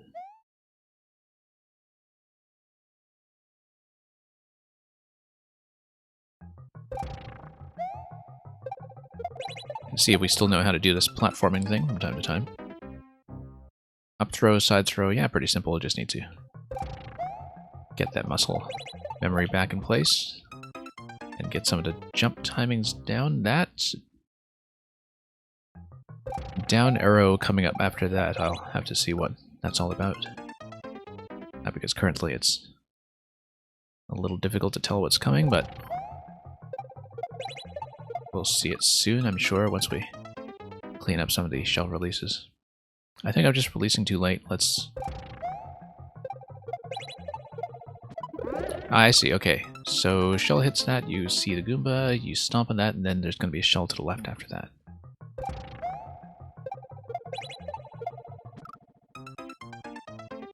So just need to clean up the shell releases as always.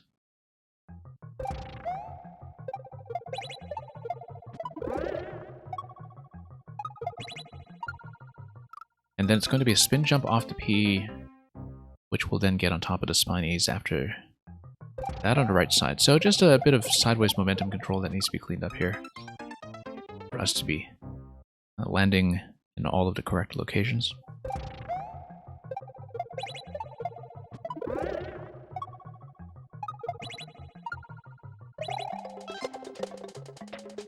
And then the muncher drops, we need to kind of, well, avoid the fire, and then I didn't get a good look at how to actually obtain the key. I think we need to maybe stall on the ice and wait out the P-switch. But I did not actually read that properly, so we'll go back there. We'll see what we can do with it.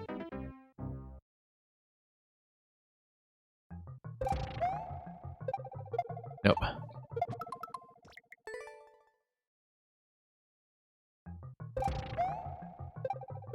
Come on, let's get some up throws. 28-second world record on this right now. That's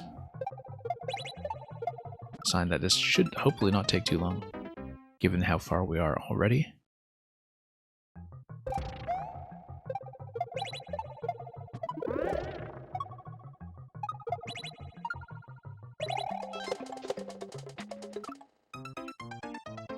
So it's telling me to crouch. Oh, I see. I crouch into that and then I bounce back.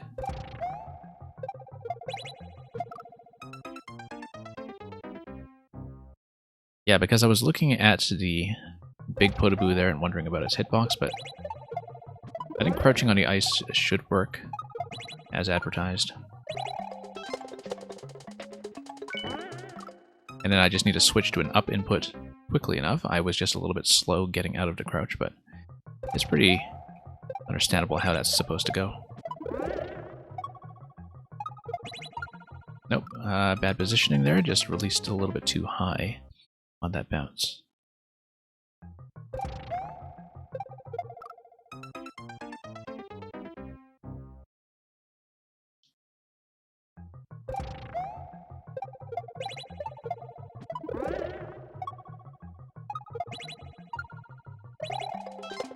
Okay. Released too soon that time. Let's not be too impulsive about it.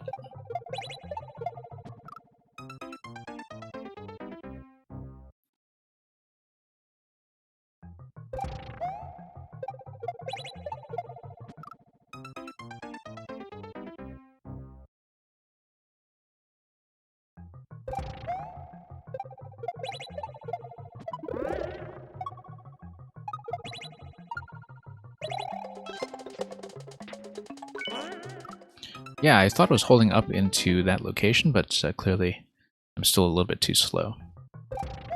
Fairly narrow timing window just because you have to adjust for the ice and getting out of the crouch in the first place. But if we hit that accurately, we'll be through the door in no time.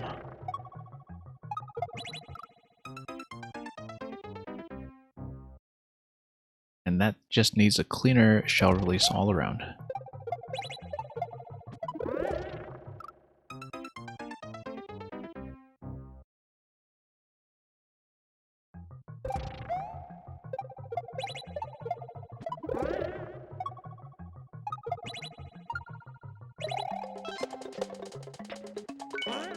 There we go. That's going to be down on the platform. We did see that coming.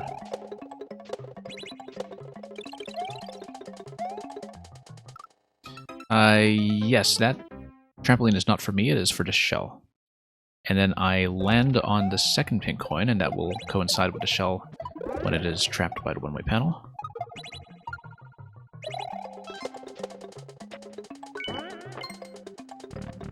So, pretty understandable. And the P-switch does gate you off there, and then... yeah, I just needed to control my momentum a little bit better to move my way forward to the next bounce after that, which I was not exactly expecting. A male 64, you've got to go. Yeah, thank you for staying for so long to be played. And I'm sure I'll see more of that level you just showed me in the streams ahead, so looking forward to that as well in its newer incarnations to come.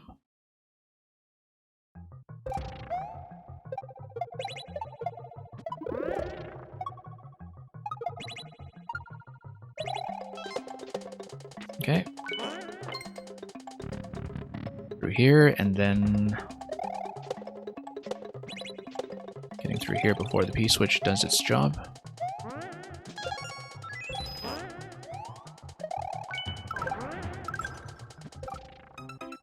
That was just a miss, but that is supposed to be a spin, and then a spin on top of the Piranha over to the platform that we saw emerging on the top right. Bad reaction time over there. Just need to click that shell.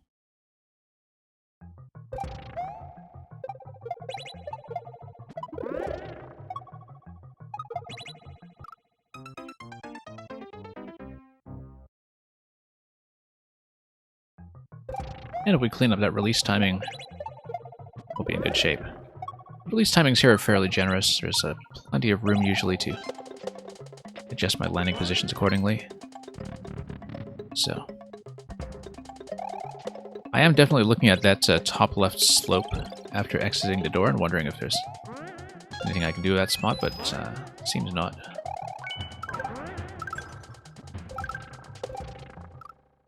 You grab the shell, that's going to be a soft drop on that shell. That's interesting.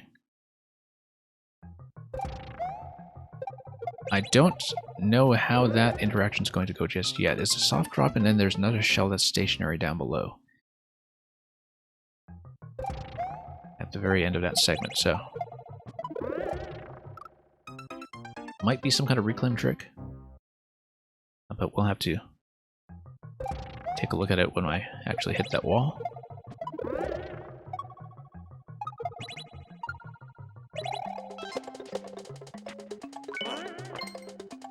Okay, through we go.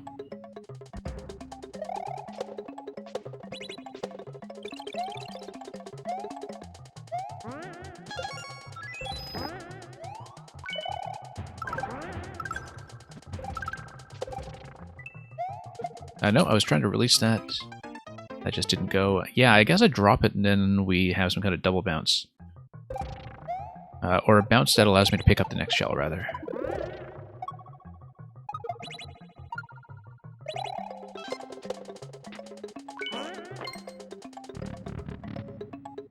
Yeah, Nintendo, I was just remembering that I think in one of your other levels you had sort of an easy reclaim.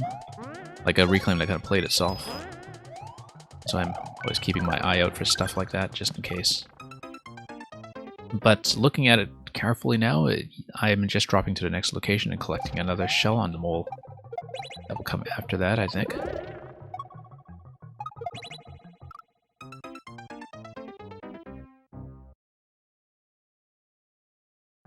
But yeah, this is a pretty good difficulty for me to work with, I think, when it comes to the tricks.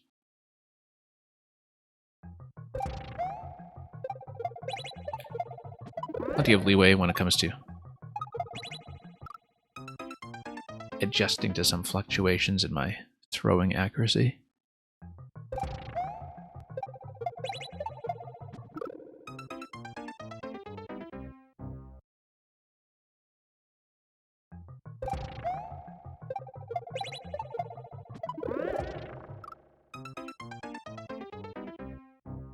And Mario, you're saying that you can never see me to be a Kaizo player. We've cleared some Kaizo on the stream, not often, but... Whoops, missed the spin over there.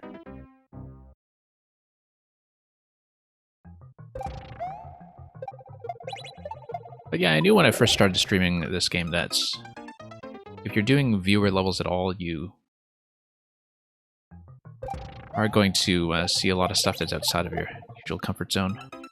And occasionally also develop a couple of tastes or interests that you might not have expected.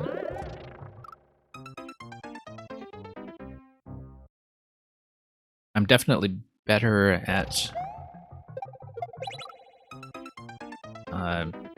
levels of this difficulty than I used to be when I first started. I mean, for that matter, I wasn't really even a puzzle player when I first started. That was something I had to discover on my own. Just as a result of getting hooked on the right levels.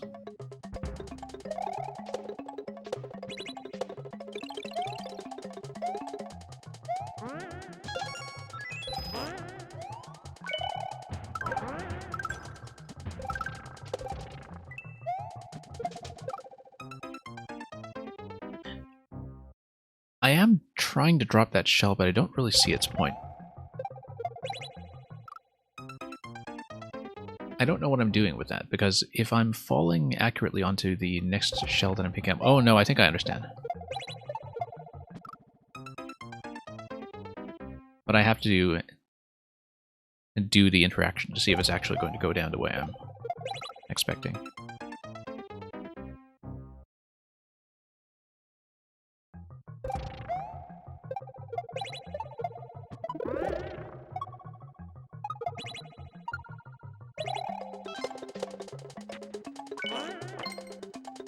Anyway, that's going generally pretty reliably. Let's go over here.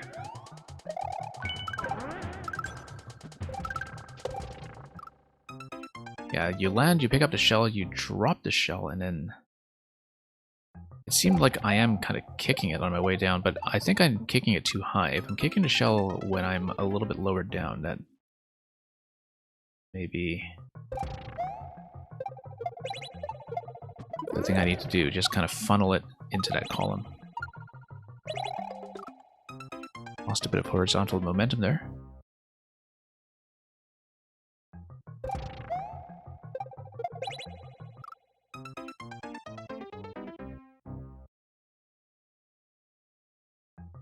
So we'll pop this once again.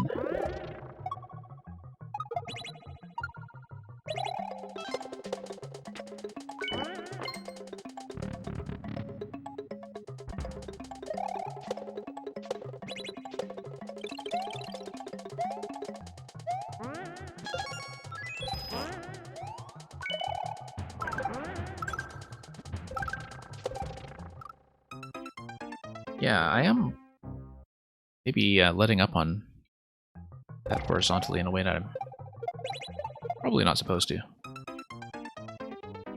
It should be an easy adjustment now that we've run into the same mistake a few times in a row.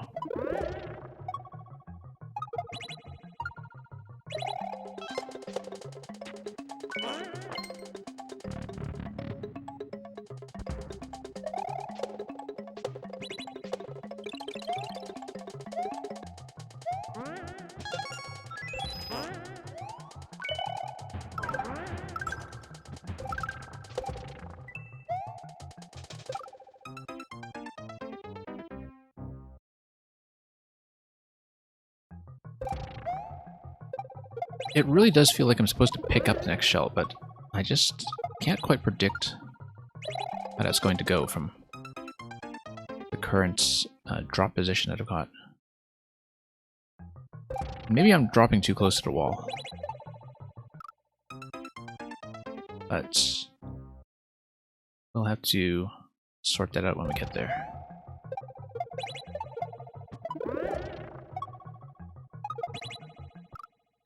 Because I don't think I really understand yet how that trick is supposed to look once I've sorted it out, but maybe we'll get that in a few attempts.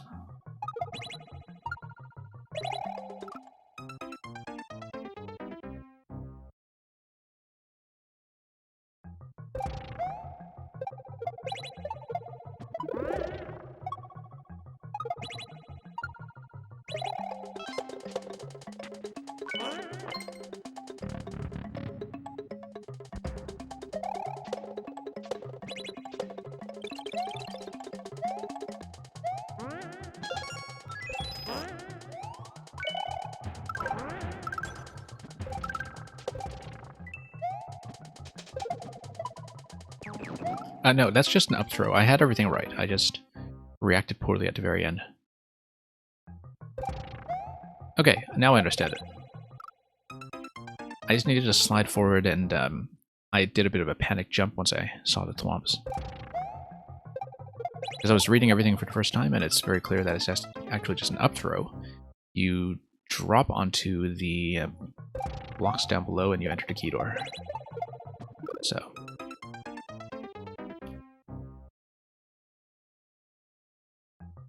that's how we'll do it.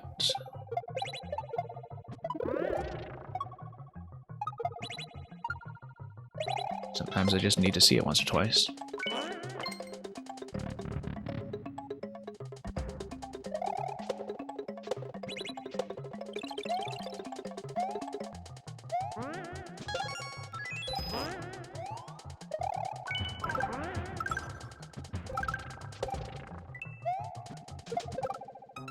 Yeah, and I have to kind of not hit it on the way down. Drop and then adjust to pick up the next shell and then land on top of the shell that's traveling behind me.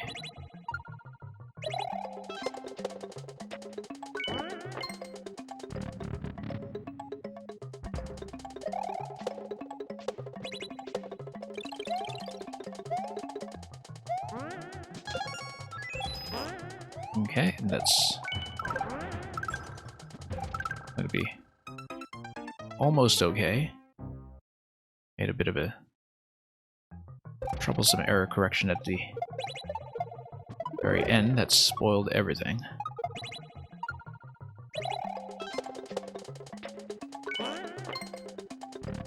It's always nice when the early sections start to feel smoother and smoother, though, just after a couple of corrections.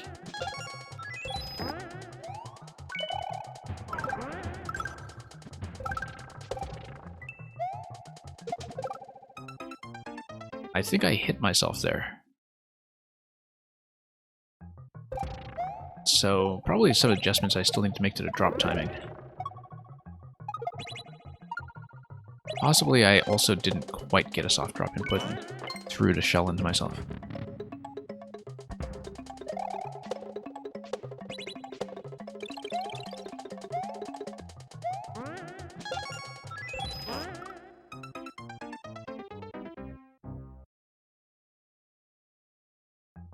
But yeah, we've done it once. I understand how it's supposed to go. The shell that I soft drop is supposed to be traveling and creating a landing for me after I pick up the last shell that's stacked on top of the mole on the bottom layer, so... I'm pretty sure I understand everything about how it's supposed to go now. But the timing itself still eludes me. I do need to bend my landing towards the mole at the very end.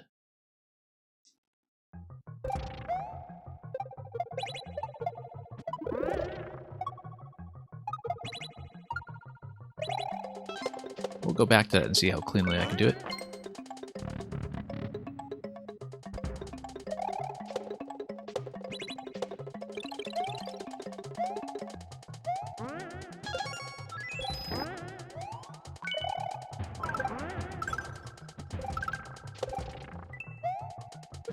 Nope. That's too soon, it's not supposed to sail over.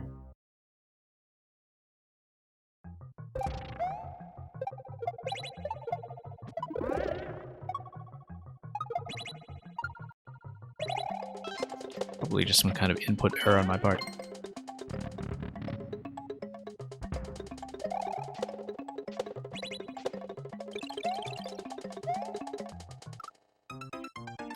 I don't really think I have very good muscle memory for item drops. It is a bit of a recurring issue for me to miss the releases. And certainly that's one of the things obstructing me at the very end here.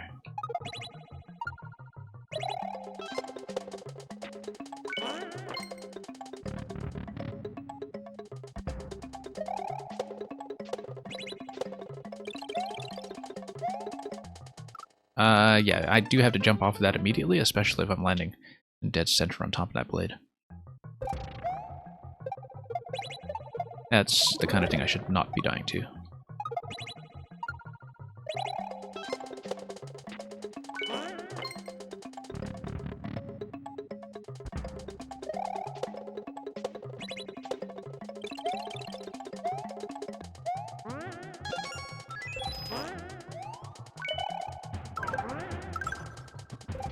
Sequence here is usually smooth sailing.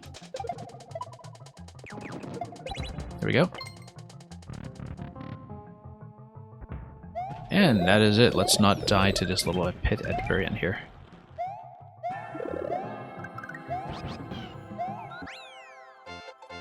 And that's a win. Yeah, it just needed to drop accurately at the very end. And having seen it a second time, I now had a much better understanding of when the kick was going to happen to send that forward, or rather back against a wall first. So, thank you for that, Nintendo. Very satisfying. Look at that, 10 seconds off of the record, but I did kind of fool around with the one-ups at the end, so.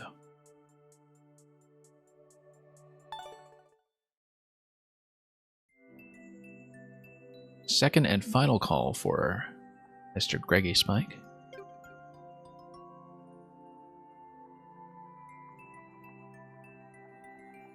Then let's check the state of the list after that to see if it's still available. I'm sure we've had a couple of drops by now, but we'll just go down the list. See how efficiently we can do this. Dabelow64, if you are still here.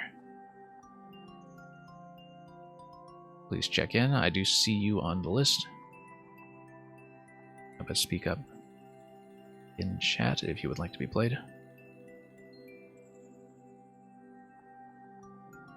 Failing that, we will check a little bit further. Just looking ahead, I think the real Adam Ninja has dropped. I think King Tony has dropped. The next one after this would likely be Supernova, if we need to do some reordering. So we'll hold Dabelow one spot because I think they might be AFK. And then we'll check some of the other ones. Real Adam Ninja, I believe, has left. Let's give you a moment to check in case that is untrue.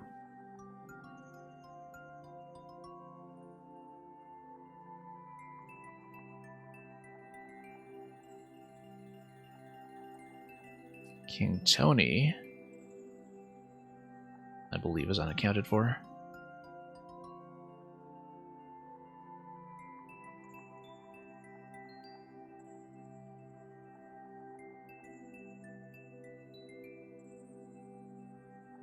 Supernova, let's see if Supernova is actually awake.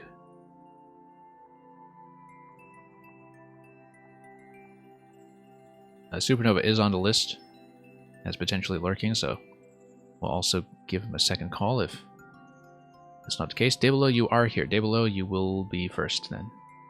Yep. Thank you for waiting so patiently. You've been here for hours. Hope you had a good nap. Glad you managed to check in after that. Oh, your map. Okay, I thought you said nap. That's okay. Mystery Castle. Let's see it. I assume it's just saying the same thing in Korean, but who knows?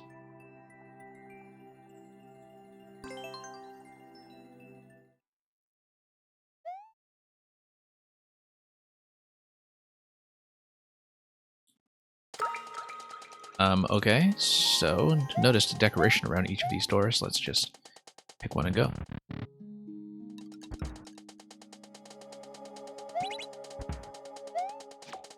Alright, we can stop through either of these, or we can go through here.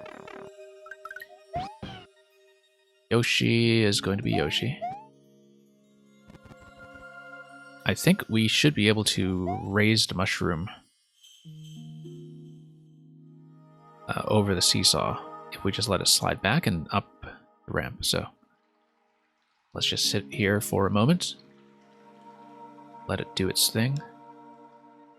It should come up. No, I should have just come here to touch it. In fact, I've got the bone shell. What am I doing here? I've got the bone shell. I can just make contact with it directly with no risk of harm. Whoops. Hang on. Let's just tuck in here.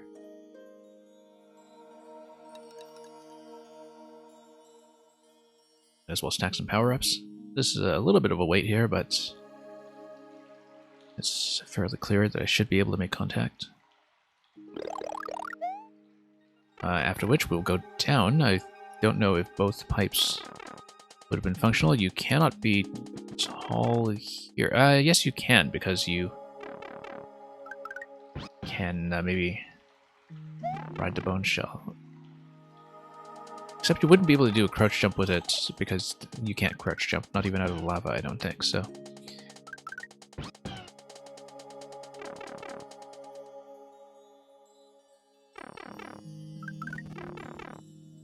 Let's just come back here and see what we can do. We can just kind of get dunked here. But then I'm unable to fit in unless I'm small, so having mushroom and bone shell isn't going to do wonders for me here. I do have to... Oh, okay. Let's take an additional point of damage then.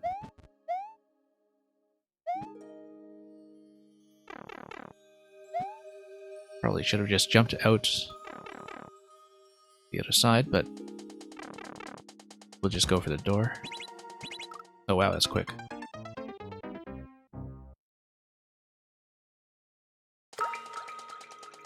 Let's do door number 2. Just to try something a little bit different. Okay, that's all it is, in fact. However, there is a Yoshi egg out of the pipe, which I didn't previously see. And that's kind of important to know, because it means that you can potentially grab one Yoshi in this area and take him forward with you. I have to be much quicker than that, though. Or have the bone shell ready, which is another option if I'm able to come back here with the bone shell intact. Which I should be able to, because I just hit the on-off switch to make that happen. I just come back here. Why would I want to switch from bone shell to Yoshi, though? It's possible to do it. I don't know if I want to do it. Let's just check ahead. Okay, that's interesting. Okay, it's a bit of a spam fight, but we'll see who's holding the key.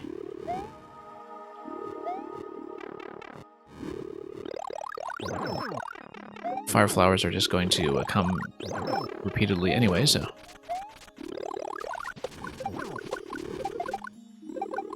We'll just nuke whoever we can. Jump these guys, and... I don't know how many key doors there are going to be. It looks like there's one key door at the end here. Whoa, we're gonna die to the collision. Okay.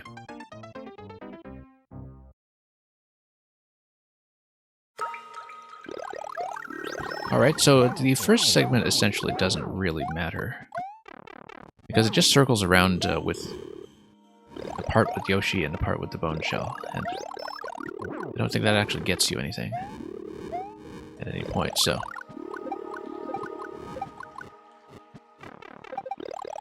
Anyway, as long as we don't get trapped by the collision like we did on the last attempt, there's no reason not to just try to rush everything down.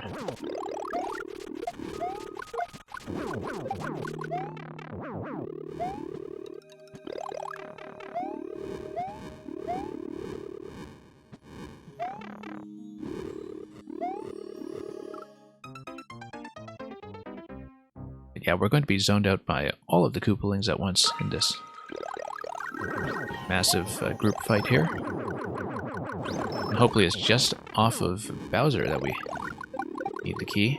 But we're going to be pretty significantly obstructed up to that point.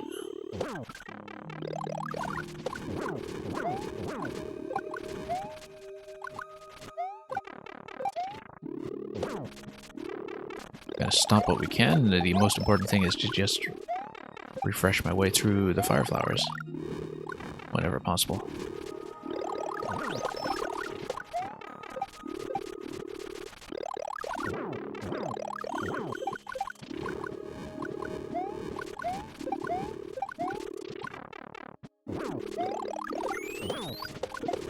Okay, did I pick something up? No, I just killed something.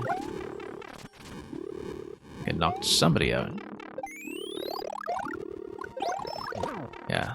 Morton's Stunlock has thankfully not really been too much of an issue here. But let's just clear it away.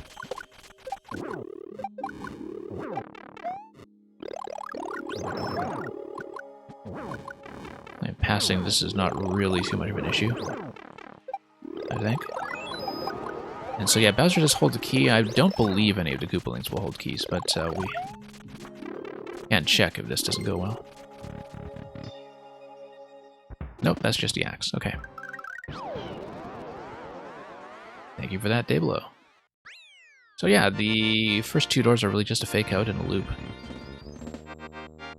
You actually don't have access to the Fire Flower, or rather, you don't have access to using the Fire Flower if you're aboard Yoshi anyway, so if you do get Yoshi in this one, it's mostly useful for deflecting shots by swallowing fire and spitting it back, I guess.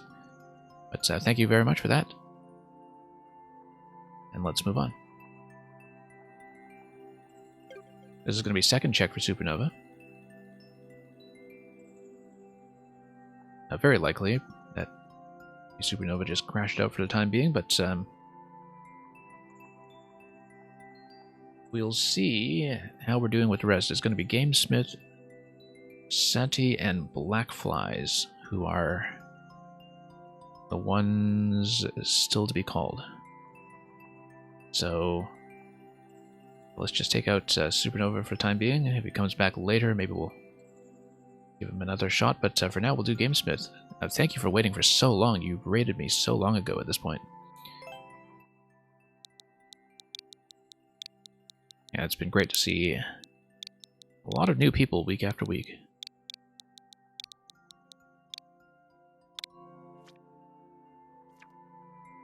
The help. Utilize Spike's help to clear the level.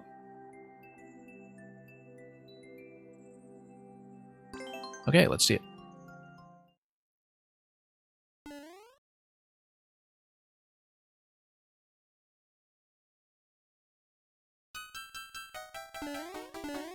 Anyway,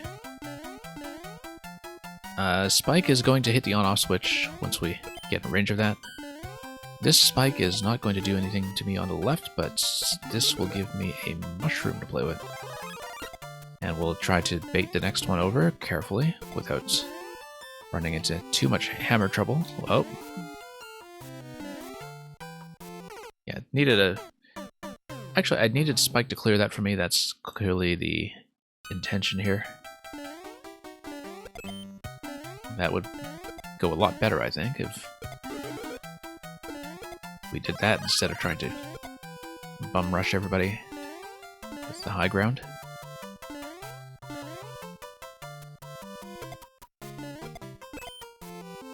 Very nice. We need to get that activation.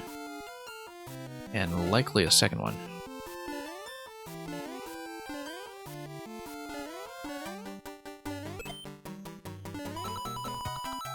Now, what are we doing with that mole? Okay. Very nearly got dunked by that guy, but I feel like the Spike was probably supposed to drop in a claw, wasn't it? And that we might... Okay, we won't have a problem. No, that's fine. Nothing's broken.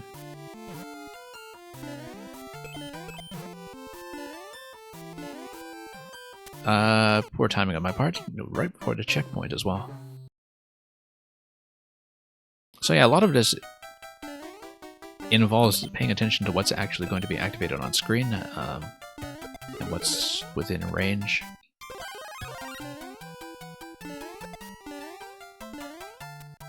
Come on. Yeah, there actually is a nice timing window for that if you planning ahead, so let's let the mole drop that onto the claw instead, and then that's going to hit both of those at separate intervals.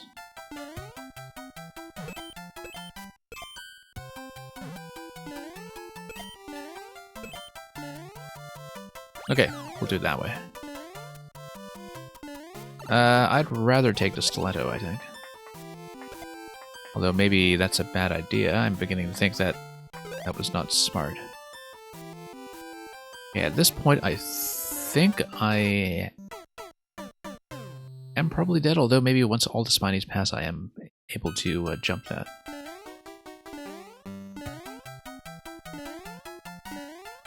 In fact, I'm pretty sure that I need this guy to clear the spinies for me, so let's lean him back here. I think maybe we... Oh, unstacked him. Okay.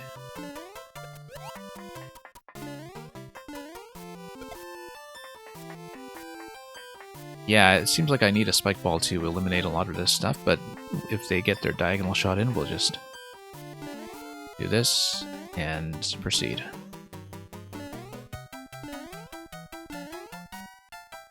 Looks like I need to reposition this guy using the boo, and then once we do that, we can get a wall broken open on the right side. Always nice to have the flexibility of these boo mechanics. Let's leave a little more room here.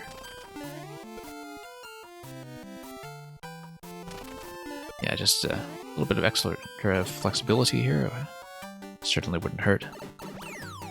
And then, let's see about this question block.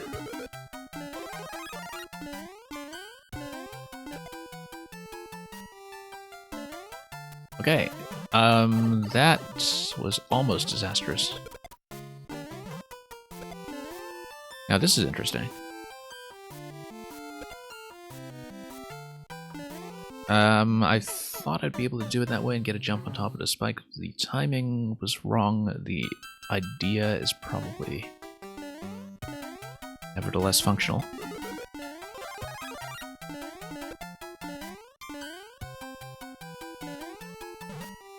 Okay, let's not get bumped ourselves. That would not be great, but if we unstack a bit, then we're able to maybe manipulate some things with a seesaw weight. Whoops.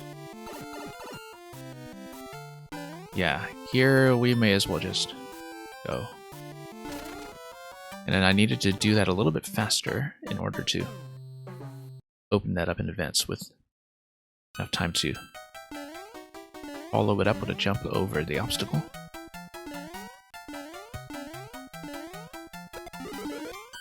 Oh, thought I'd be so fancy there.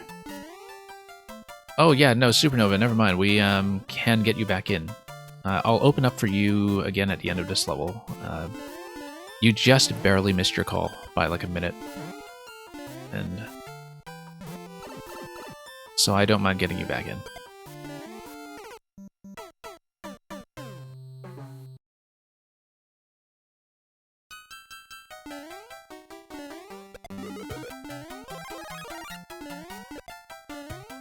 But we'll figure this out first. Let's just go directly onto that stack. Notice that I can kind of break the level this way, except perhaps we can continue as long as that second spike ball isn't necessary for anything else. Oh, it's totally necessary.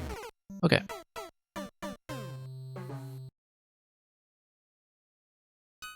Yeah, GameSmith, the height they're jumping off the seesaw is not really an issue. We've got a couple of different ways to do it. But the fact that I can access the spike balls is a little bit breakable, though. It's the kind of thing that I know that some makers would kind of solve with one-way panels, but I know that can sometimes be a bit of an ugly solution.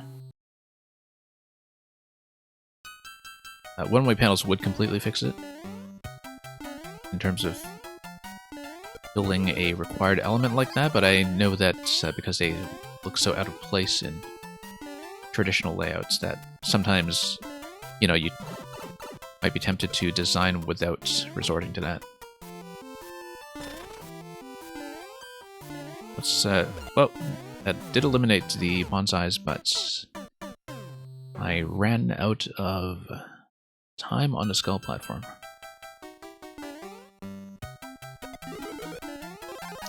Icicles, well, I mean, there is the possibility of damage boosting if you have a power-up like this one, so that's the only other consideration. Okay, that's fine. Whoops.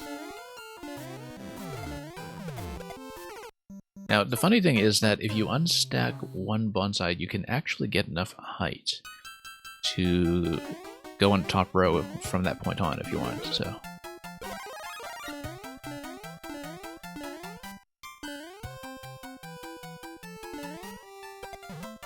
But yeah, very tempting to just kill this guy.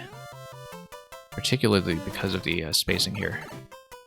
I know the intent is to have the spike ball strike early enough that I have enough time to jump over directly when I'm on the skull platform. But my timing has been running a bit tight against that, so that's why I've just been instinctively jumping back. Also because I play recklessly from time to time. Yeah. Nope. Need a bit of an extra dash to do that.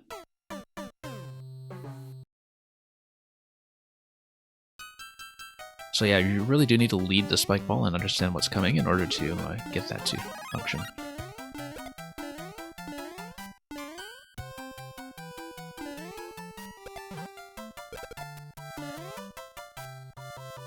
Otherwise... Oh, whoops. That drops off pretty soon for me if I am doing a back and forth like that, but if I activate the spike ball sooner, that solves a lot of problems. It's difficult to tell on the sort of first blind attempt that that's the timing that you need, though, I think.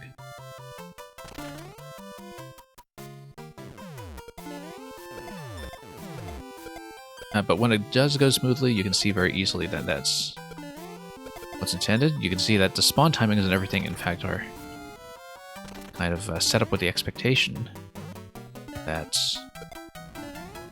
everything's going to line up that smoothly. So we need to just get rid of him. Hang on.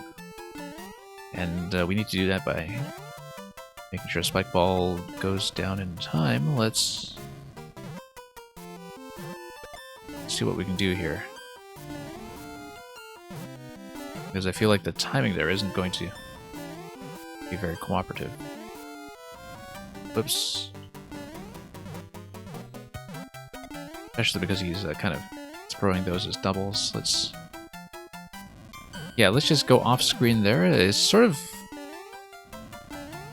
maybe a little bit strange that camera manipulation is a solution here. I mean, it's interesting, but definitely sort of an unconventional way to approach something that otherwise looks like a traditional layout, perhaps. That you would need to go off screen to prevent the second spike ball from coming out. Like, I don't know if that is the intended solution, but it looks like it's the best way to do it, and if it's something that's kind of set up earlier in the level that is understandable. Do you trust me? Yeah, I do. I totally trust you.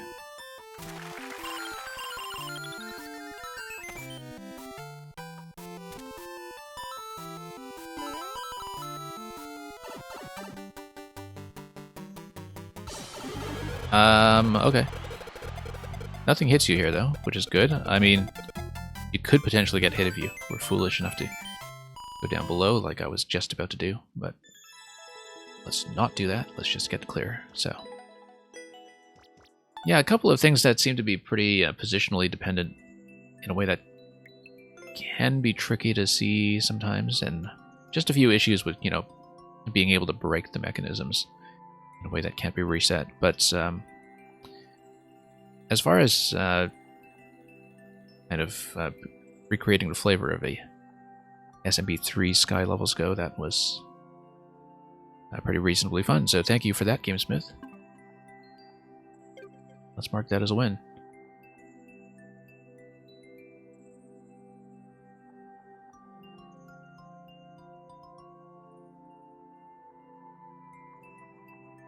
Santi the Gaming Man, if you were here.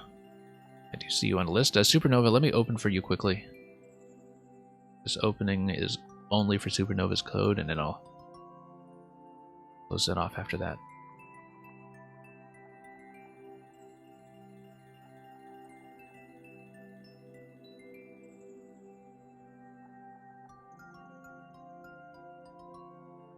I did see Santi online earlier, but I think they may have dropped, so let's remove. So Supernova, you might even be the closer today, depending on whether Black Flies are still hanging out here. We took way too long, Supernova, on Mang's latest level, and I didn't even clear it. I got all the way to the last jump, and we bailed on it. So I took so long on that level that a lot of people dropped today, but that's very understandable. Black Flies, I don't believe is here, so Supernova, we might actually just get you in right away.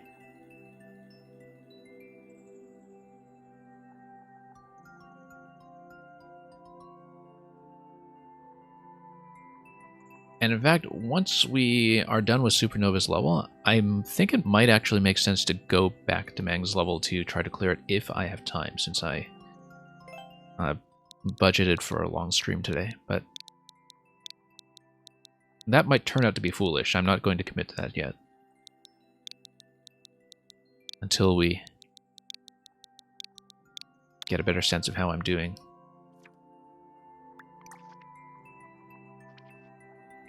Anyway, Supernova, we haven't finished or tried either of these two. SDGM Valentine and 9 out of 10 dentist recommended. So do let me know. We did do the early version of Counterintuition, of course. Not that I mind revisiting it, but we should do one of the new ones today, perhaps. Dr. Shy Guy's level design contest, 0.41. And Happy Valentine's Day, 1.42. Yeah, we might as well do that. So, dedicated to SDGML on the anniversary of the Al Capone St. Valentine's Day massacre. And as with most Valentines, it initially had some annoying spike jank. But now, apparently, it has been fixed.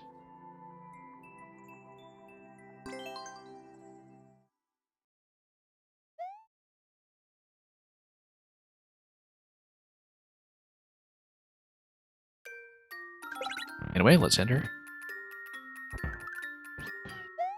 And, oh, that's a Yoshi that I'm sure will not be killed, because that would be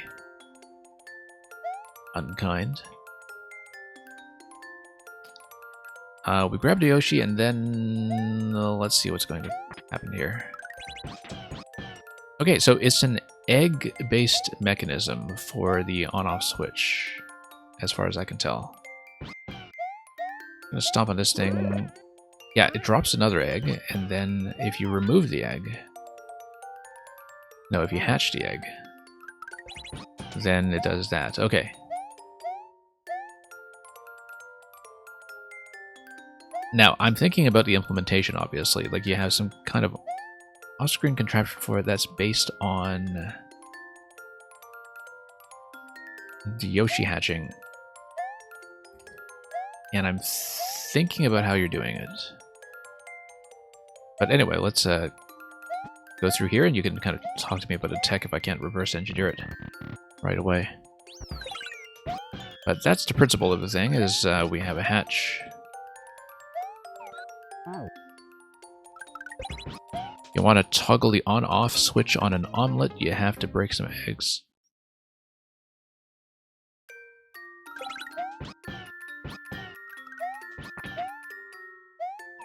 So yeah, break some eggs. Find that platform. Snatch this thing. What's this box up here? We'll figure that out. Whoops. Wasn't paying attention to that. Because we do need to grab the egg off the left side, smash that thing as well, and then we will activate another on-off switch to come. Let's not do that. Bad idea. Whoops. Oh, I see. It's that top corner. Let's start at checkpoint.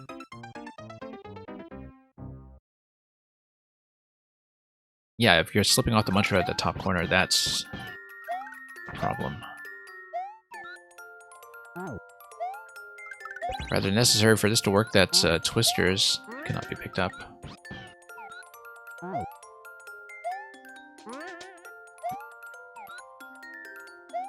Then we do this, we pick up the egg on the left.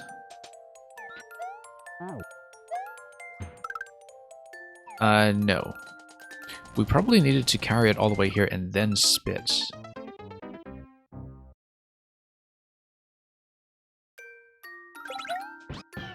And then there would be maybe some kind of Yoshi change after you drop one, so...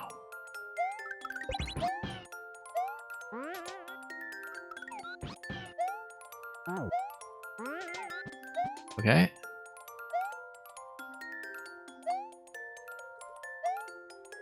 Let's drop that.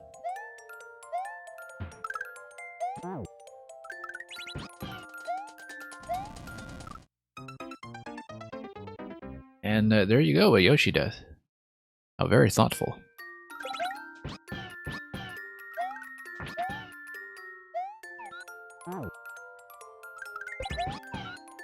We'll come up here, we'll swap these once again.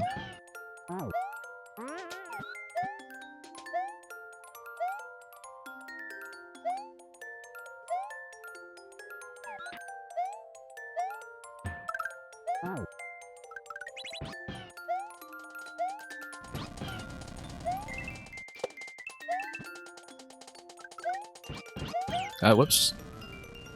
Wasn't minding that corner there. Now, we'll probably go fire first, and then, as the arrow seems to indicate, capture the egg from the other side. As it's not quite as time sensitive as getting through the ice first.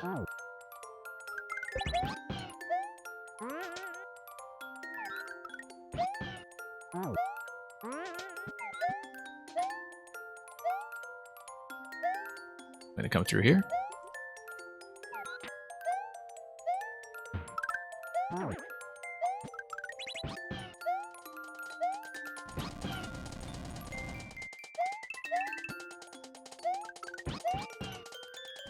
Okay, there we go.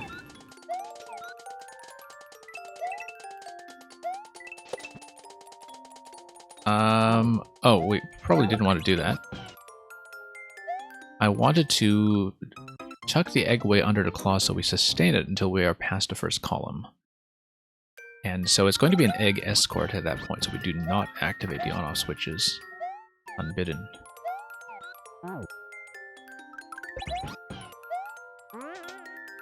Whoops. These corners always throw me off a bit. I'm just reversing too quickly before I've actually fallen off safely.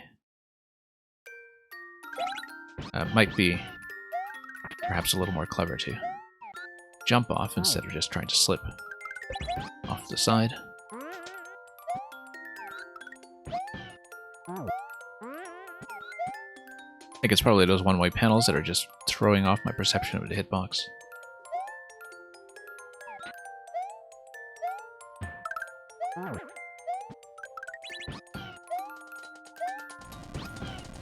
Alright. Through the circus. Nope, I just missed.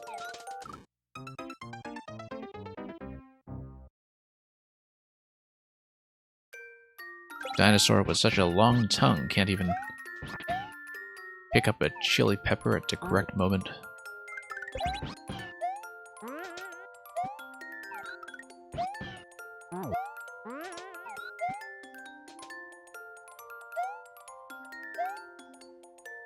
Alright, let's go over here. Let's snatch that away.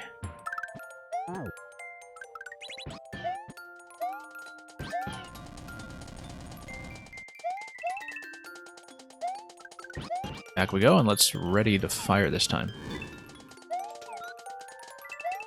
Okay, preserve the egg.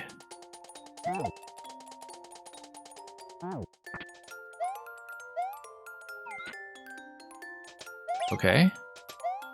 No. I needed to swallow the mole first. That was the obvious thing to do.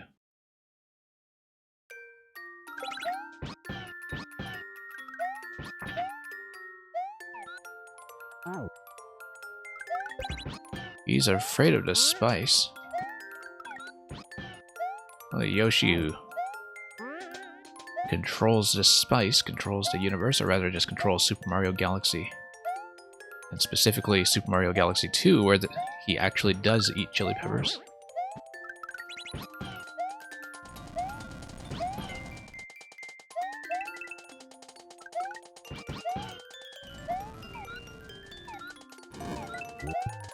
To bring those underground hogs to the brink of extinction.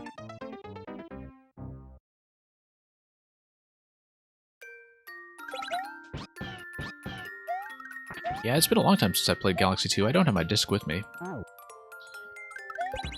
And so it's been a long time since I've last had a chance to look at it. I have been poking around a little bit in the All-Stars port of Galaxy 1. Just very casually on the side. But had a few too many games on the plate recently. Nope. Really have to watch those corners.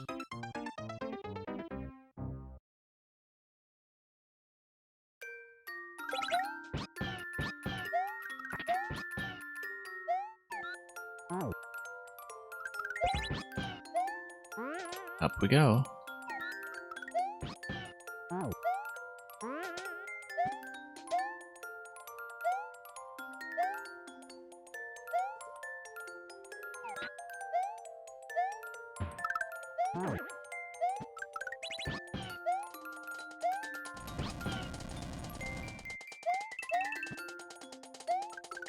You had a one-way there, but accidentally deleted it with multi-grab, yeah. That's sometimes just how multi-grab will go, especially Maker 2, where the interface is sometimes still not totally intuitive to me to this day when it comes to the shoulder triggers.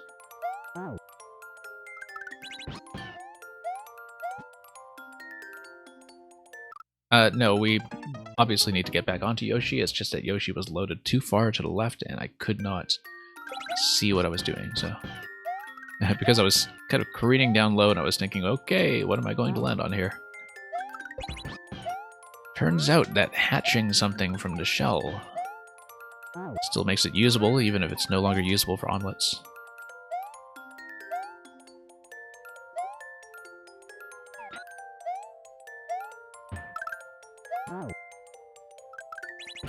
But yeah, really interesting mechanism, very snappy.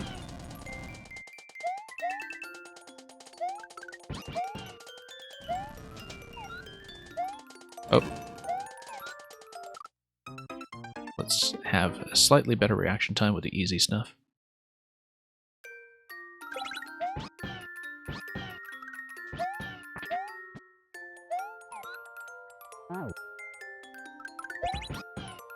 I figured out how it works yet. I did see that there's something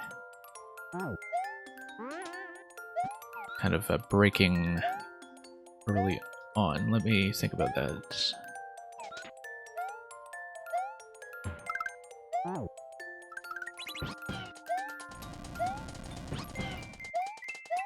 Because I'm sort of thinking about this in relation to the Yoshi limit and egg limits.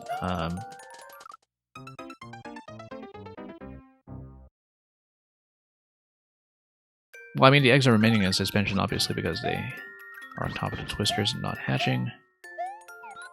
Then, upon hatch, you get 2 Yoshis, which then...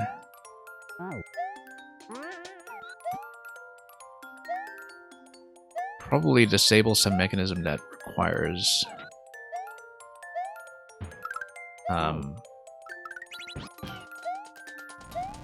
well, actually, no, I don't think I've been able to figure that out yet. Let's rethink that. I'm also trying to play the level at the same time, so... a little bit scrambled right now, like an egg.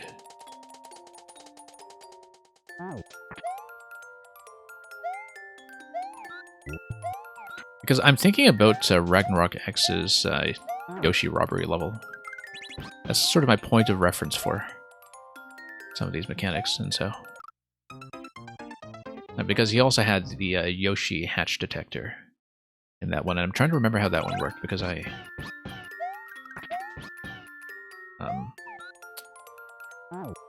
remember thinking about that. Why are the thwomps slightly shifted? I think, Mang, you already answered that question. That is also blood magic.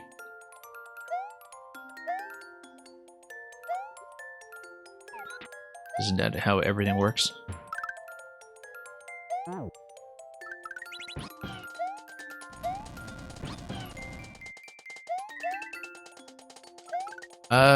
Supernova, I don't think it was... Like, I don't know how much you played of 4YMM, but look at Great Egg Robbery by Ragnarok X, and he had the egg hatch detector in that one. I'm trying to remember how he used that mechanism. It might not be the same implementation, but like the mechanic feels very similar. That's the one hatch detector level that I can think of off the top of my head where I know I would have seen at least something very similar.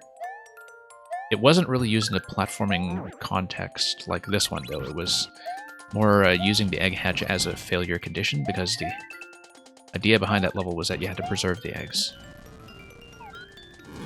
Kind of like how you're doing with the claws over here.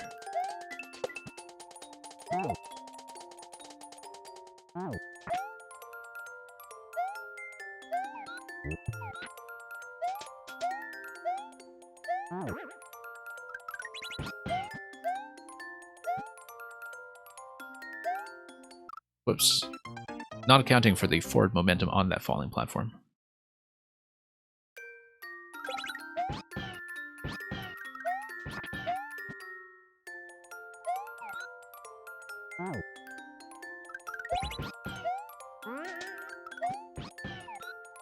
Oh yeah, I guess you would have the thwomp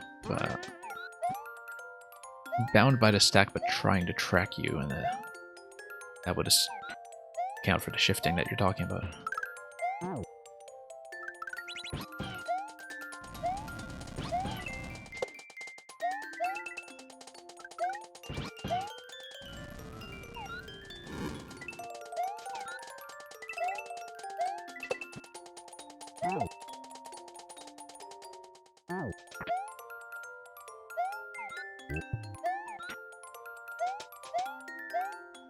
Okay.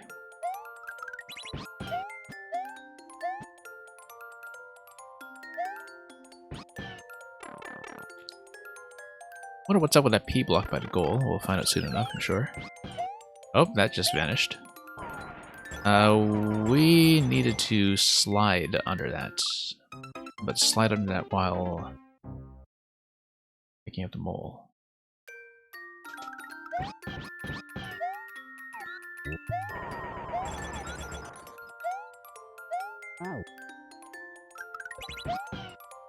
Okay.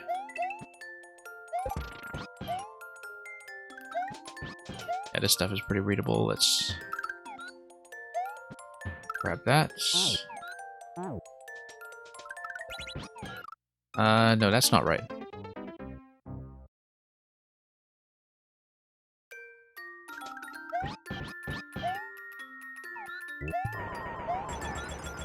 I was failing to look ahead at a proper drop location for that Yoshi. I have to plan what the next Yoshi location is going to be. It has to be on those spikes on my way over, such that when I have the hatch, I drop off of the blue blocks up top, and then I have a Yoshi to land on the other side.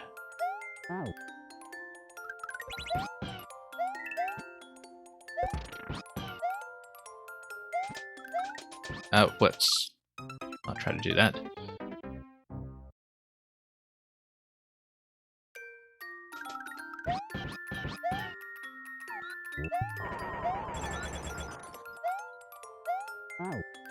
Okay, let's open that up.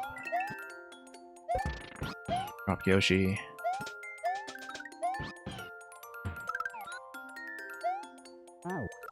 No, that's nowhere near where I need to go for the hatch to occur, so...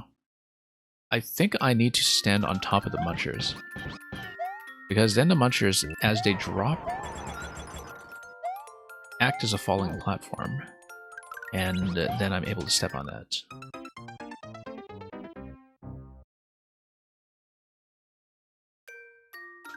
And then I'm able to jump off of that to the next area, so I do need to get on top of the munchers. And fall along with them. Fairly obvious to me now that I take the time to think about it.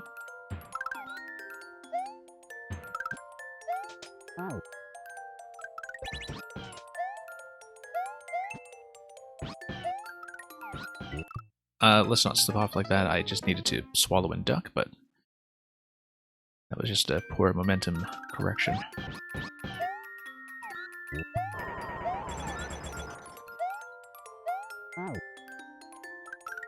Anyway, let's grab that.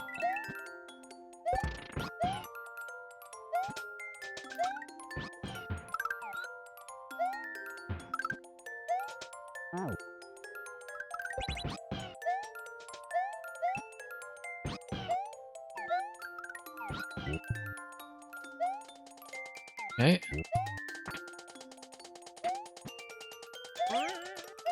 Bounce out of that, and then we race Yoshi over. And, yes, that hatch is just claw activated. We just needed to land on top of Yoshi in the bottom and let him catch me while I do that. I understood it, I just didn't place myself properly to respond to that, was I? Read that.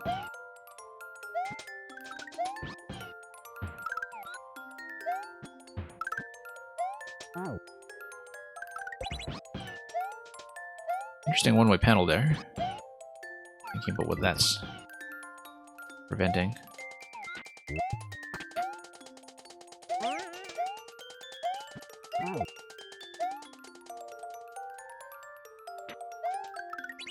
Nope, I jumped a little bit too soon. I was hoping to remain in the air.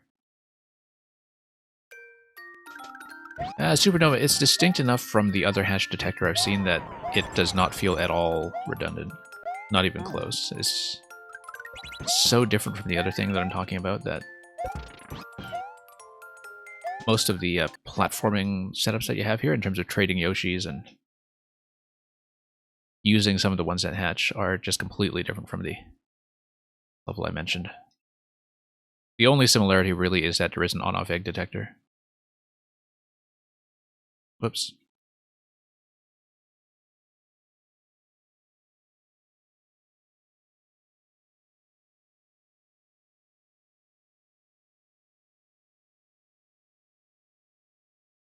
Yeah, because that was more of an egg escort puzzle level. So the stuff here that you've got going on with triggering the on-off switches, but also using the Yoshis afterwards in various locations, and having to deal with platforming off of the deliberate on-off activations. That's all new stuff. Like a very new use of this detection mechanic.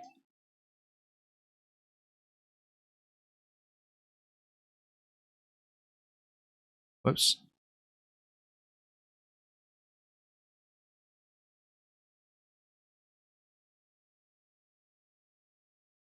Yeah, it's really not at all redundant. The only similarity is that the eggs trigger stuff.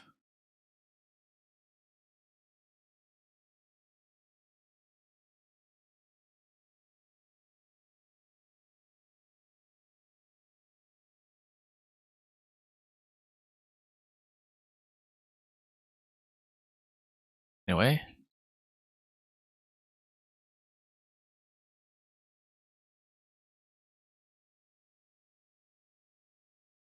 Let's pop this. Let's get over here. And yeah, I'm still jumping too late. Like I always react a bit poorly to when the egg is hatching in terms of how quickly the activation happens. I always expect it to be a few frames after what I'm seeing. Whoops, missed completely.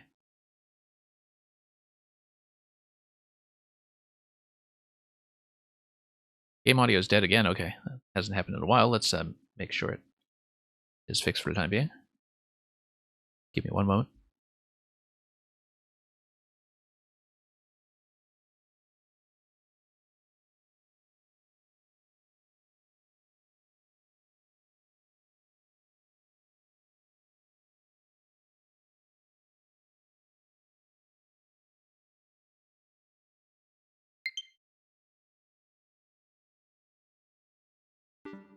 And yeah, as far as uniqueness goes, you've got the Netcat stamp of approval.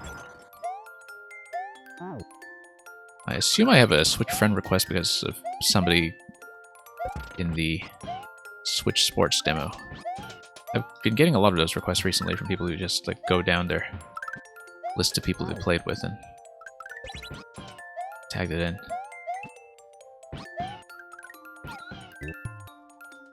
But anyway, regardless, let's get back into this.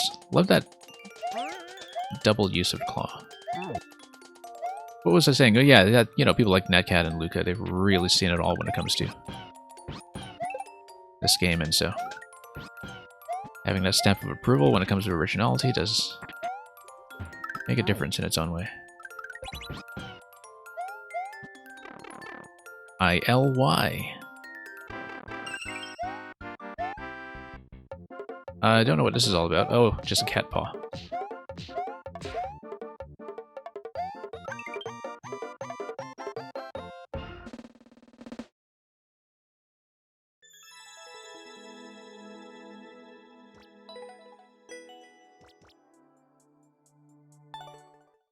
Atlantis U, exactly.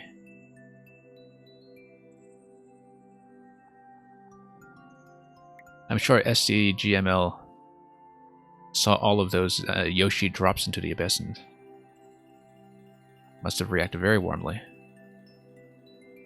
Thinking, but how did you know? Life is like a box of chocolates. It involves dropping Yoshi into pits. I don't know.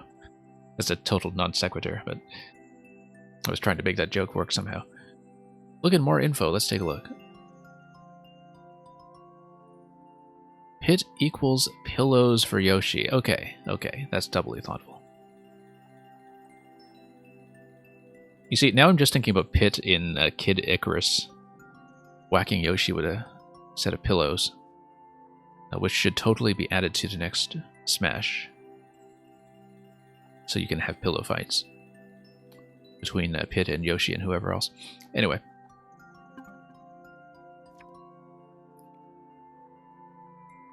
So yeah, some additional assurance that Yoshi doesn't actually die, but is very safely cushioned below. Unlike all of the eggs, which shatter upon making contact with the ground. Let's mark that as a win.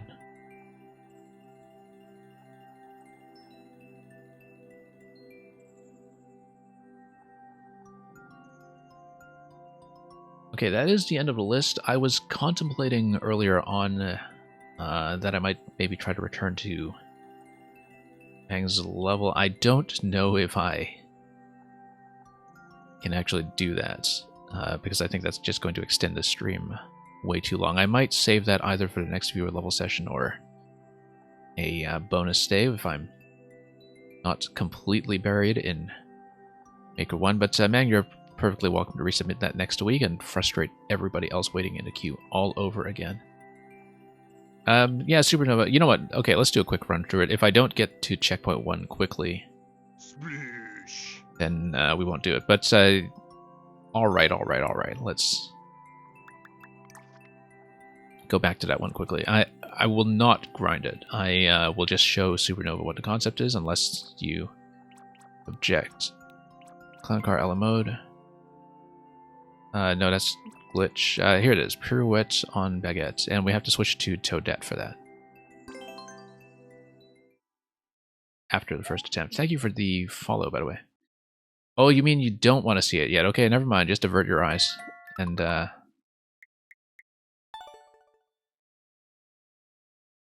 Never mind then. It's fine if I set that aside for now then, because honestly, I crashed out of it with one jump remaining, and it's going to take me a while, I think, to work back to that, so I think I am just not able to do it today. Unfortunately, I'd love to sit and grind away at it, but I'm already kind of losing my voice for today. Natcat, you wanted to see me do some more Russian quads? Well, bring me more of those illicit substances we discussed. They're not for me, they're for Toadette. Just, you know, in the interest of full disclosure, and we'll bribe the correct officials to make it all happen smoothly. Anyway, thank you everyone for watching. We will pass you on to somebody else fairly shortly. We finished 2YMM this week on the Maker 1 side, so we'll be continuing with 3YMM sometime in the coming days. And as usual, stay tuned to the Discord for any of that scheduling information. Thanks so much for watching. I'll scan around for your next destination, and until then, thank you for all the levels today.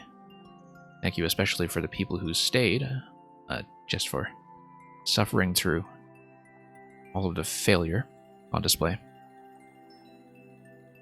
And as always, I wish you all the best. Have a great week. And above all, fare thee well.